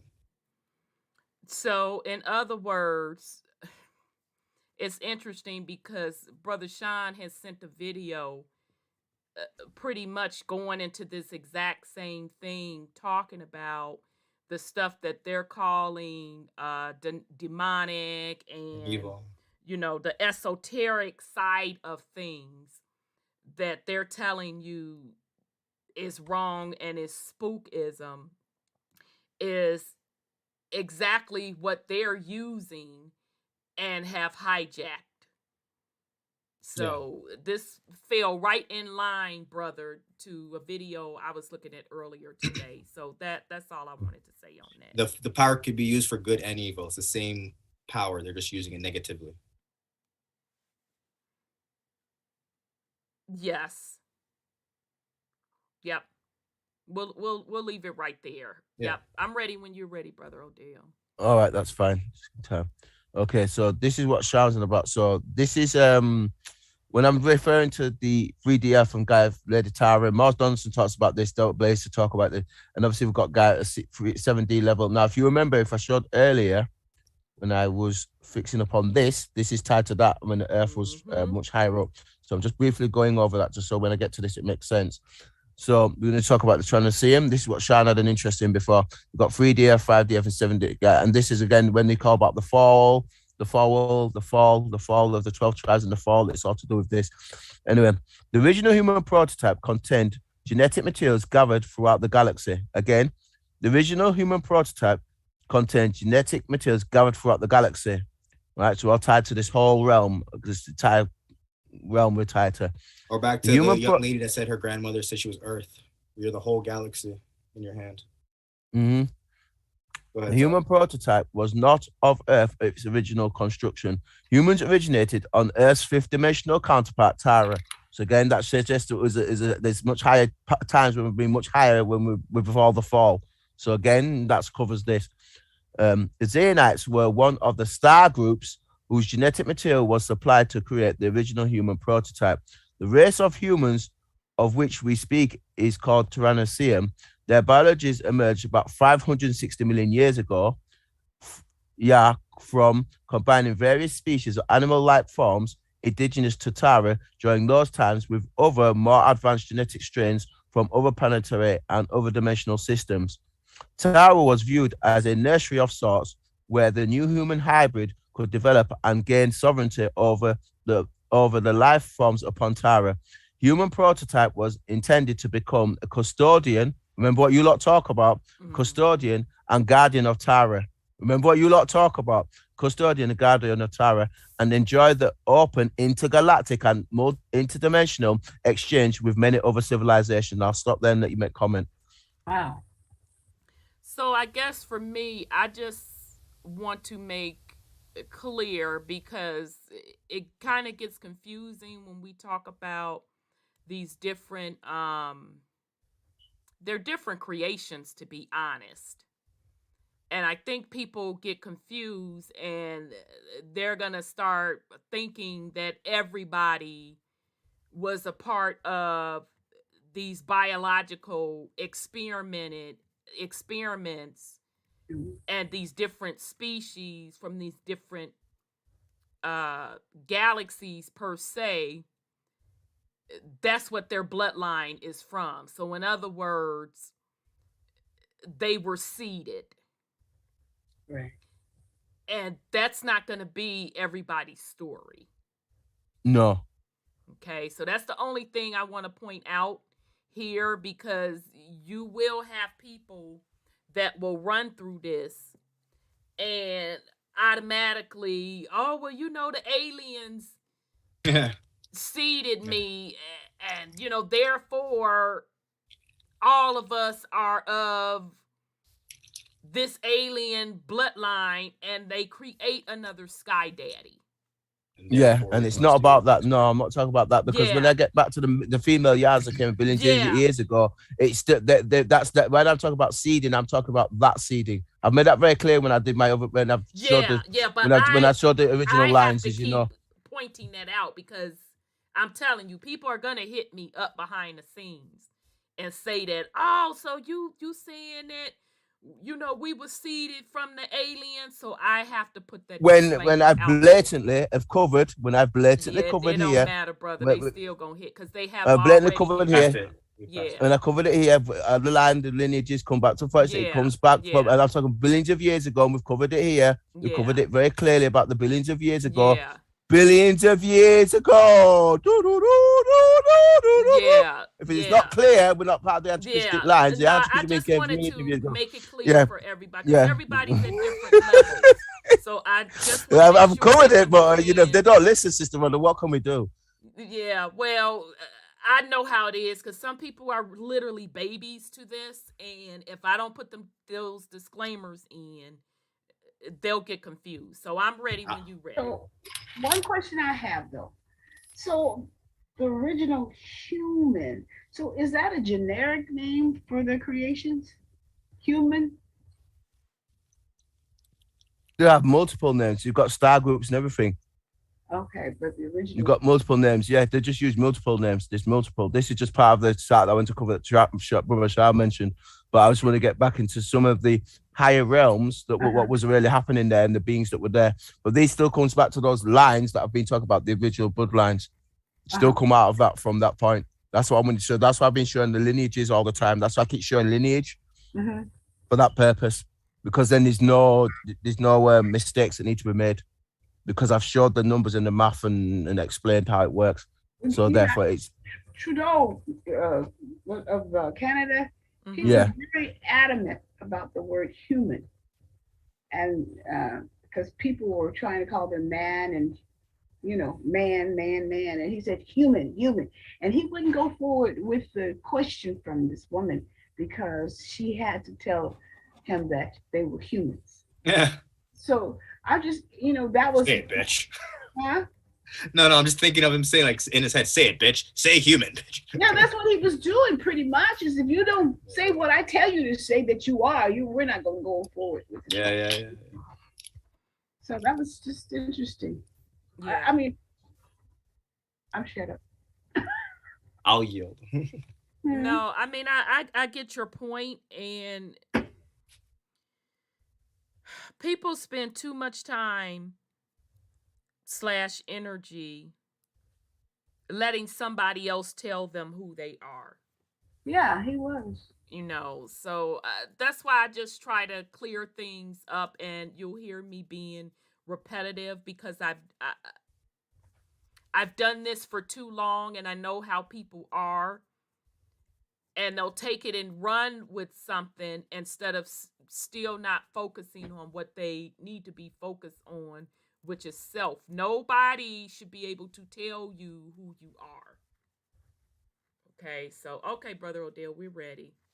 Right, no problem, sister, whenever you're ready. So let's continue.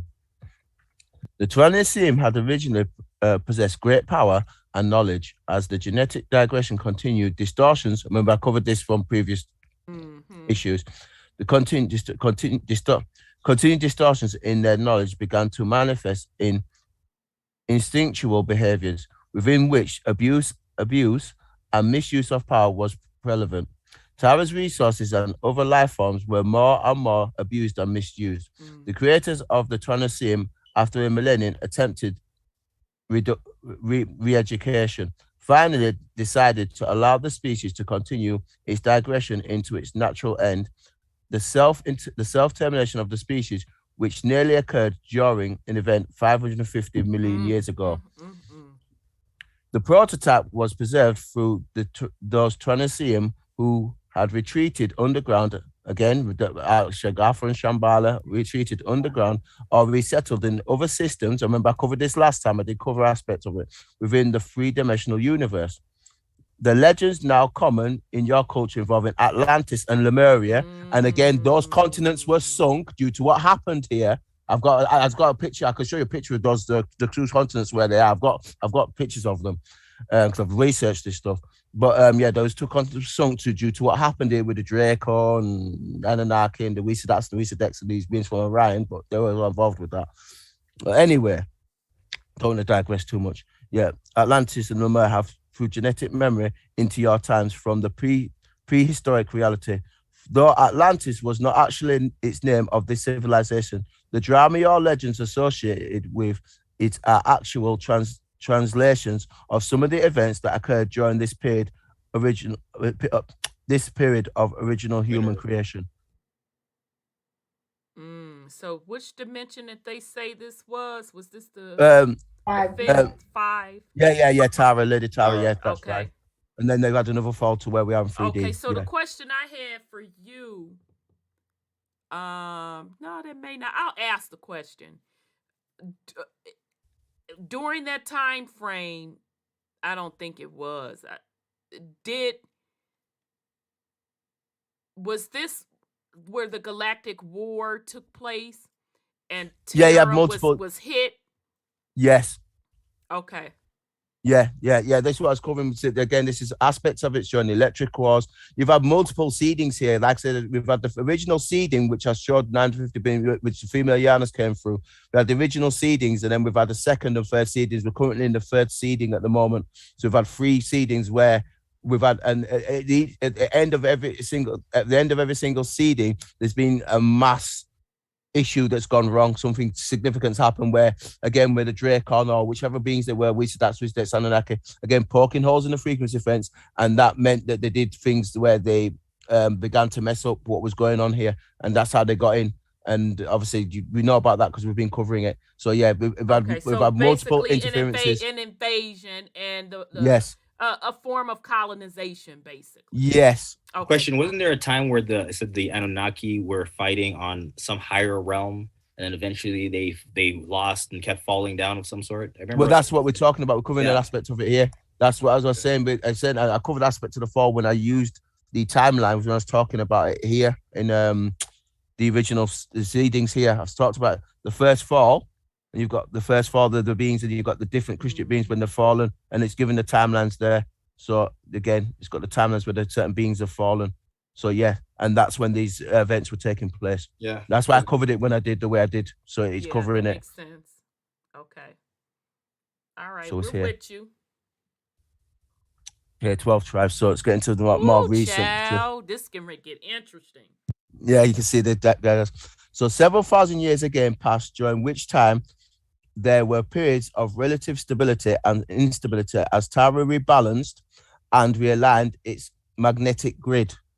During this cycle, it was decided by the creators of the Triassium that yet another experiment would be tried. They would again seed humans, this time into Earth system. Remember I showed you? Cascading down, look, I've been showing. Yeah? So you know where I'm going. Ding, Can you I'm see, with sister? All right, so that's fine. So it all fits in. During this cycle, it was decided by the creators of the Triassium that yet another experiment would be tried. They would again seed their humans, this time into the Earth system. This time it would be done more slowly. The genetic imprint of the original prototype would be broken down into sections of sub-imprints. Each imprint would be used to create a smaller prototype or subspecies of the original Triassium. The genetic package was broken down into the 12 units, each containing 2 primary attributes of the original pattern. Remember, we talked about duality. Remember what Sean talks about duality. The genetic pattern was broken down into 12 units, each containing 2 primary attributes, duality. Remember what Sean talks about of the original pattern. The original pattern possessed 12 strands, 12 tribes, 12 strands, 12 months in the year, even though it's 13, but let's keep going. Yeah, strands of DNA. The 12 were separated into individual packages, individual. It's in the wording, remember, packages, and then polarized. Duality. Remember what Sean talks about. Each of the 12 subspecies was assigned on a genetic level to rebundle their polarized strands into one complete unit. And I'll stop there and let you make comment. Whoa, I wanted to. I'm sorry. Go ahead. You go ahead first, nephew. One thing I want to touch on was magnetics, because I'm doing research on the free energy whole sector of the world, and what I've realized is the polarity is everything, and what the energy that we're tapped into now is electromagnetic. The energy that we should be tapping into is electrostatic. And the way you really tap into that is when, as you're now talking, how they've polarized it is really, and I was saying you have to come back into one. That's really what you have to do when it comes to frequency. They flip the frequency back and forth at a certain rate. And when you do that, you allow the, you call it the argon energy to come in, because it basically, it balances everything out. And now it's freely comes back into, you now get to tap into the source energy. So when they're saying that the 2 polarize, and you have to come back into one, that's kind of what you have to do. You have to take your left and your right, come back into your center, and then the energy will allow itself to emanate from within. But they've done it purposely, where they've polarized your energy. Right, it should be whole, but they split it on purpose. And it's the same mindset when it comes to the way we harness energy, or how we should harness energy. They have it polarized, positive, negative, but realistically, we're supposed to use both sides, and the electrostatic and the electromagnetic, and in between that, the argon energy will flow freely, which is where the free energy comes from. Sorry. That's a very excellent yes. breakdown of the science. Yes, and I agree with you, brother. And what's interesting is in this part of the cosmos, in this particular realm, obviously there's ELF, which is actually low frequency waves. You've got electromagnetic, but also there's natural magnetism. I agree with you about magnetism. But beyond that, and Delbert Blaze talk about this, and I agree with him. There is natural energy which the female Liana's come on, which is coming now. This crown consciousness of coronavirus is a natural organ energy which is currently around us right now, which we easily can tap into. And you're quite right, brother, and that's with us. But that energy specifically is coming to raise this part of the realm up. These Messianic beings are sending this down here because this whole part of the cosmos is going through a natural shift on a multi-galactic level. And that's what the Jesuits and these menace here and these other idiots have been trying to hide from the masses with so-called coronavirus and all this nonsense they've been promoting. I'll tap back into Tesla. So the reason why the war was there and they didn't want Tesla to win is because the direct energy was the polarization of the energy. What Tesla wanted to do was what we're talking about, unlock the energy. And it's with the coil. So I think it's called the Caduceus, where I'm in Egypt. And we're talking about the hospital. They put it on the. Have you noticed, brother? They put it on the Kundalini. They put it on the side of the vans. They put it on the side of their what's his name? It's not on the side of their symbolism. It's on the side of the hospitals and stuff like that, isn't it? You see it on those stuff, don't you? But we see snakes, right? But what you guys got to look at is this, not the snake, serpent. And what you have to look at is that the fact that the serpent makes the sine wave.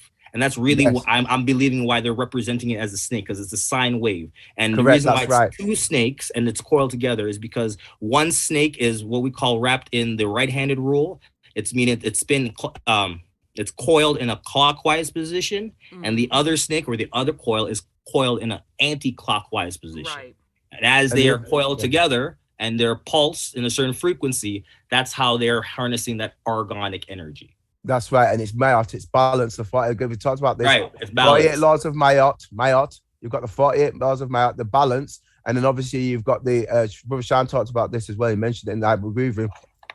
48 laws of Mayot, and then you've got the 10 commandments. And again, just as I've covered in this bit, it's all tied to your DNA, and they're all tied to the realm as well. But go ahead, brother, I totally agree. Now, if you balance it out correctly, you tap in on that level and you bring that energy within you, and that energy emanates out of you. But go ahead, brother. I'm going to show. No, exactly that. You have to be balanced within, as you said, your field. Like I said, both your male energy and your positive energy. No matter if you're expressing your female side or your male side, but it's more on your internal side. Are you centered? Are you balanced? Yeah. Are you whole? And this, and if you're whole, if you look at this, look, the whole is here. Look, this is your seven chakras, and then once you go beyond this, you go to the multidimensional realms, and you again, because remember you came down here on the wheel, that's Astrolologic Clock, you came down here on the wheel when they set up their black Saturn. Now you go through all the different ages on the Nimbus wheel. We're covering metaphysics here. When you go on the Nimbus wheel, you go through all the ages, but once you get to the Christ told you, or the Yeshuas when they were here, the three Christ beings. When they came here, they told everybody this, but the Vatican know about this, and the CDC plates, the glass plates are hidden in the Vatican because they took the original knowledge. It's still in the Vatican to this church, the Church of Jesus in Rome. The Menes have kept it. Yes, I know it's there, but people need to do their own research and look into this. A guy called Emery Smith has talked about the Vatican and the catacombs. If you go and look him up, there's many people speak on it. But anyway, let's just continue with this bit that brother's on about here. Nuwa. But yeah, you're quite evidently correct, Nuwa. Now, once you've traveled the wheel properly and you've put the work in, you're supposed to be in the middle part of the wheel here.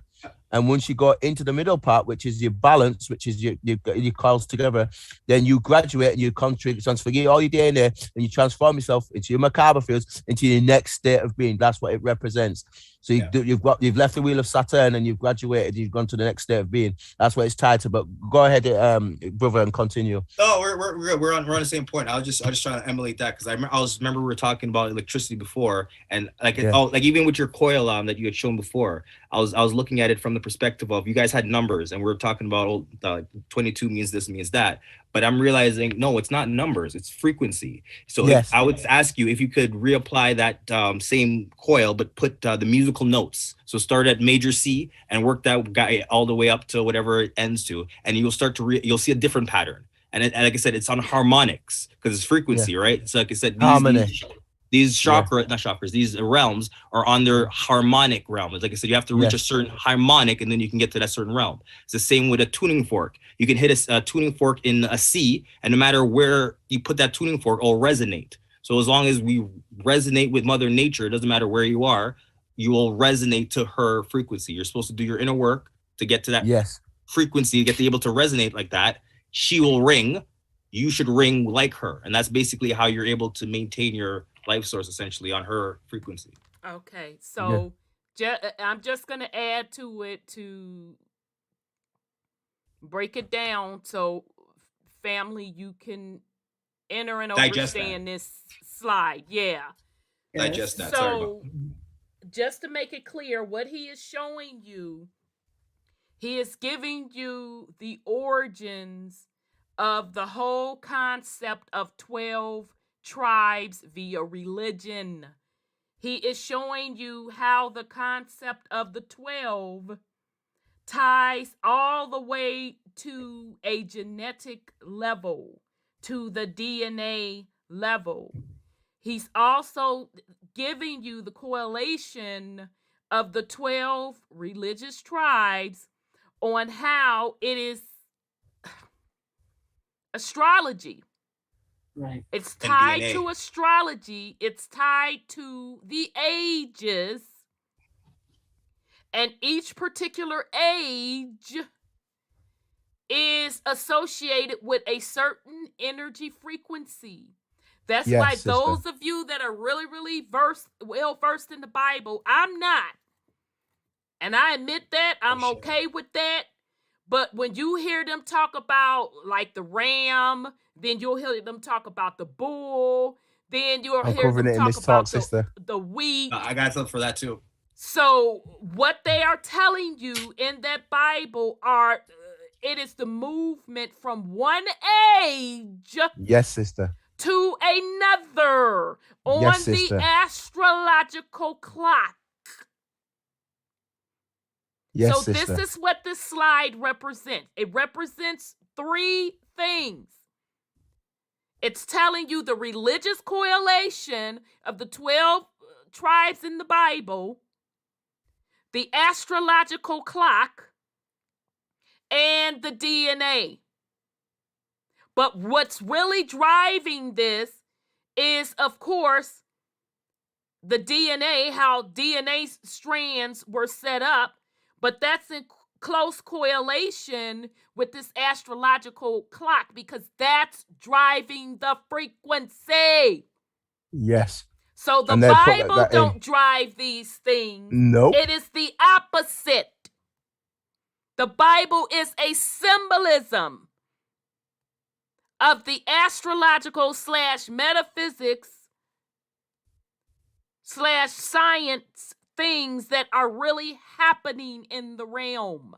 Yes, sister. That's what that Bible is telling you. It is terraforming, but that's what that Bible is telling you. They took that and terraformed it. It's not describing to you some miraculous things. It is describing to you the science, the metaphysics science behind what is going on with the realm, and it's describing the DNA genetic patterns. Yes, sister.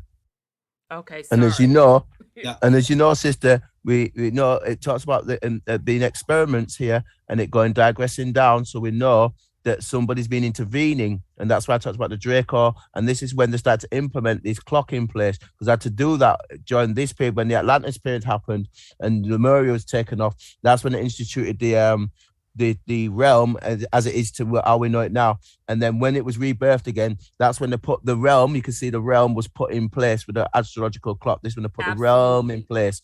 That's what I was talking about. So hopefully I've covered the black sun stuff, and hopefully this sister that makes sense. Does that? Are you happy with that? It makes that. This is a perfect slide that ties all of that together. It ties it together perfectly. So nope, I get it. Thanks for that. I just wanted to make sure I pointed that out. And when I keep telling people that Bible, a lot of that stuff in that Bible, it's really telling you the astrology behind things, and the astrology is really just describing the metaphysics / scientific of the realm of the frequency. Yes, sister. Which is tied to the original template we sit on, but the realm when it was reseeded was put in a way where it was trapping us here. This is what I meant very clear. Exactly. I can I've made that clear with the previous talk that I did and this talk as well. I explained about we were led through holographic imprints, and I think it's on one of these slides about holographic imprints. It's on one of these slides. It might be here.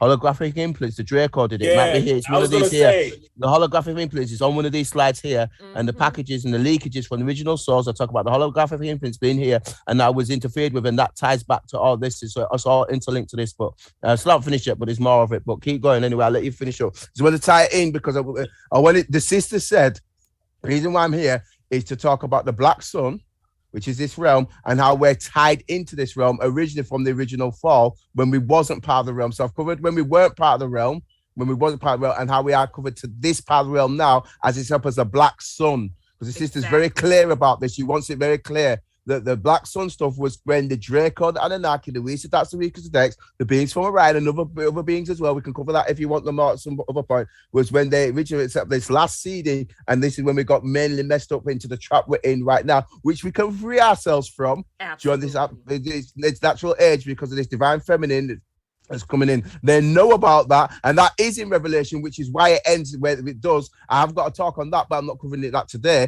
But there is a talk that I'm covering an aspect of that, where I'm breaking down aspects of the 7 years of Revelation when they knew this was coming, and they said those who attain the tree of life, which is this chakra system, the caduceus, which the brother's been talking about, and I mentioned it before as well. When you balance yourself out properly, that's when you obtain the tree of life. You transform your DNA, you transfer it to the next thing, and those who couldn't do that, the dead were judged. At the end of Revelation, it talks about this. At the end of Revealing, it mentions it. And those who couldn't, the tree of life were in the book of life. Those who were dead were dead and forever and ever and ever. And it talks about all that stuff in the heliotech. So the tree of life is talking about those who put the work in, which is what we're talking about now. And that's what we're supposed to be doing, which is part of this talk. I'm covering it towards the end of this talk in the ascension cycle. But go ahead, sister. I just want to make very clear about what's going on. One last thing. I got one more. Again.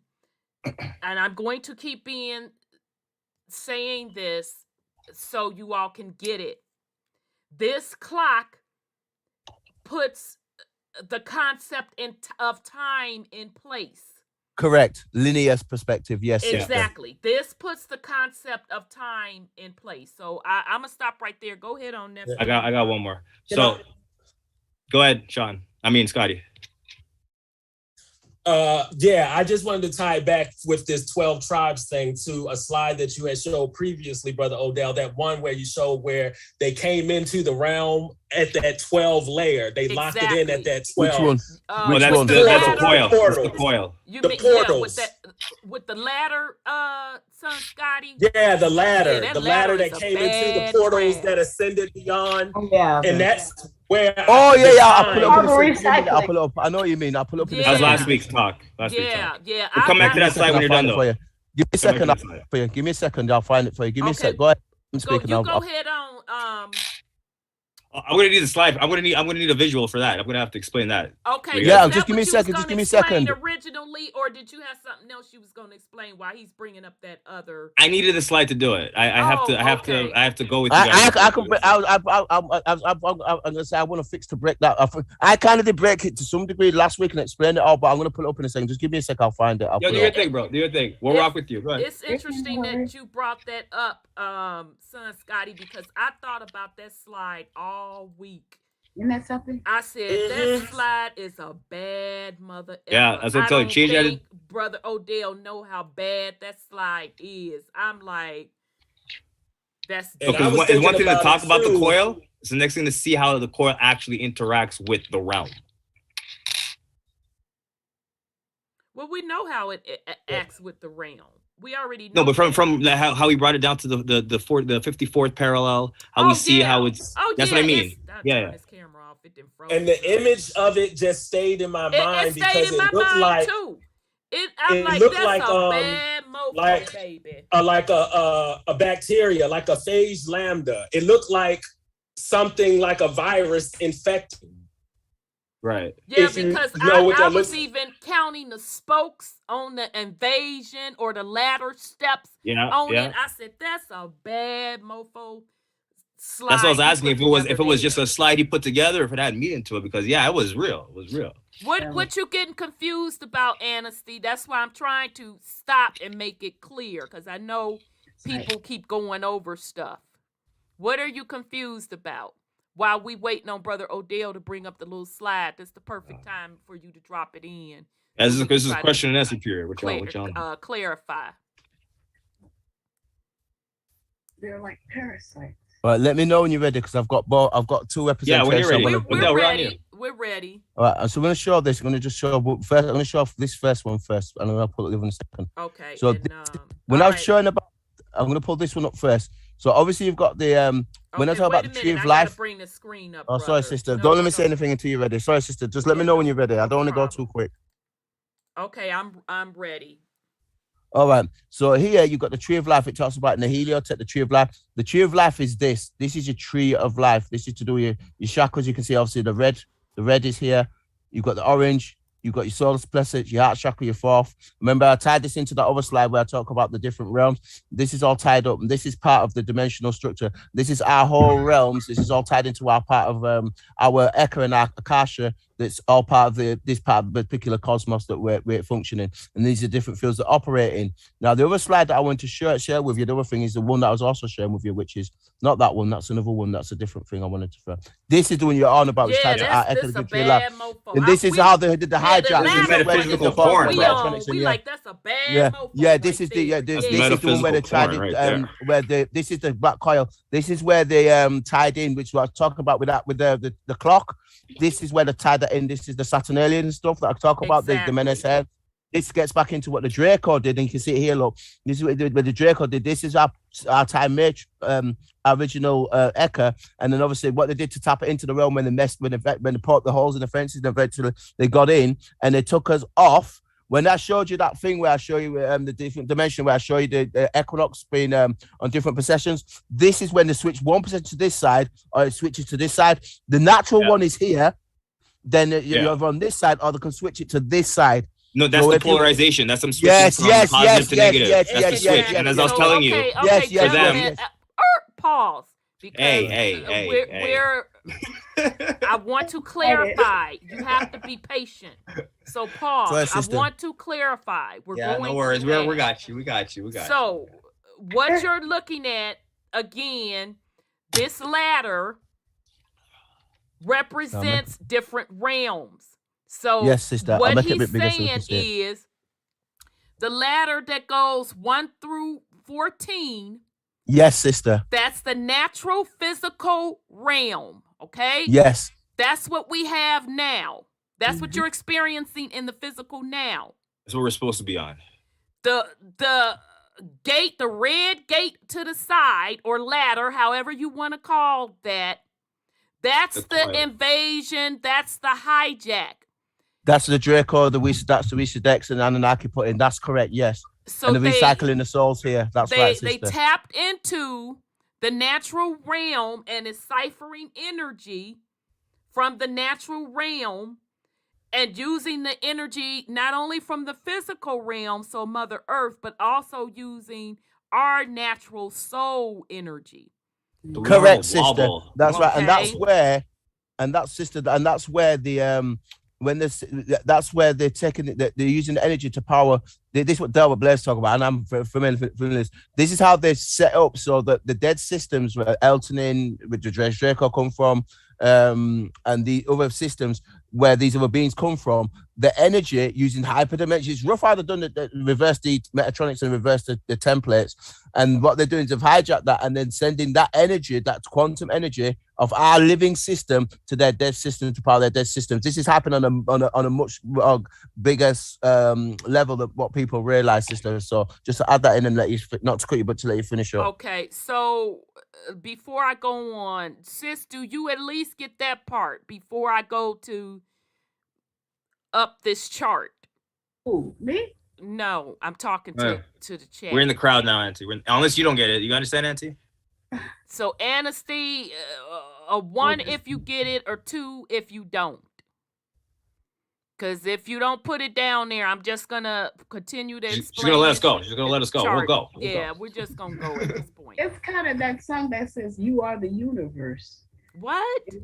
You know, there's a song called "You Are the Universe," and so we power the universe, and that's what they're getting our power to power their universe. The female Yanas that came in 950 billion years ago, they set up the realm. They're part of the original creation from the Great Sophia creator that started this whole thing off. They've got their souls tied back to 48 strands, tied back to that, right back to the omniverse, right back to the Great Sophia. It's like this whole thing off. You've got to tie back to that. The female Yanas have a tie back to that. They originally set up the realm, and then the birth for everything else, and then you had the falls. That's how it happens. I've explained this multiple times. Yeah, but I'm gonna have to slow it down. I already know. So we're gonna have to go back on that. No, we're not gonna go back on that. We're gonna stick right where we are, so I can explain this again because I want people to get it. Because what difference does it make about the other universes if you can't get your own universe? None of that other stuff matters if we can't get our own universe. No, we're not talking about parallel universes. What I am showing you, or what Brother Odel is showing you, what we showing you, 1 through 14 is the physical reality that you are in now. Pinch yourself. Yes. That is the physical reality. Ow. What's on the side is a hijack. Think of it as colonization. Yes. Babylon. Of the realm. Okay? Matrix. Yes. That's the physical realm. Society. In order, hush. In order to get to the higher esoteric realms, that's what that portal gate is. Okay? That's called what you always hear us talk about, the astral plane. Okay? Then, if you move up the ladder, once you get past Eka and you go further up the ladder, pass through the other gate, that is the ethers. Correct. You can only get to these particular realms or gates through your astral body. So he is showing you our particular universe. He's showing you the physical realm and your realm. Higher esoteric spiritual body realm. Echo realm. That's correct. Echo realm. Universe. Our universe. Yeah, the one we originally typed, the one that the female Yanas originally set up when they first came here billions of years ago. The original template, the original one that sits, they set up billions of years ago, which I talked about in this talk when they came here. And then the hijack came, and that's when these other beings came here, the Christian beings, the anti-Christian beings, when they had the fall, and then they set up this false matrices. Right. And we and were that talking goes about up to 12, duality. right? Yes, that's right. You can see here, look, where the hijack come in. Yeah, it goes up to the hijack come in. Yeah, you can see where the hijack. That's what I was talking about. Like how they even right there, they locked it in. You. Like they can't, right?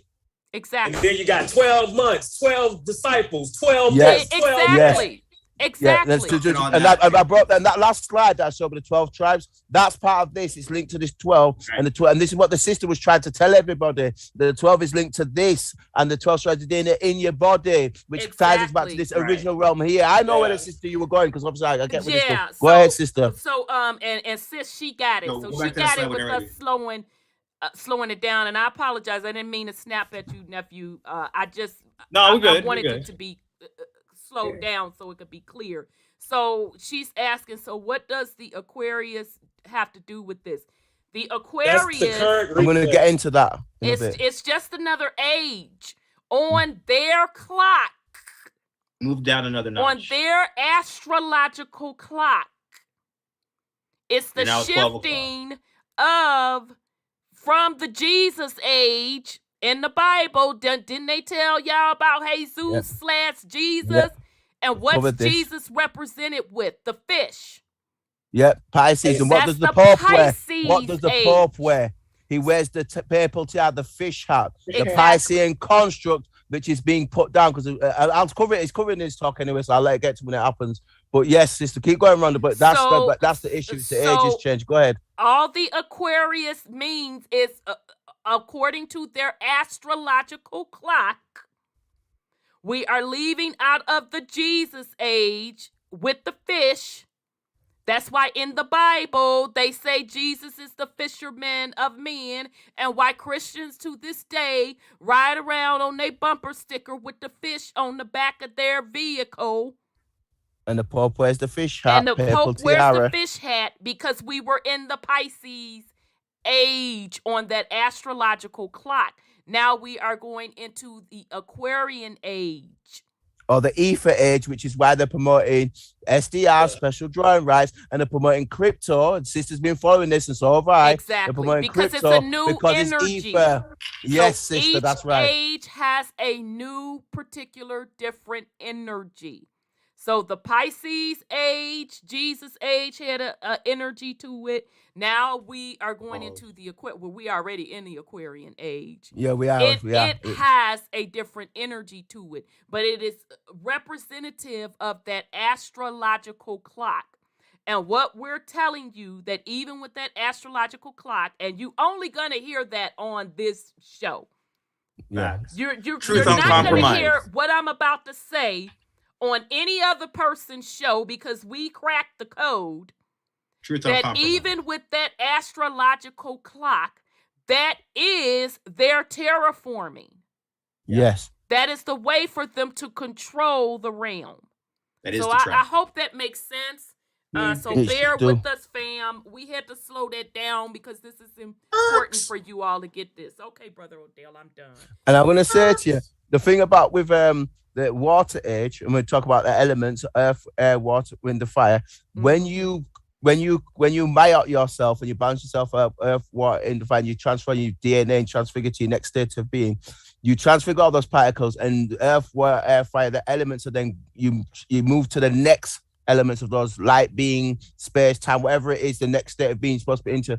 You would transfigure that and move to the next state of being beyond that, and that's what the Aquarian age represents to some degree, because there's a natural element that's beyond the realm of this see here, beyond this astrological clock, beyond this clock, there is a natural divine feminine energy that's been sent down by Mashiach beings.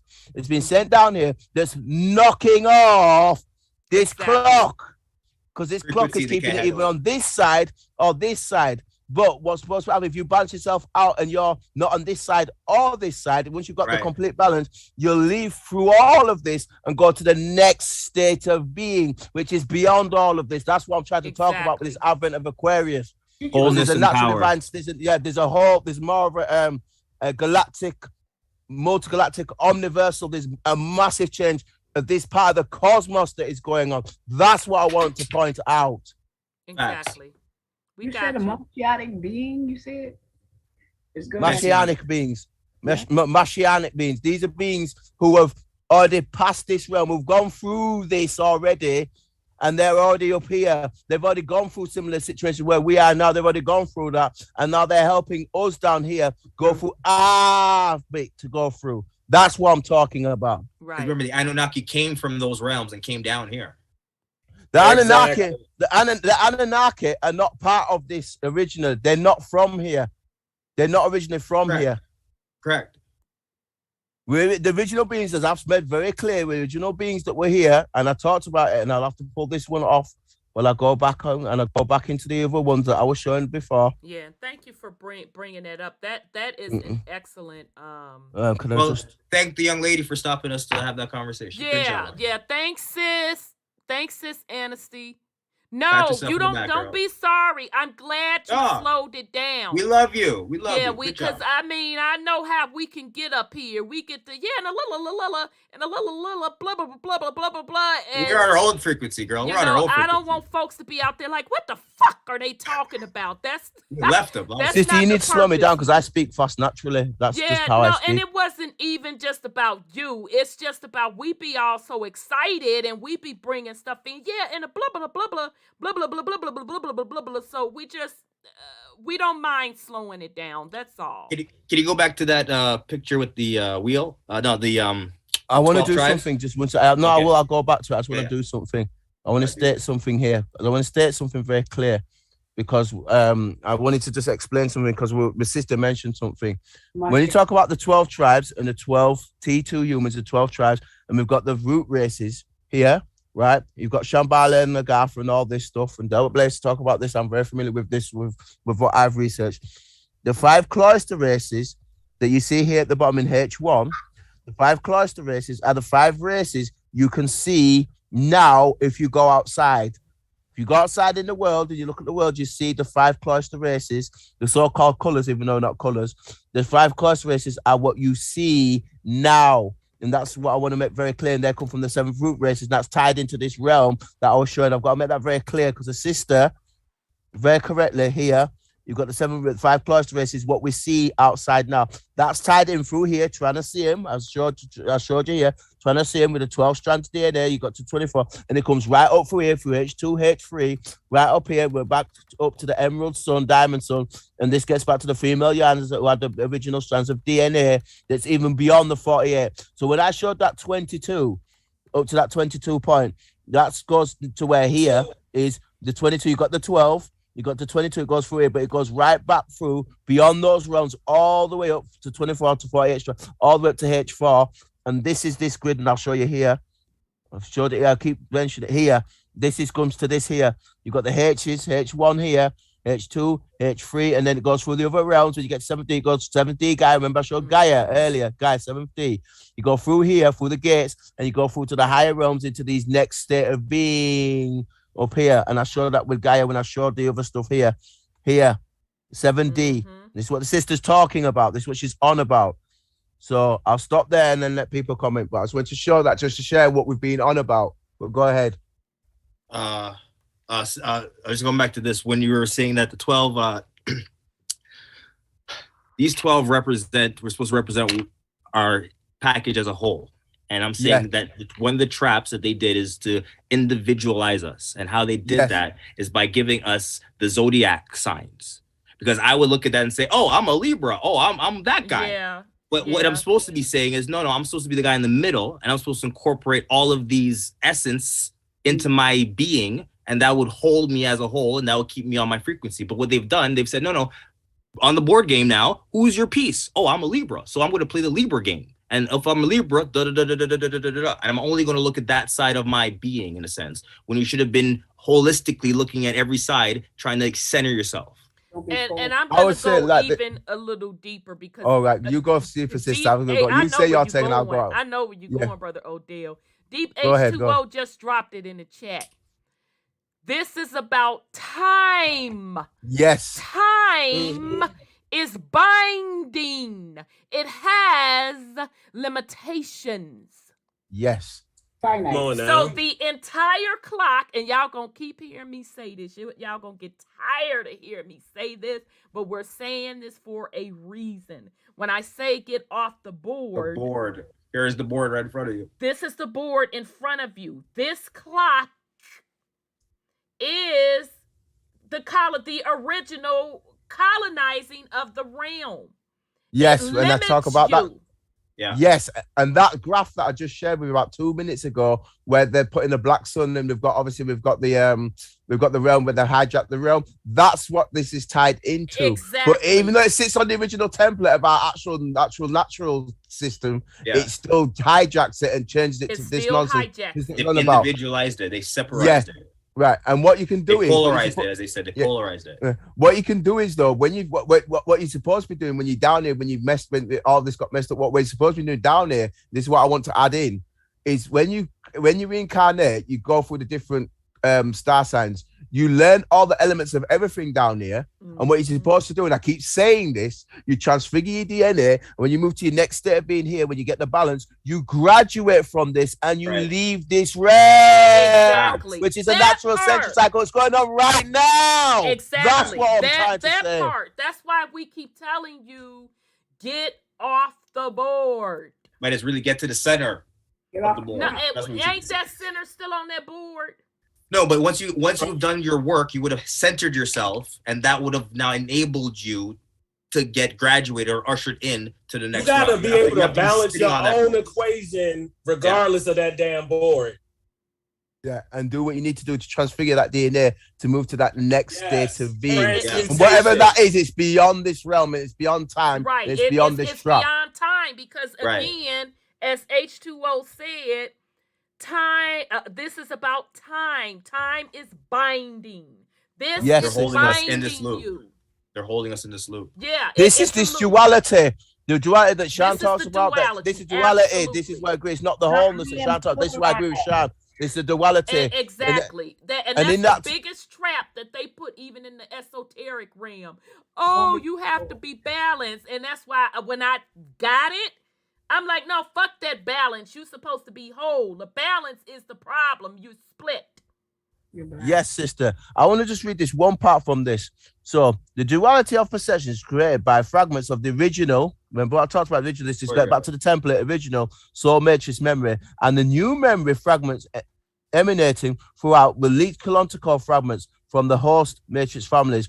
Two sets, duality. Remember what Sean talks about? Two sets of memory implants directing one body. You balance it all out. This part of the transition of humans in your time and face in giving sovereignty over your genetic heritage while you remain unaware of the contents of these processes within your genetic makeup. You remain vulnerable to those who once again wish to manipulate you away from the true purposes to which you have come. This is why Sean pointed that out last time. This is where the duality comes in.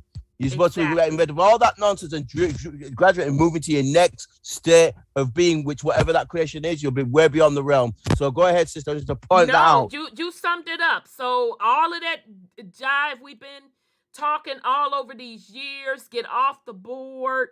You're supposed to be knowing self. When I tell y'all you're in graduate school over here, I literally mean that. This is what we're talking about. And I know when folks aren't ready, and that's okay if you're not ready, because everybody's journey around this clock is different. Saying about ready, you don't exist. You're still stuck on the religion, and you're still stuck on the sky daddies, you haven't gotten it, and that's okay. But you are at the frequency point, or maybe not you individually, the planet is at the frequency point where she's done with this clock.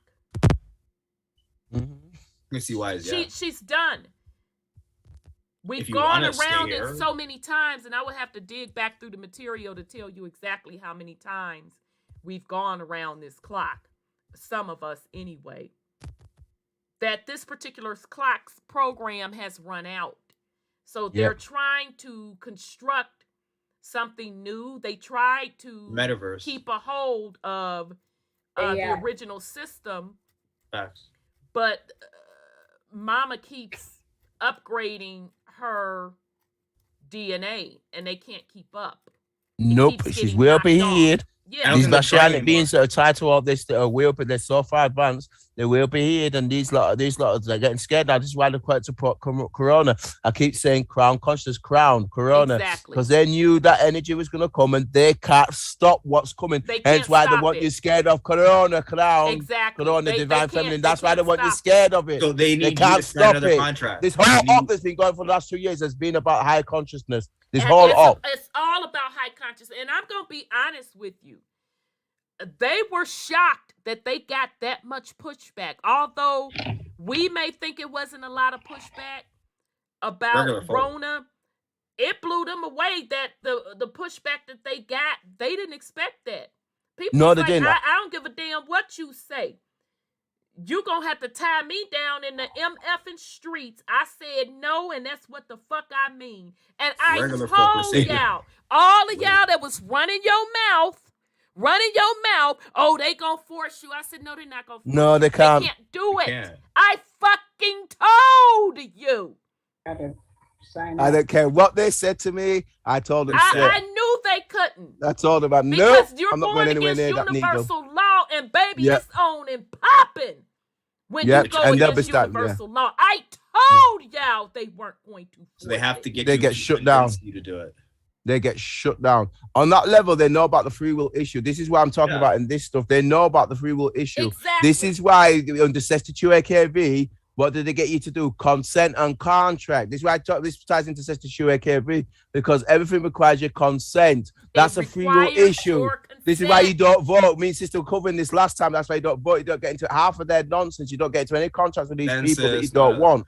Sister was covering. Sister, I've been covering this stuff. Yeah, and that's why we keep talking to y'all about contracts, because you don't know really what you're consenting to. And that's not their problem that you didn't read the fine print. You didn't take time to do your your time, quote, quote, frequency to do your due diligence. That's on you. If you a punk about it and you let somebody punk you, because that's exactly what they doing, that's on you. Yeah. You got to really be a G about this stuff. And when I tell you all, you have to be willing to stand on your own in this. That's what the fuck I mean. They will take everything they can from you. And you have to say, okay. Because at that point, you're giving it to them. That's like a bully on the playground. I'm gonna whoop your ass. Oh, okay, here's my lunch money. Well, motherfucker, you gonna have to whoop my ass to take this lunch money, bitch. You want it? Come take it. That's what you're gonna have to do. I'm not giving it to you. You're gonna have to take it from me. Brother Odel, you did say don't vote, didn't you? Yeah, you don't vote because it's a contract to your birth certificate. That's a form of free will giving. Because when you contract in, that's your own free will. You use it. That's part of the mind control. They're taking note of who's still in the program, basically. Exactly. So that's why I don't get involved in their nonsense. I don't vote. I don't get into any of their nonsense. I minimize any contracts that I've got. Yeah. Obviously, everybody's got some contracts because you've got birth certificates. So you've been put into contracts. So you got me. Everyone's got some sort of contracts, but you minimize them. You minimize them. And even with that, for shit that because there's a good question. Reggie said, what if it's consent in ignorance? It's still consent. It's still consent. They don't of the care. law. They're still the law. It's not. We didn't agree to no birth certificate. We've all got one. We've all been given one. But you've got to realize is what is it? What are these contracts that they keep offering us? Right, and how do you decide? Right, I don't want that one. I don't want this one. I don't want that one. Minimize. You've obviously got to operate within La La Land. Don't get me wrong. Well, but there's certain ways you can operate within La La Land. I've been talking about trust earlier, even though we're not supposed to do it on this platform. There's certain way we already operate in La La Land, where we've got an interface that operates in La La Land, and I'm taking myself mainly off of it and letting the interface operate in La La Land on the behalf. Right. Instead of being standing the short of our birth certificate operating like that. You've got, you know what I mean? It's about what contracts you can take, but you've always gonna have some kind of issues. Mitigate. Where does mitigate? Yeah. You're always gonna have some issues tied to Sesta 2 AKB. You know what I mean? But here you go. Minimizing it. At the end of the day, you are a spiritual being first. Put the paperwork aside. No. You have to, with your spiritual soul, say you don't consent to this. Yes. Even all of those contracts, the Popes, all them contracts, what's stopping you from writing down what you don't consent to and putting with your thoughts out into the ethers and making it known what you don't consent to? What is wrong with you doing that as a divine being? As a divine sovereign being, you have that right. Declare. You have that right to, thank you, nephew. You have that right to declare that in the ethers and make it known because of the way you've set this system up. I still don't consent to none of it. And as a matter of fact, you're going against my divine sovereignty. Yeah. And you spoke about that last time, sister, in great detail. That's how you don't consent to stuff. Spiritually. Because at the end of the day, the spiritual piece, that's what this is all about. Yes. So even if you never went and filled out another piece of paperwork and needed to learn about public and private, nobody can convince me that they can't do that. say that to themselves and write a piece of paper down. At least write it down to yourself. Okay? So we're talking about your soul consciousness. And everybody on this planet that's breathing and living, even the animals, know that shit isn't right. Yep. Everybody knows. So we can't say that we're in ignorance, because you know in your soul that this shit ain't right. Every living being on this planet knows that this shit ain't right. And only you can get yourself out of it. And I'm telling you, that's how you get yourself out of it. Okay? And in addition to that, you have to be brave. Things that you literally have control over, control it. If you know it's wrong, stop doing it. And that particular pandemic situation, you had all the control over that. Now, you may have had some inconveniences behind that, but it's little small things like that. And if they do back you in a corner, I guarantee you, I'm telling you, I don't consent. I'm not consenting to this. You're going against my divine sovereignty. And you know you're going against universal law. You'd be willing to die for this. And I guarantee you, they're going to back up. You ain't even going to have to die. They're going to back up. Willing. No, if you show your willingness, they're like, shit, I can't kill that motherfucker. Yeah, but take the killing out, because I'm really giving them gems here. I understand. They will not go up against that universal law. No, they don't. They want to like, oh shit, she know. Yes, motherfucker, I know. Right. That's what I stand Assert yourself. on. Assert yourself. You cross this line. I done told you no. I don't consent. Your motherfucking ass cross over this line. You're breaking universal law. I guarantee you they will back down. Right. You have to take control of your sovereignty. If you don't, then they're going to treat you like a child. Facts. Yep. That's what you're saying when you don't take consent. You're a minor. Yep.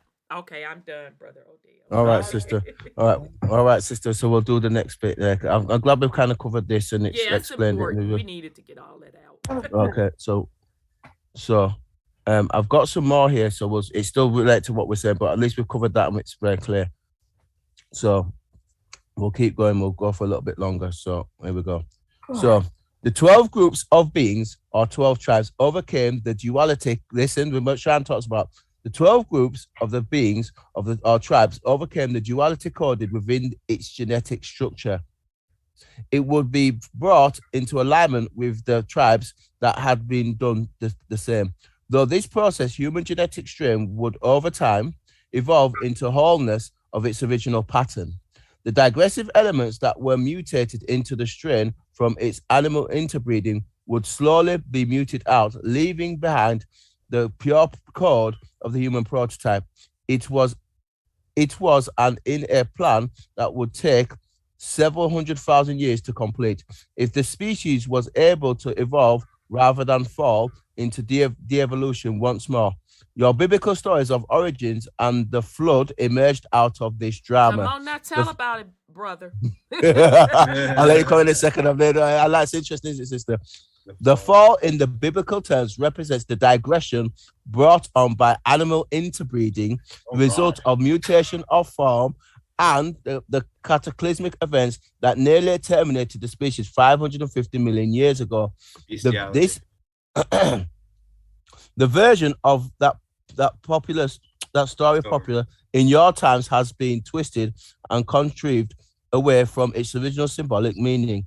The flood within your story represents the period of time when the 12 subspecies of humans were reseeded upon Earth. The Sodom and Gomorrah drama is a retranslation of the Atlantean Lemurian events, and I talk about the two continents were taken out, events that occurred on Tara before the flood. I'm going to say that bit again. The Sodom and Gomorrah drama and its retranslation of the Atlantean Lemuria events that occurred on Tara before the flood. These two elements being, these two elements being combined into a new version, Jeffrey, carrying the same symbolic but restructuring the time context. Adam and Eve were symbolic personages representing the polarization of the substance of DNA and the birth of the duality of consciousness. Now stop there and let you comment. Yeah, Sean might want to get in on that as well. Sean might want to get in on that as well. You dropped a lot on that. So, Brother Sean, raise your hand when you want to come back in, because I know you muted yourself. So, first of all, again, I told y'all I know people break that Bible down upwards and backwards. I just know at a high level what the Bible is really about. It gives you these ages. Now, what he just done set up here and explained to you, he didn't explain to you a reset and a falling to another dimension, to a lower dimension, and the creation of another species. So he's giving you in this Bible these biblical events, the real meaning behind those events. So the flood represents the period of time when the 12 subspecies, there go that 12 again, of humans were reseeded upon the earth. Reseeded. So a reset. And we told y'all that last year that flood represented a reset and terraforming. We told y'all that. Now, this piece, I didn't put the correlation together with the Sodom and Gomorrah is the retranslation of the Atlanta Lemurian events. That was an earlier reset before the flood. I heard too, it was nothing about what was happening, like in terms of the what was going on with the people, but it was just exactly that. It was an event itself, and they just told it through that story. Right. And so the Adam and Eve, I mean, that should be pretty self-explanatory. Were definitely about, to me, I'm going to say even DNA slicing or genetic engineering. Eve was, for sure, yeah. That's the separating of the cells. I was thinking about the yin and the yang. Exactly. You right, sis. You absolutely right, sis Sandra. You're absolutely right. Okay, because remember, it was wholeness first. Yeah, and then it was wholeness, and still, that's these particular concepts that we're still holding on to. It's going to, I want to say it's going to take time, but to be honest, and Brother Odel, I know you know where I'm going with this. The frequency is rising higher and higher, so people really going to have to catch up. Because this whole concept of the Adam and Eve and the splitting and all of that, you are supposed to be returning to wholeness. Well, he did take a rib out of Adam to create Eve, so he took part of the man. Right, but how the fuck can a man create a woman? That never happens. That never happens. They're always doing some. The universe always showed you. Some fuck shit. What's going on. How the fuck Adam came before Eve? Yeah, it's nonsense. But man, I'll wait for you to birth someone. Yeah, you show me the evidence of that, please. Shoulder and let me know who you birthed. But that's what they're doing. So they're proud to say she came from my rib. Yeah, that's the biblical story, and of course they had to put that into play because that sets up the energy that they wanted for the whole patriarch. The male domination. That's that duality nonsense. And the duality nonsense. Absolutely.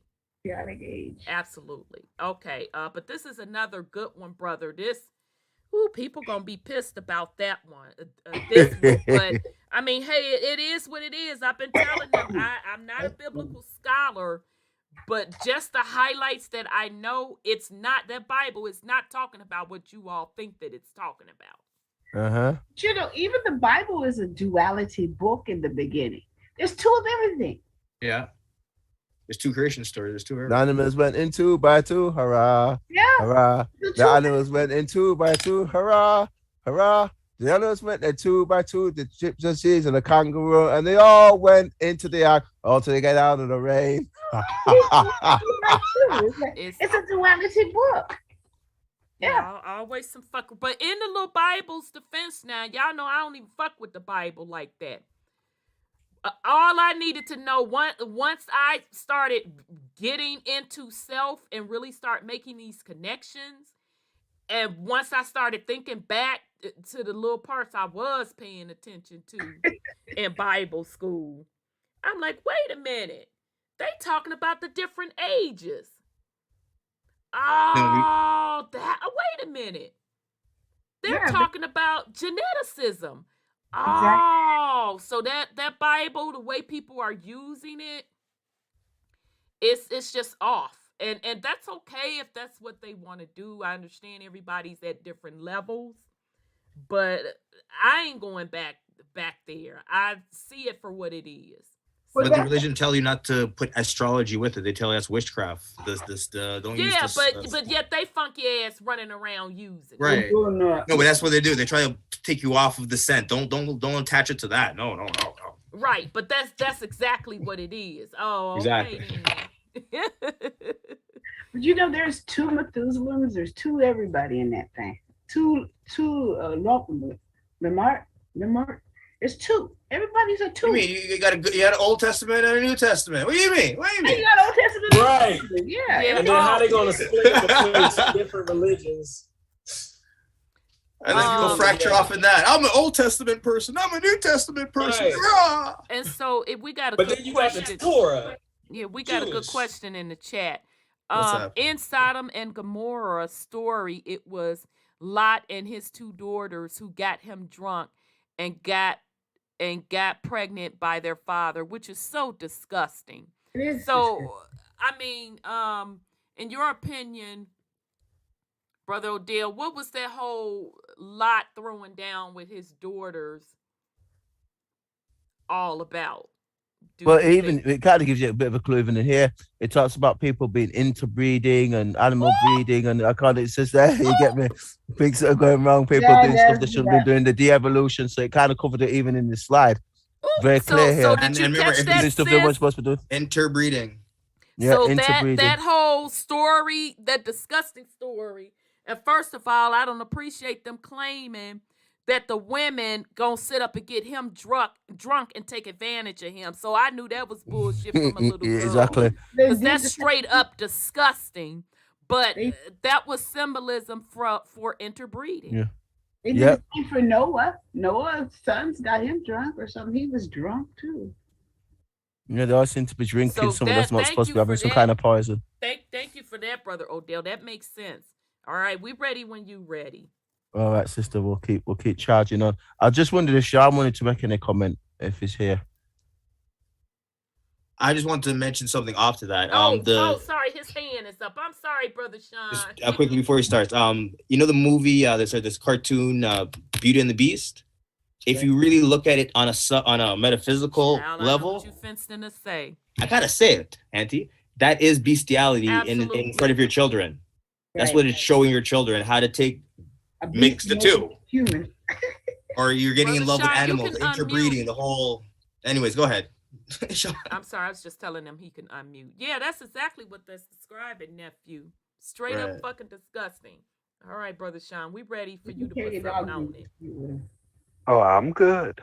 Y'all doing a great job. Oh, okay. We just Brother Odell wanted to make sure before he got to the next slide. All right, we ready when you ready, Brother Odell. All right, that's fine. As long as it's cooked, that's fine. That's fine.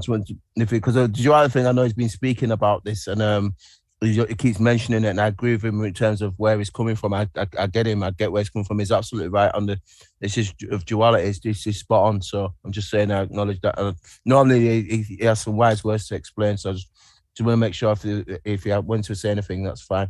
Okay, I'll continue.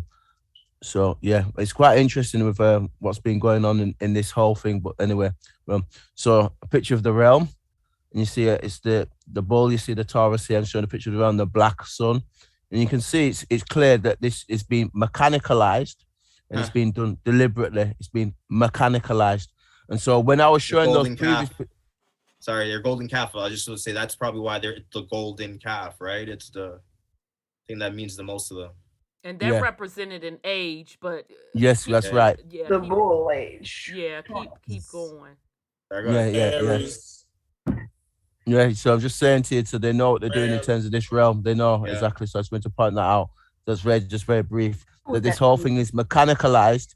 This whole thing is mechanicalized, and the souls are being redone, the recycled, but they're recycled. Yeah, if it's the water, it's gonna be recycled. Okay, so I just said the realm is controlled with the black sun. It's all. I know, and if you, Odel, if you now go down to the bottom, I'll see this is where they're harnessing the power also, because they're using the water, to power that wheel to also drive whatever they're driving. It's right. Right. I'm gonna share that imagery. So, I'm sorry. Go ahead, sis. Samson was used like that. The story of Samson, where they put his eyes out and made him pull the wheel to give them the power to mash whatever the wheel or something. That's what that reminds me of. That's a good analogy, sis. So they shut down his third eye, his connection to the higher realm, and put him on the wheel. Yeah. Yes. Put him on the astrological clock. And what were they doing? Harnessing his power. So this, did you do this graph, brother? I found this one years ago. This is a bad mofo. So what this is I did like it, sister. Yeah, I like this one. Yeah. I'll send you this image. I'll send you it, sister. I'll email it. Yeah. So I'll email it. It's a good one to share. It's a good graphic. I'll email it to you, sister. Share. Yeah, I like this. So I'm gonna take a stab of what I think it is, and then I know son Scotty, him and we be on it with this black sun, baby. You ain't finna get this past us on this black sun. We gonna tear your ass up every time. So down at the bottom at I think that says -1. You see the black sun. Yeah, I see where you're going with that. Okay, with the spoke. The and cops, so this is depicting the mechanicalism with how the black sun is moving and running the particular realm. Okay, so sister. If we go back to Vibes of Cosmo, you see the black sun is making things turn, and then that beam that's going up, the energy that shoots out of that beam, the reflection creates the sun, and then the other side is the moon, which is just the reflection of the realm. And even with that sun and the moon, those are polar opposites. That's the battery, okay? But back to this particular graph, it's clearly showing you the mechanics of how the realm is being controlled and operated. Yes, sister. So you see the different levels, and I'm not sure what the cowl is representing. I think I know. It's the people. It's the sheeple. They're being controlled by the realm. Cattle. Yes. Remember, you see how the cattle. leash? I'm with you. Yeah. Remember, there's the shepherd and the flock. Remember, I talked about the flock. It's connected to the wheel. It's connected to the black sun. Sense. So that's kind whatever of the black sun is controlling. And you see, look, it's attached to. Yeah, and it's feeding, it's siphoning the energy of the realm. Yes, it's attached to it. Yeah, it's attached to it. Whatever this black sun's doing, the calf's gonna have to follow what the black sun's doing. Absolutely, and like then a leash. You see the as Brother Odel said, the I'm trying to say it's not a U. But that other thing to the left. The funnel? The funnel, thank you. The funnel, that's where the recycling of the souls are happening. Yes. Yes, and this is where I wanted to say something right here. If you notice that the souls is coming down, dipping into this water. So this the mechanical 3D realm, and then you see above the mechanism at the top, you see a little sliver of water up there, like water in the sky. So like the souls have to come through the dome, the watery dome firmament, to get trapped in the mechanism, and they bring you down to a mirror image of water. So you think you really being born, but you actually is being trapped. Wait a minute. Evaporation. Back that up, because you don't understand how important that is, because you brought some bars right there. Say that again so they can understand the process of reincarnation. You brought some bars on that one. Yeah, so if you look at this little loop thing over here where it look like little babies or little souls coming down, like they coming down, so they start at the top where there's a sliver of water up here, like in the sky, where they got the mechanisms up there. So they're even controlling the mechanisms of going in and out of the realm, in and out of the dome. Because we know from, Vibes of Cosmos that, the dome firmament, we see that it's reflecting off some type of like cosmic water or something like that. So they coming down through the mechanism, and then they dipping down into a mirror image that seems like birth. It mirrors what you think is being birthed, but it's really trapping you in this realm. Exactly. Looping it. You're being looped. Yeah. Exactly. That is exactly what's happening with the process of reincarnation. And so when that baby passes through that womb, through that amniotic fluid, remember when I was telling y'all that Under the Dome series, when they had the people coming up out of that cocoon, and it was the fluid, and I told y'all that was the amniotic fluid, and that amniotic fluid is what makes you forget your past lives. Yes. And I wanted to add something else too on like the cow that's over there, because that's part of like the whole the terraforming of making you think you're being born, is because the symbolism with the cow and Hathor and like the hearth and like fertility, it's a fertility symbolism. So it's really like showing you the mechanisms of doing a whole spell ritual that is reincarnation. Absolutely. And that's why, remember when I told y'all, when we first uncovered this stuff about the black sun, remember I told you that women's menstrual cycles, remember I told you, sorry men, sorry, I know y'all don't like to hear us talk about menstrual cycles, but fine. Remember when I told you that the black sun is controlling a woman's menstrual cycle and fertility? Yes. So do you now understand how controlling woman's fertility cycle is connected to reincarnation? That's why I don't believe how souls were being brought into the realm before. It wasn't through this process. They still came through a woman, but it was not on this time frame. It just wasn't. That's why women, when you get around another woman and we around each other for a certain amount of time, quote, quote, time period, our cycles will sync up because our energy fields are feeding off of each other. But our energy fields are still tapped in to this black sun, which is controlling menstrual cycles in general. Okay? Yo, and J3 just said something. Amniotic reminds me of amnesia, kind of. It is, and it is amnesia.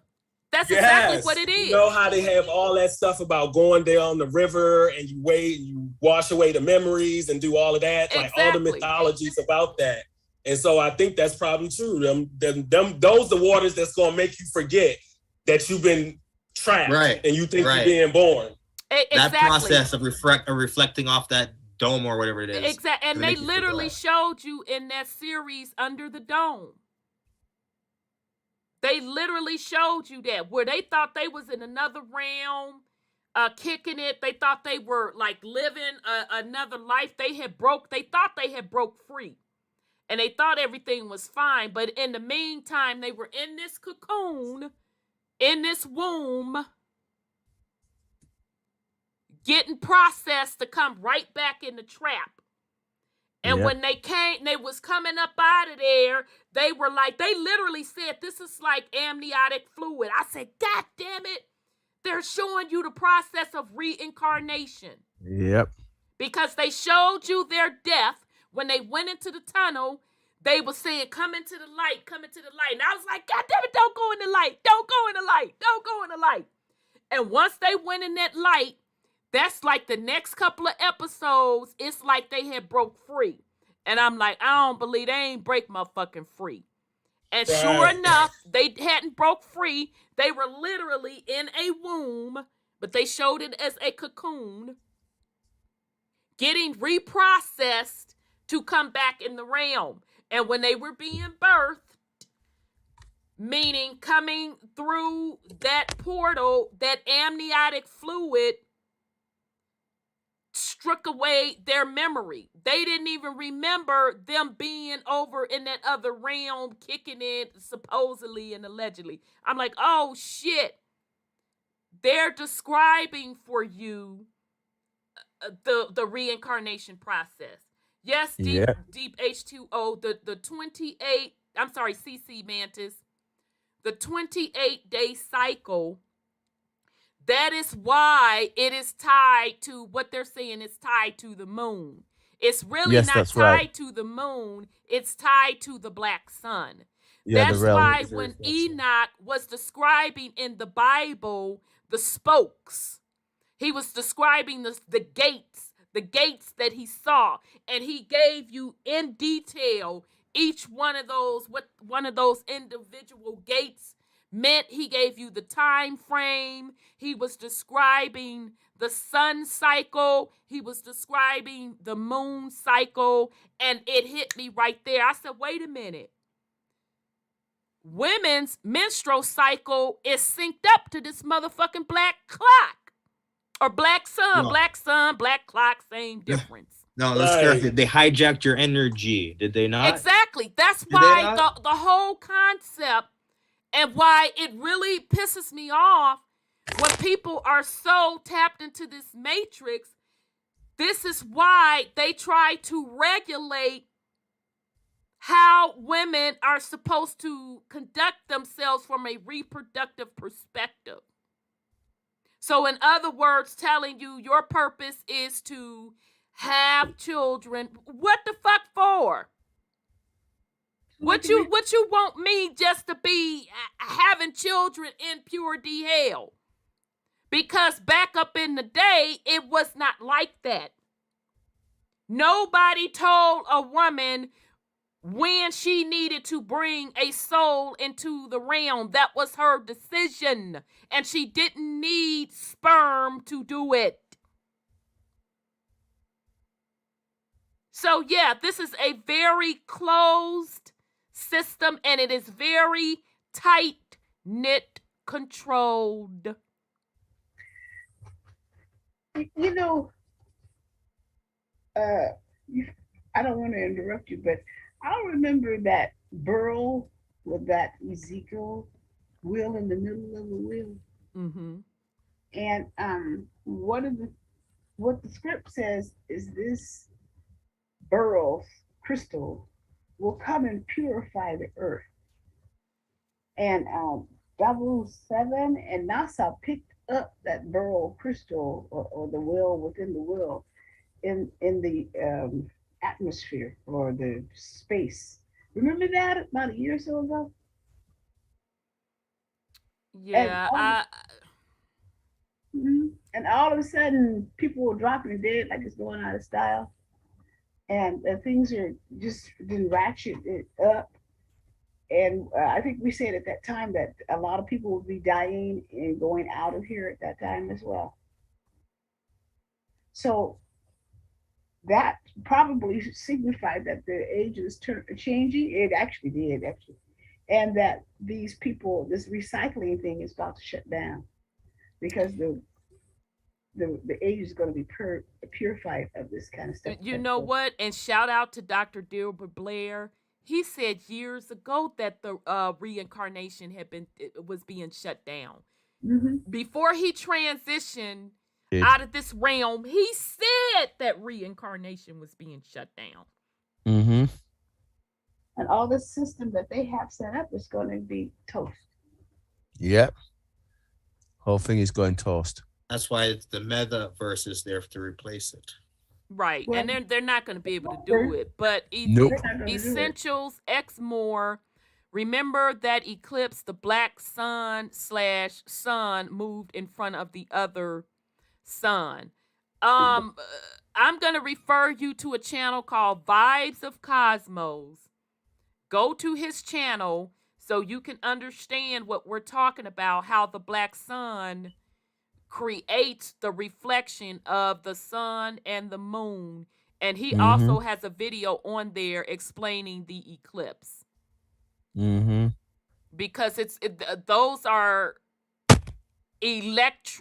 electromagnetic reflections of the energy coming from this black sun system. And it's not a crescent moon either that they're showing you. So yeah, that part. But no, this is an excellent slide. Tells a lot of stories. Brother Odel. This is great stuff. Yeah, I knew for you to pull this and you have been holding it all this time, whoever put this together, this is it.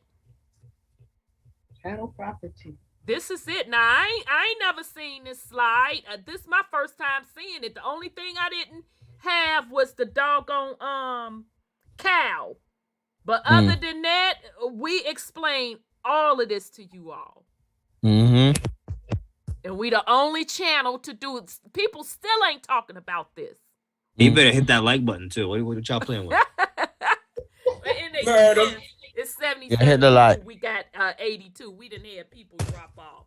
So we ready when you ready. Okay, you got it, Essential. Yeah, I really encourage you. Go check out Vibes of Cosmo. You're gonna be totally blown away. He's got some good stuff. He got some good stuff. Okay, we ready when you ready, Brother Odel. Taking his time. That's some good stuff though. So now I'm gonna get into these ages. Use the quotes from their book. So cosmology, universe, stars, solar planets, system, the nature. So we're going to get to this. And God said, governance, ordinance, departments. God said, let there be light. And there was light. Genesis 3:1. The age of Taurus begins with the creation of Adam and Eve. The serpent was the constellations of serpents. Adam symbolized the constellation of booties. And Eve was Virgo, the woman. And this is still with the age of revelation. I'm going to get in on some point later on if I get a chance. We might not get a chance. Mic check. Yeah, you're getting static again. You getting Sister? Yeah, you still staticky. Sister? Yep, you still staticky. All right, 1 minute. I don't know what's going on. They've interfered at this point. All right, can you hear me? Yeah, you're good. Yeah, we can hear you. All right, let's start again. The age of Taurus begins with the creation of Adam and Eve, or the Adama, the atom. Adam and Eve are evening, because you've got the light and the dark again, because it's with the black sun anyway. But the serpent was constellation serpents, and Adam symbolized the constellation booties, and Eve was Virgo, the feminine. They are located in the sequence in the zodiac. When God, governance, ordinance, departments, chased them from the garden of Virgo, fell below the horizon, and Perseus, with his sword, rose above the horizon, as if to be chasing them out. He drove the man, and at the east of the Garden of Eden. Remember, I showed you this. The Eden is how it would the other son during the second seeding. I've already explained that in earlier on. He placed the cherubim and the flaming sword, which turned everywhere to guard the way to the tree of life, which we all know what that is. That's very macabre field, nothing like that. Genesis 3:24. Ezekiel's description of the cherubim with the 4 faces of man, the lion, the ox, the eagle, define the age of Taurus because they represent the 4 cardinal constellations in the age of Taurus. So when that was opened up, that was the representation in the sky at that time when the clock learned to hit Taurus. That was in the sky at that time. So pause right. So I just want to. So you could say their clock started at Taurus. Not their clock, but this clock in specific. Not their clock started way before that. But what I'm referring to in terms of the heliotech, you mean? In terms of the heliotech, yeah, this is a reference to the heliotech, yeah. Okay. Yeah. If you get what I mean, that. If I understand correctly, okay, good. Yeah. As for the likeness of their faces, each had a face of a man in front. The 4 had a face of a lion, which is Leo, on the right side, and the 4 had a face of an ox, which is on the left side, and the 4 had a face of an eagle at the back. And that's in Ezekiel 1:10. So I'm even giving you the reference point, so go and look it up in the heliotech. So that's when the age of Taurus began. Now let's move to the next age, because the sister's been covering this. Let's look at the next age. So the next age starts with the spring vernal equinox, which is what we're in right now. This is what we're in right now. It just happened on the 21st. This is what we're in right now, by the way. Starts with the spring vernal equinox. That was earlier on. That was about 2-3 days ago. Right. This is a true new year, which is what I read. Yeah, this is the one where the new year starts. I agree with you, sister. I'm with you on that one as well. Go ahead, sister. No, I'm done. I didn't want to interrupt you. I just wanted to add on that last slide. It said the age of Taurus began with birth, the Adam and Eve story and stuff. And so like that cow, that bull was on that image. Yes. Yeah, that would make sense. So the clock start at I always thought it started with that's when Inky came down. Inky's rule was with the fish. But no, this makes perfect sense. It's just lining up Inky's rule. Inky's rule. Yeah, Inky's rule. But yeah, this lines up with Adam and Eve for sure. Yeah. No. This is when they came down and set things into play. But Inky came into rulership. Yeah, because he still had to do the creation. So that just kind of gives you the quote time frame that it took him to get this crap in motion. But exactly, from the time of creation to his agreement. I'm in agreement with it. But Isaiah said he stole the creation, so that was Yahweh, remember? Who stole it, child? Who? Yahweh stole the creation. The moon god. I think that they say that Yahweh is the moon god, the Moor's moon god. But Yahweh is a part of the Anunnaki. Well, they stole the creation. And was at a lower level, so I'm confused. Well, that's what it says in the script. He stole the creation. Oh, okay. It's a problem. Okay. Yeah, that would be like the Adam and Eve story, because in the first creation, they made them together. Like when they first landed, they made their being a male and a female version, and then someone stole Adam, and then they had to make a rib, which is the Eve, because they didn't have the full genetic, let's say, makeup to make both sex. I always say like that, because remember duality story in the first Genesis, they talk about making both man and woman together. And then in Genesis 2, they only talk about making Adam and Eve. So this is where, as you're saying, if someone stole creation, that's where the stealing would happen, because you would have both male and female to make them up, right? Yeah, and it said in here, it says, God said, let there be light, and there was light. So what was before that? There was darkness. So there you go. It's your duality. It's all to do with duality again. Sean covers this. It's all to do with duality again. So, it's the duality issue. Starts with the spring equinox, vernal equinox, when days and nights are equal. And again, days and nights time. Days and nights time. Right now. Remember the realm. Remember the realm. Splitting. Days and nights are equal. Yep. Equal. This is when the sun's strength starts to become more apparent. The time of year when lambs are born, because nature follows a certain pattern as well. The ewes that give birth to the lambs. The flock begins to increase. This is why the Pope makes sure he gets paid at the East Gate, which is happening right now. Because he does that deliberately, because he's following the signs of the realm, because they know what's really going on, but the masses are not taught. The flock begins to increase. The Sermon on the Mount, Matthew 5, 201, his spiritual guidebook. Jesus attacks the followers by performing miracles, Matthew 8:1, 8:138. He gathers as many followers as he could by himself. He then said to his disciples, the harvest is plentiful, but the laborers are few. Pray therefore the Lord of the harvest to send out laborers into his harvest. Mark 9. They was talking about indentured servitudes. Yeah, Even back then. Okay, I'm with even you. back then. Aries covers Mark in 3:23. Mark 4:23. So the age of Aries, the ram, starts with Abraham, or Ibrahim. So all this really stuff, Abraham. The original name of Abraham has the ram on it. Abraham, or Abraham.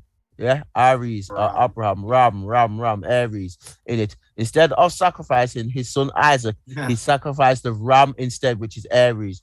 Abraham lifted up his eyes and looked, and behold, behind him was a ram caught in the thicket by his horns. And Abraham, or Ram, went and took the ram and offered it up as a burnt offering instead of his son. Remember the football game when the Rams won? Yep, the Rams won. Yep. So this is exactly what they're talking about. Instead of the humans or creation being sacrificed anymore, then the ram is going to take the place, and they can't use this anymore. So that's that Aries age coming in. Right. Or leaving. Gen 22:13. Yeah. The age of Aries includes Moses. The report on Moses on sun signs shows that his character personified the sun. The seminal event that marked the age of Aries was the Passover, when the Israelites painted the door with the lamb's blood to protect them from the 10th plague. Instead of the sacrifices, man. The Moses called all the elders of Israel, or Isis, Ra, and El, and Is meaning woman, Ra meaning son, and Saturn meaning El, because it's also to do with the realm, and said to them, select lambs for yourselves according to your families, and kill the Passover lamb. Kill the Passover lamb. That's Exodus 12:21. So let's keep going. Springtime. Right. So now we've covered that. I was gonna go. But go on. I'll stay there. No. She said it's springtime. Like, yeah, after they just said blood. That's not how you're really supposed to. So I just want to point out to the fam, because you have a lot of people that say they're biblical scholars. I'm not one of them. I don't proclaim that. Far from it. But when I told y'all this lines up with astrology, yep. I mean, what part are me being the what y'all call people that don't believe in the Bible? You're the devil. You're atheist. Yeah, and it's another word. You're a witch. Witch. Yeah, witch, heathen, whatever the hell you want to call me.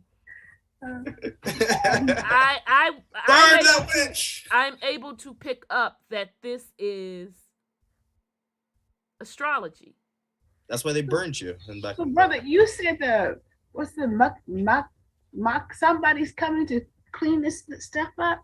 So the Jewish thing is during the Passover time, the Messiah, what you call the Messiah, or what do you call it? You said it earlier, and I asked you about it. He's supposed to come at this time. That's how I think that's how they have it. It's the Messiah. Yeah, the Messiah. It's going to return at this time, and this is during Passover. During Passover.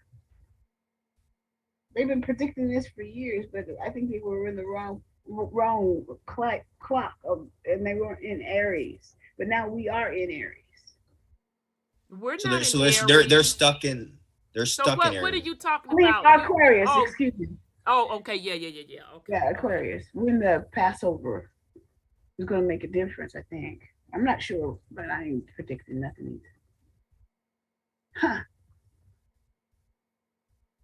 But Odel, next slide. I'm just wondering, who's supposed to be cleaning up what? Yeah, because I was waiting. I knew that'll wake you up, Brother Sean. That's why I ain't even put nothing on it. I ain't because I was waiting for you to come in with the or. What is this in front of my? Because if we not cleaning shit up, it ain't being cleaned up.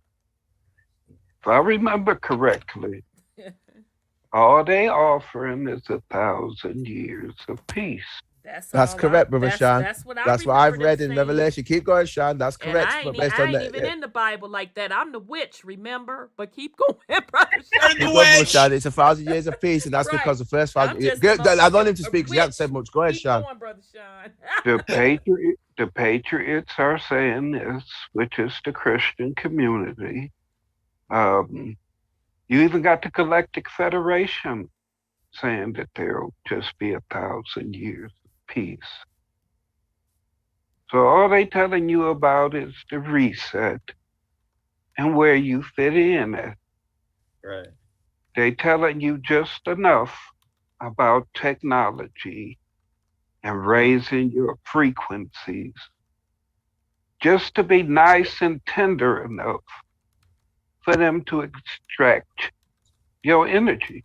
I mean, all they doing is prepping you. Anytime they trying to keep you within specific guidelines, that's not you tapping into your unlimited abilities. Judas-scope. Right. They telling you what all we want y'all to be capable of. And they gonna do whatever they have to do to keep you in that. Right. So they just feed you information and you just get all this information and don't know what to do with it. There's so much information that you're overwhelmed that you forget about yourself because you think you're about to beat them at their game. A game that you ain't supposed to be playing in the first place. You ain't supposed to still be on the damn board. Right. You ain't supposed to be giving your energy to their bullshit. Right. That's what keep their plans alive. Mm-hmm. They write it down somewhere and they hide it. And when they ready for that plan to be enacted, they release it to somebody on the internet. Sure then that person take it and spread it around. Ooh, I just found out. And they document on their website that right. They're about to do this and they're about to do that. Right. With my donations. Run me my ends, right. So real quick, Sis Amnesty brought up a couple great questions. And I do want to get them in here because she's saying, we are in the age of Aquarius now. We have already been through the Virgo age. So I'm sorry, Brother Odel. Can you go back to the clock? Well, what do you want me to do, sister? Go back to the clock for me. Back a couple of slides with that zodiac stuff. This one. Yeah, this one. Okay, so I wish that's okay. We can talk through this. Where on here is it depicting Aquarius? I'm trying to find it. Yeah, I'll show you. So you've got the fish. Ship. The ship. So you've got there's Libra. Yeah. So you've got Libras there. So if you go coming round, so you've got the different thingies. So you've got Libra there. So this will be donkey. Yeah. You've got the ship, Pisces. You've got obviously you've got the Capricorn. Okay. So the ship's Aquarius because Leo. This is Leo. Libra. Yeah, exactly. And then you'd have here that'd be Capricorn. So then you've got Aries. It's going that way, in that way around. So you've got each one. So they've got each one going round this way. Virgo on here? She's the female, so it's the female aspect of it. So it's the woman. So the doe over here in the corner. I'm trying to see. Next to across the line. So there's a line to the right, and I guess that would be Virgo's gonna be in between Libra and Leo. That's right. Yeah. Okay. Can't even move off. Leo. Yeah. So it'll be the donkey or the ship. Which one? Yes. I can't move it there because if you've got Libra there, before Libra would be Virgo, so it's here. It keeps going off, but it's the one before Libra. That's Libra there. The one before Libra's Virgo. The one before Libra's Virgo is representative is the woman. So the one before Libra's Virgo. You have the better one in the very front picture with the spinning circle. Your very front slide, but that's too far to go back if you know. No, it's not so far to go back. Okay. It's a bit easier to do that. Yeah, that one's. Wait, no, you passed it. You passed it. Child, my old ass trying to sit there. Okay, Amnesty, here we are, sis. So yeah, so there's Libra, there's Virgo. So Libra's that's Virgo. So we've been done came up out of Libra. Yeah, because it's there. You go around there. Look, Capricorn. So we're going. This is not that way around. It's actually this way because there's Aries. Exactly. There's Pisces and there's Aquarius in here.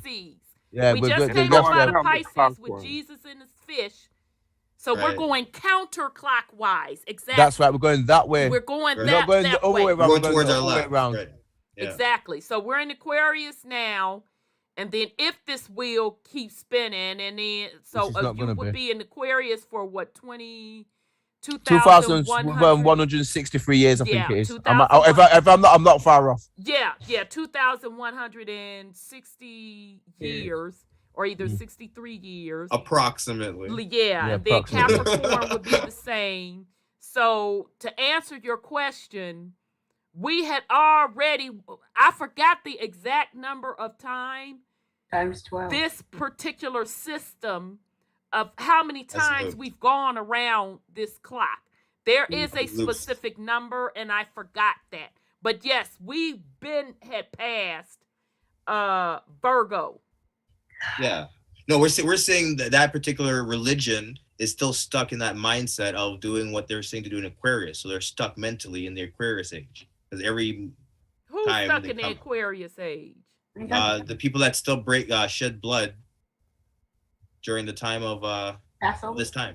You mean you mean like the so-called Ashkenazis, the so-called I don't want to say some names, but yeah. You mean Aries, because you said Aquarius. You meant Aries. You meant Aries because Aries, that's sorry. That's why I was like, who's stuck in Aquarius? But because I covered that in this talk. I made it very clear when we went through later on when I was covering the different ages, and I don't covered all of them, but when I was going through the ages, I made it very clear that when we was here, you've got the Taurus was in Adam and Eve, so you've got the ages here. So that came because if you look, it goes in that order. You've got Taurus, then Aries is going backwards, then it will be Pisces. This is only I did a big sick talk on this where I was breaking down Yeshua in the age of Pisces. I just didn't put it in this slide, but it's in my other talk. Oh, so you don't have to because we talked about that. So you good. Yeah. But no, she just, it's new to her. So she said she got it. She said, okay, so we cool. Okay, so we ready when you ready. So, I didn't do the Pisces when I left it out deliberately for whatever reason. I left it out. I just thought I'd just cover it a bit of it in this because otherwise I could have been here all year. So what I was going to get into now was what this natural ascension cycle that we're fixing to sit in. And this is where we are now, which is during this advent of Aquarius. So I'll read this bit about what's going on. This is CDC plates. This is what the Jesuits and the Pope know about because they've got the original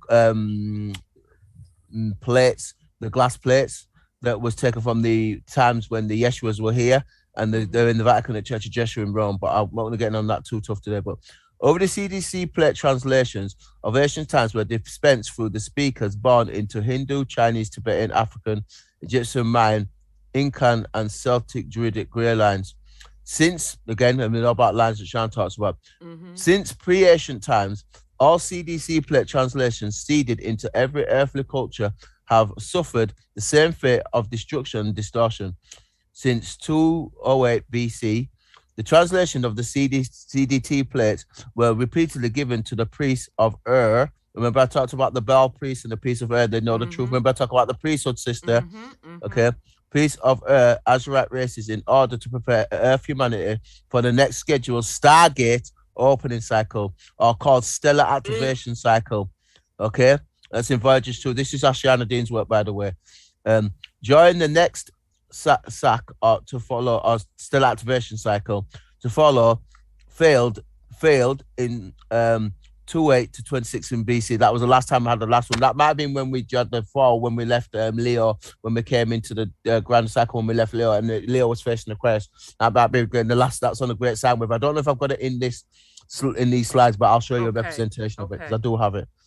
The angelic human race of Earth would be called upon by the Azurites and the guardian races of the Emerald Covenant to assist in healing Earth's damaged planetary Templar, which is what the Draco did, planetary Templar complex, when the next stellar activation cycle arrived on Earth.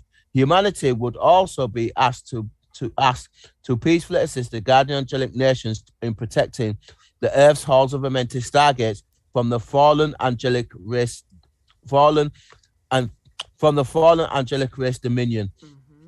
Since 22,300 BC, which is when we had one of the bigger sound wave shifts, all interdimensional races knew that the next parable stellar activation cycle on Earth would occur between 2000 and 2017. And there's a date on September the 23rd. There's a date on September the 23rd, 2017 that shows this. I'll cover it. The Emerald Order of Melchizedek cloister races, which is what I showed earlier, the 5 cloister races. The Azurites and the nations of Emerald Covenant are again returning the translations of the CDC plates to humanity. And I've just got a grid of it there. You can see here of the red, your red field, and then you've got the orange, which is your sacral chakra, then you've got your solar plexus, then you've got obviously you've got your heart chakra, and then it goes up through all the different colors up through to avatar, and obviously you've got the 15th dimension of the avatar that gets back to who you are as original souls. And then you've got, look, you can see the trees of life that's in the Bible, in the Heliotech, the tree of life. This is the tree of life that they're talking about. So the tree of life is not some book, this is the tree of life, which is, you have to understand, Odel, according to Christianity, all this what we're talking about is the devil. Like Brother Sean was saying, they've told us that what we the things that are devilish we shouldn't be learning. According to Christianity, all this is the devil. So this is why a lot of people that are coming from that part of our culture, they don't understand this. But yeah, this fully makes sense. Yep. So you're basically depicting here. You then broke down and you talked about the different portals opening from an spiritual esoteric perspective. And so the graph is showing you from your light body soul consciousness perspective of how you are supposed to be elevating. Yes, sister. And it's on a spiral. It's not a straight line, by the way. Yeah. So that's what he's showing you. And if you pay close attention to the graph, you'll kind of see it at the top. You could call it the crown chakra or whatever, dimension 15. But on the sides, the beam of light, because when you're vibrating at certain frequencies, you naturally are a light body anyway. But what I'm trying to get at, you span your makaba, your energy field. So that's what that triangle that you see kind of starting to form is all about. Yes, sister. And then that's also what they trying to mimic when I was talking about like shooting the rockets and stuff, and I was talking about trying to go to these different realms. Like they are trying to get to these different realms, and like they can't get to it physically. You have to have the ability to do this in your astral body, and which is what we talked about. And shout out to Queen Ottawa. She says in the book Sephor Yazarot, the book of beginnings, there are 9 cycles of time, each 21,460 years, I think, until the Great Jubilee. So either they're talking about what is it? Is it 25,960 years? Yeah, that's how the great sound wave sure works. That's probably what it is. Queen Ottawa is probably 25,960 years until the Great Jubilee. They're talking about the full circle across that astrological clock. Yes. Okay, so I don't know how deep it goes into it. So they're either talking about just going around that clock once and getting that one age of Jubilee and then going back through that clock cycle but that's not going to bring you to spiritual ascension. to get to spiritual ascension, you got to come totally off that clock. At Jubilee, probably for them, they like, shit, did we harvest enough souls going through all this shit? Exactly. So we'll let them kick it for that, like Brother Sean said, that 1,000 years. We'll give you your Jubilee for that 1,000 years. But goddamn it, get right back on this indentured servant contract and get the cracking and run me my ends. So yeah, so you have to be careful on what they're talking about. Because anytime you hear them talking about that astrological clock, now we should enter and understand that is the trap. That's the colonization. Yeah. Because you don't need that. You know, it's frustrating to me to have to live in a society where I'm constricted by time. I gotta get up at this time, do this, I gotta do that. That's the fucking trap. To me, that's hell. I want to be able to sit on this bitch, although I still do it. But you know what I'm saying? We sit up here, kick it, do our thing, and then I get to rest my bones. It's called freedom. And as long as you are under their time constraints, and that's slavery to me. So I'm sorry. Go ahead on, Brother Odel. Yeah, I'd agree with that. As we see, the ages go counterclockwise. Yep. And the horoscope that we go by for our quote unquote birthday goes clockwise. So do. So that's basically creating a stagnant energy that just keeps you stuck in it because you're not trying to go beyond either. We don't have the ability to remember before what they tell us. And right now we don't have the vision to go far enough forward past what they're giving us. All the scenarios people keep coming up with involves the information that they presented us. That is true. It's constantly keeping us within the parameters of their program. Absolutely. Of their time. I just think until we start creating our own doctrines, we know that words have powers, spells, this, that, or the other. Until we start creating our own doctrines and putting our energy solely and wholly into that, we ain't gonna manifest shit. I agree. I mean, I understand the need to go back and see the traps that have been laid. But when do you figure out where you fit into that? Not this whole collective thing and what somebody else gonna do to help you out.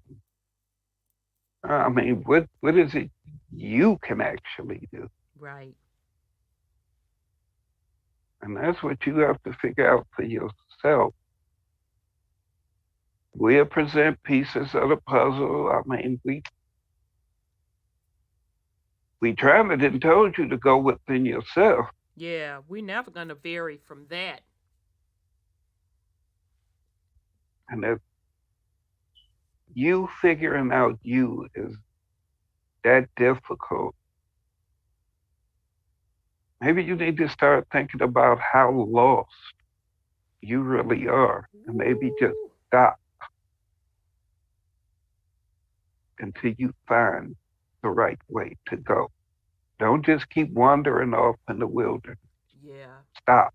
Just stop. I digress. Now that was some deep ass shit. You're right. Because Respect for that. It doesn't matter how much information we present. You got to do it for you. That's just the bottom line. He's right. Yeah, I mean, Amnesty, you just answered your question. You literally just answered your question. Exactly. And that's all. And that's really what Brother Sean is saying in a nutshell. He didn't have to bring that particular religion into it, but you can insert any of the religions into what you just said and put the damn aliens in there too. Mm-hmm. None of that matters. What this brother is showing you with this graph, that's you. That's your soul consciousness. That's what you have to do. No amount of anything is going to do that for you. So all he's saying is, instead of keep going through doctrine and information and you still like, well, I don't get it, and I'm not talking about you individually, honesty. I'm just saying in general, because Brother Sean, he's been rocking with me for years. We've had people for years that's been rocking with us and still would try to bring up the Bible to us. And for the life of me, I'm like, are you fucking kidding me? It's like they still don't get it. Like, I'm going to tell them something different. I'm going to wave something different for them.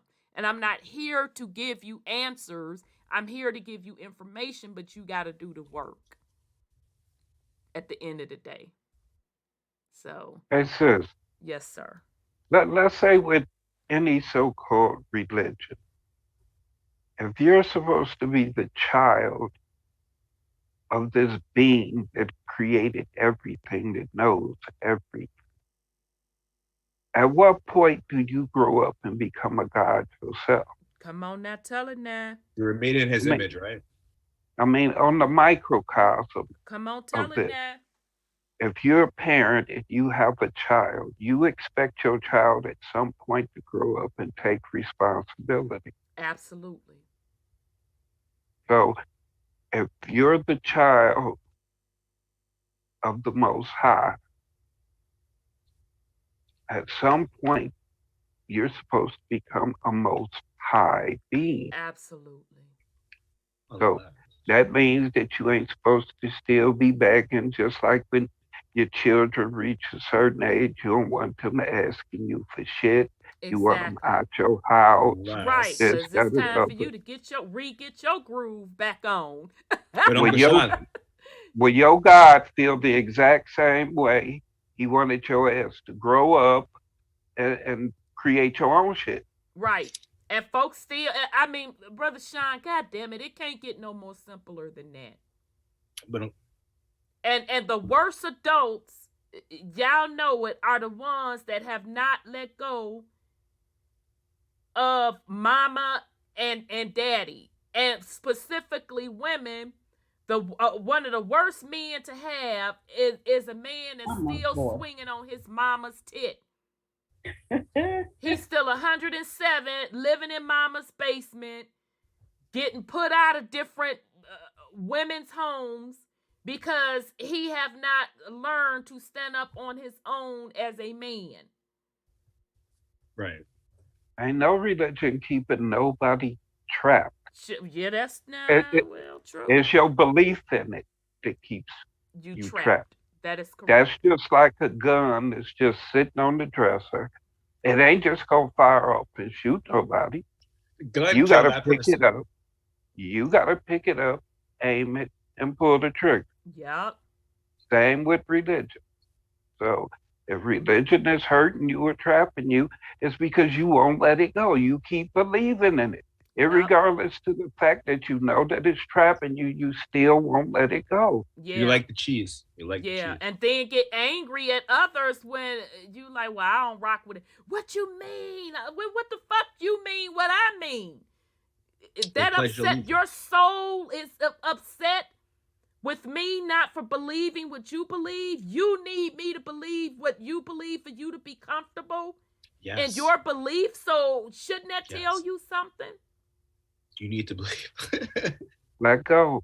Just let go. Just let it go. And if you don't want to let it go, just shut the fuck up and accept the program and then keep it pushing. I mean, it's really simple. You're not ready to let go. You claim you grown, but you're not grown. That's okay. But yeah, it's really that simple. But yep, you got it. It's a trap. And you can insert religion in there. You can insert Sky Daddy them. Anything that takes you outside of self, you can might as well insert that in that sentence. Intellectual masturbation. Yeah, all of that. Exactly. Ain't did a goddamn thing but be smart. Oh, okay then. Oh, intellectual masturbation. Okay, supposedly smart. Oh, okay then. I heard the second word. I'm like, whoa. Ain't nobody got time. I know. Like I said, I'm done with the astrological clock. I'm done with that fuck shit. People want to go around that wheel again. That's their business. I'm up. I'm out. Deuces. That's only for my garden. That's the only thing I use. Shoot. So, okay, we ready when you ready, Brother Odel, because I know we almost to the end. Are we? Next slide, Odel, please. Mic check. He probably tired of us and like, I'm out of here. Brother Odel, you there? No, we got him on the spot. I'm falling asleep. Sound tired. Yeah, he is tired. He has a screen. I'm trying. I'm just gonna end it so this man can get some sleep, cause he like 7 hours ahead of us. So, all right, Brother Odel, we're gonna give you a break. So I'm gonna start shutting it down. Unless even if he got kicked off, that's just a sign that we need to stop. So, I totally understand. You won something in the morning there? No, he's 7 hours ahead. You. So this man, dang, my camera then froze up. Child, yes. No, I'm talking about you. Oh, that's right, because you on Cali time. I'm on Cali time. Yeah, yes, it's one something here. So that man didn't even go to bed. So it's time for him. We're gonna shut it down, and I'm gonna link up with him anyway. So we'll take a note and say we stopped at the ascension cycle. Just yeah, we'll take note, and I'll talk to him to see if he's even gonna do it next week, because that man is tired, and even if he ain't tired, the software just told us go and sit it down somewhere. So we're not gonna see you no more. Okay, so with that said, we're gonna start getting into last words.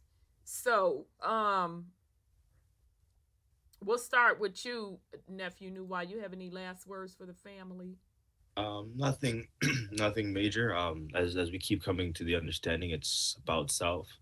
Our genealogies will help us, let's say, navigate our family's bloodline to understand ourselves in terms of what makes us up, but in terms of our goal, what our intentions, what we signed the contract to do to come into this plane and accomplish, that's within ourselves. That's something we have to search for ourselves. So I think it's more the spiritual work that we're all doing now, the people that are finding this channel, finding this information for the first time. Congratulations on yourself, because the fact that this information is resonating with you in the first place means a lot for who you are as an individual, because the same thing happened to me. I thought this was BS, so religion's everything, and then you start to realize, no, it's not. These things make more sense than what they're telling you to the left. So with that said, thank everyone that was on the panel. Brother Odell, big up to yourselves. Sean, Scotty, Auntie Sandra, and Auntie Rhonda, have a good night. Love you all. To the crowd, better see some likes up in here, please and thank you. Some flames up in the crowd, in the chats, please and thank you for Brother Odell. You may have dropped off, but we love you anyways, brother. We appreciate the energy. Yes. We do want to say thank you, Brother Odell. We appreciate it. We love you. And so we can just light some flames up for him, just because he wasn't here. Yeah, put some flames in the chat for Brother Odell. And sis, Anasty said, she said, bless Brother Odell. We love him and tell him thank you. Yes, we so appreciate it, Brother Odell. Please get some rest. I will sync up with you. You sync up with me when you get an opportunity, and we'll discuss what we need to discuss. But please get some rest, because I understand you doing this back to back, week after week, and you're literally not getting any sleep. So we love you, and you know it ain't no rush for us, because we'll talk on the back end on it. So thank you so much. Let me give you your applause, because, child, that biblical stuff, baby, that biblical stuff. So we turn it left and right. Like, we can go any which way you want with it. Which way you want, go with it. Yeah, but just the fact that he's breaking it down the way he is with those another ages, way to break it down. that stuff is important. Definitely. That's very, very important. So yeah, we truly, truly appreciate you, Brother Odell. Son Scotty, you have any last words for the family? Yeah, just real simple. Everything is about consent. We see that, they will take it anyway. You can knowingly consent to the bullshit or just be blindly ignorant. And, that's what they betting on for most motherfuckers, to just blindly go into it, because they don't know their self-worth. They don't know their genealogy. They don't know, they don't have the self-esteem to make these right choices, and they don't give themselves the opportunity to see beyond what's given to them. And they don't see that it's layers and layers of coding and scripts and veils and, just a lot of fraudulent shit going around that, people just decided to consent to collectively consent that this was the truth and this was the history and this was the narrative.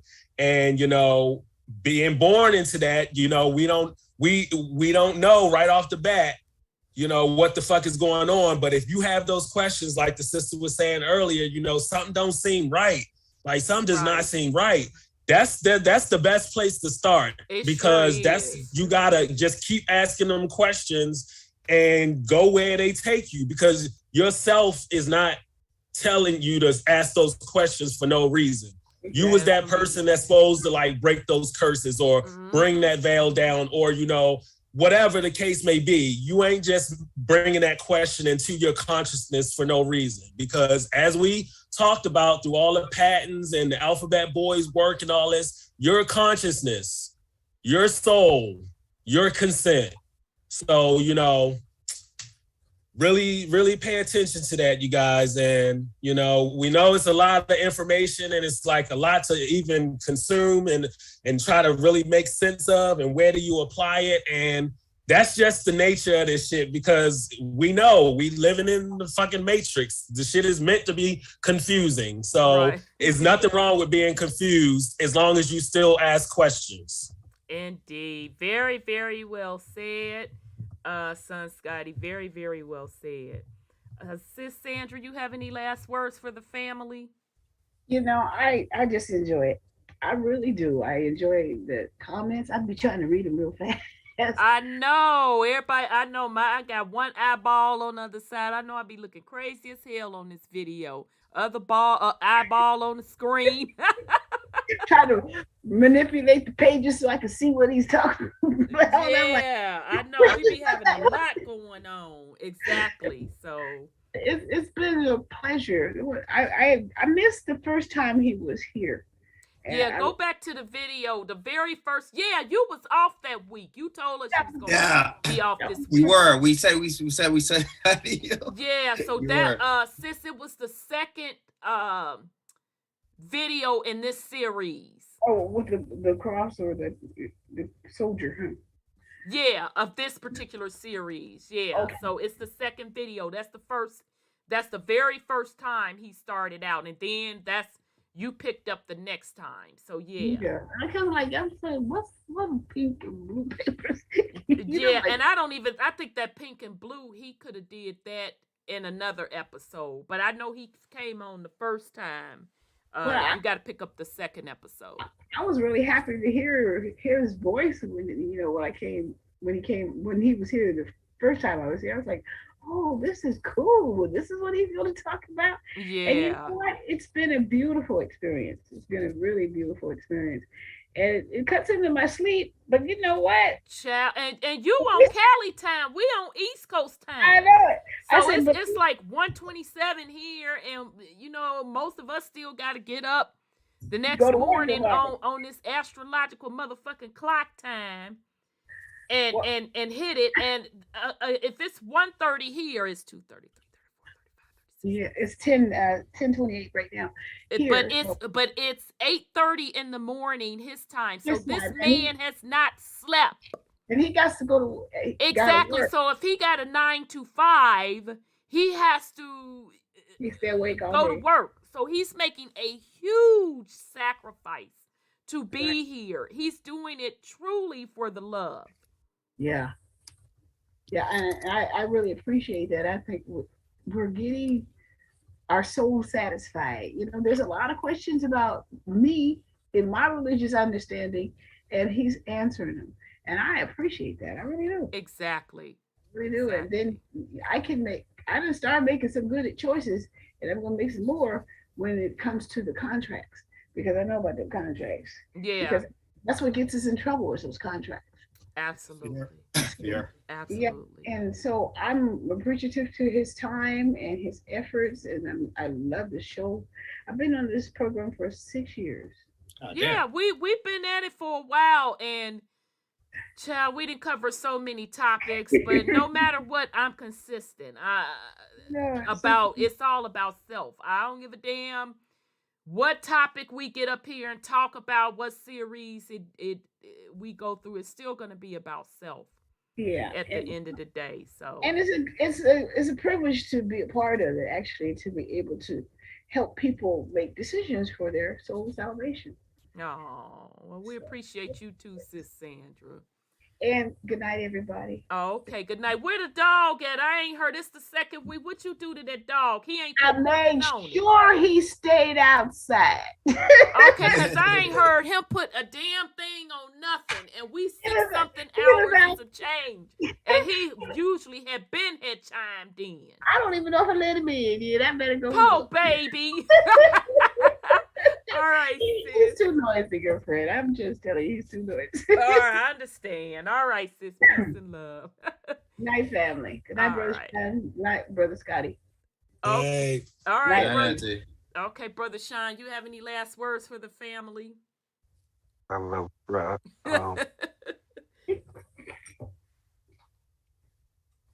Living off the fame or infamy of your ancestors. What are you contributing right now?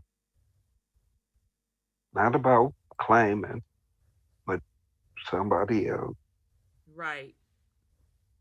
That somebody else got. I mean, how is that making your ancestor proud by just claiming fraudulent shit? Mm. Can't nobody prove shit. Nothing. Mm. You say you can, but how is that profiting you? Does it take recognition? Does it take treaties? And through that recognition, treaties or patent, how long do you have to wait? I know that's right. Yeah. What they gonna kick you down with? I mean, if you wait no reparation, I think everybody keep talking about the fact that these are fiat notes. It's not real. The Feds, they're about to have digital currency, a central bank digital currency. And then you have the other digital currency, which is private. So that's safe because it's private. But wasn't the Federal Reserve private? Wasn't the central banks private? If they still private. They still are. Exactly. Was. Exactly. Was. I'm just saying. Anytime you're dealing in their game, any type of quote unquote currency that they say that you need to trade with, they're in control of. Mm-hmm. The only thing that you're in control of is your energy, and you give it away. You don't get shit tangible, but the only currency that's real. Love y'all. All Wholeness right. and power. Thank you, Brother Sean. So let me give Love you all more. of the panel, my co-host and hostess, a round of applause.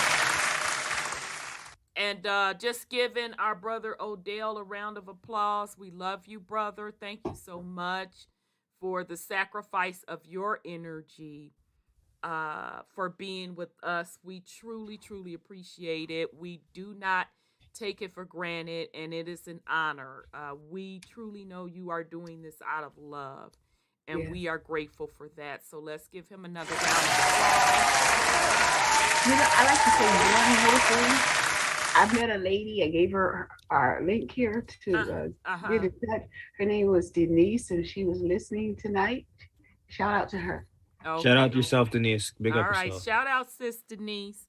Okay, and then thank you, Brother Charles. He sent a little donation, so thank you, brother. That was sweet.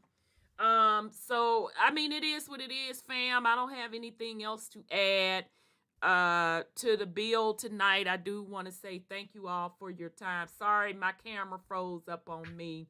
I guess all this energy up here tonight or this morning at this point. So I just want to thank you all so much for hanging in there with us.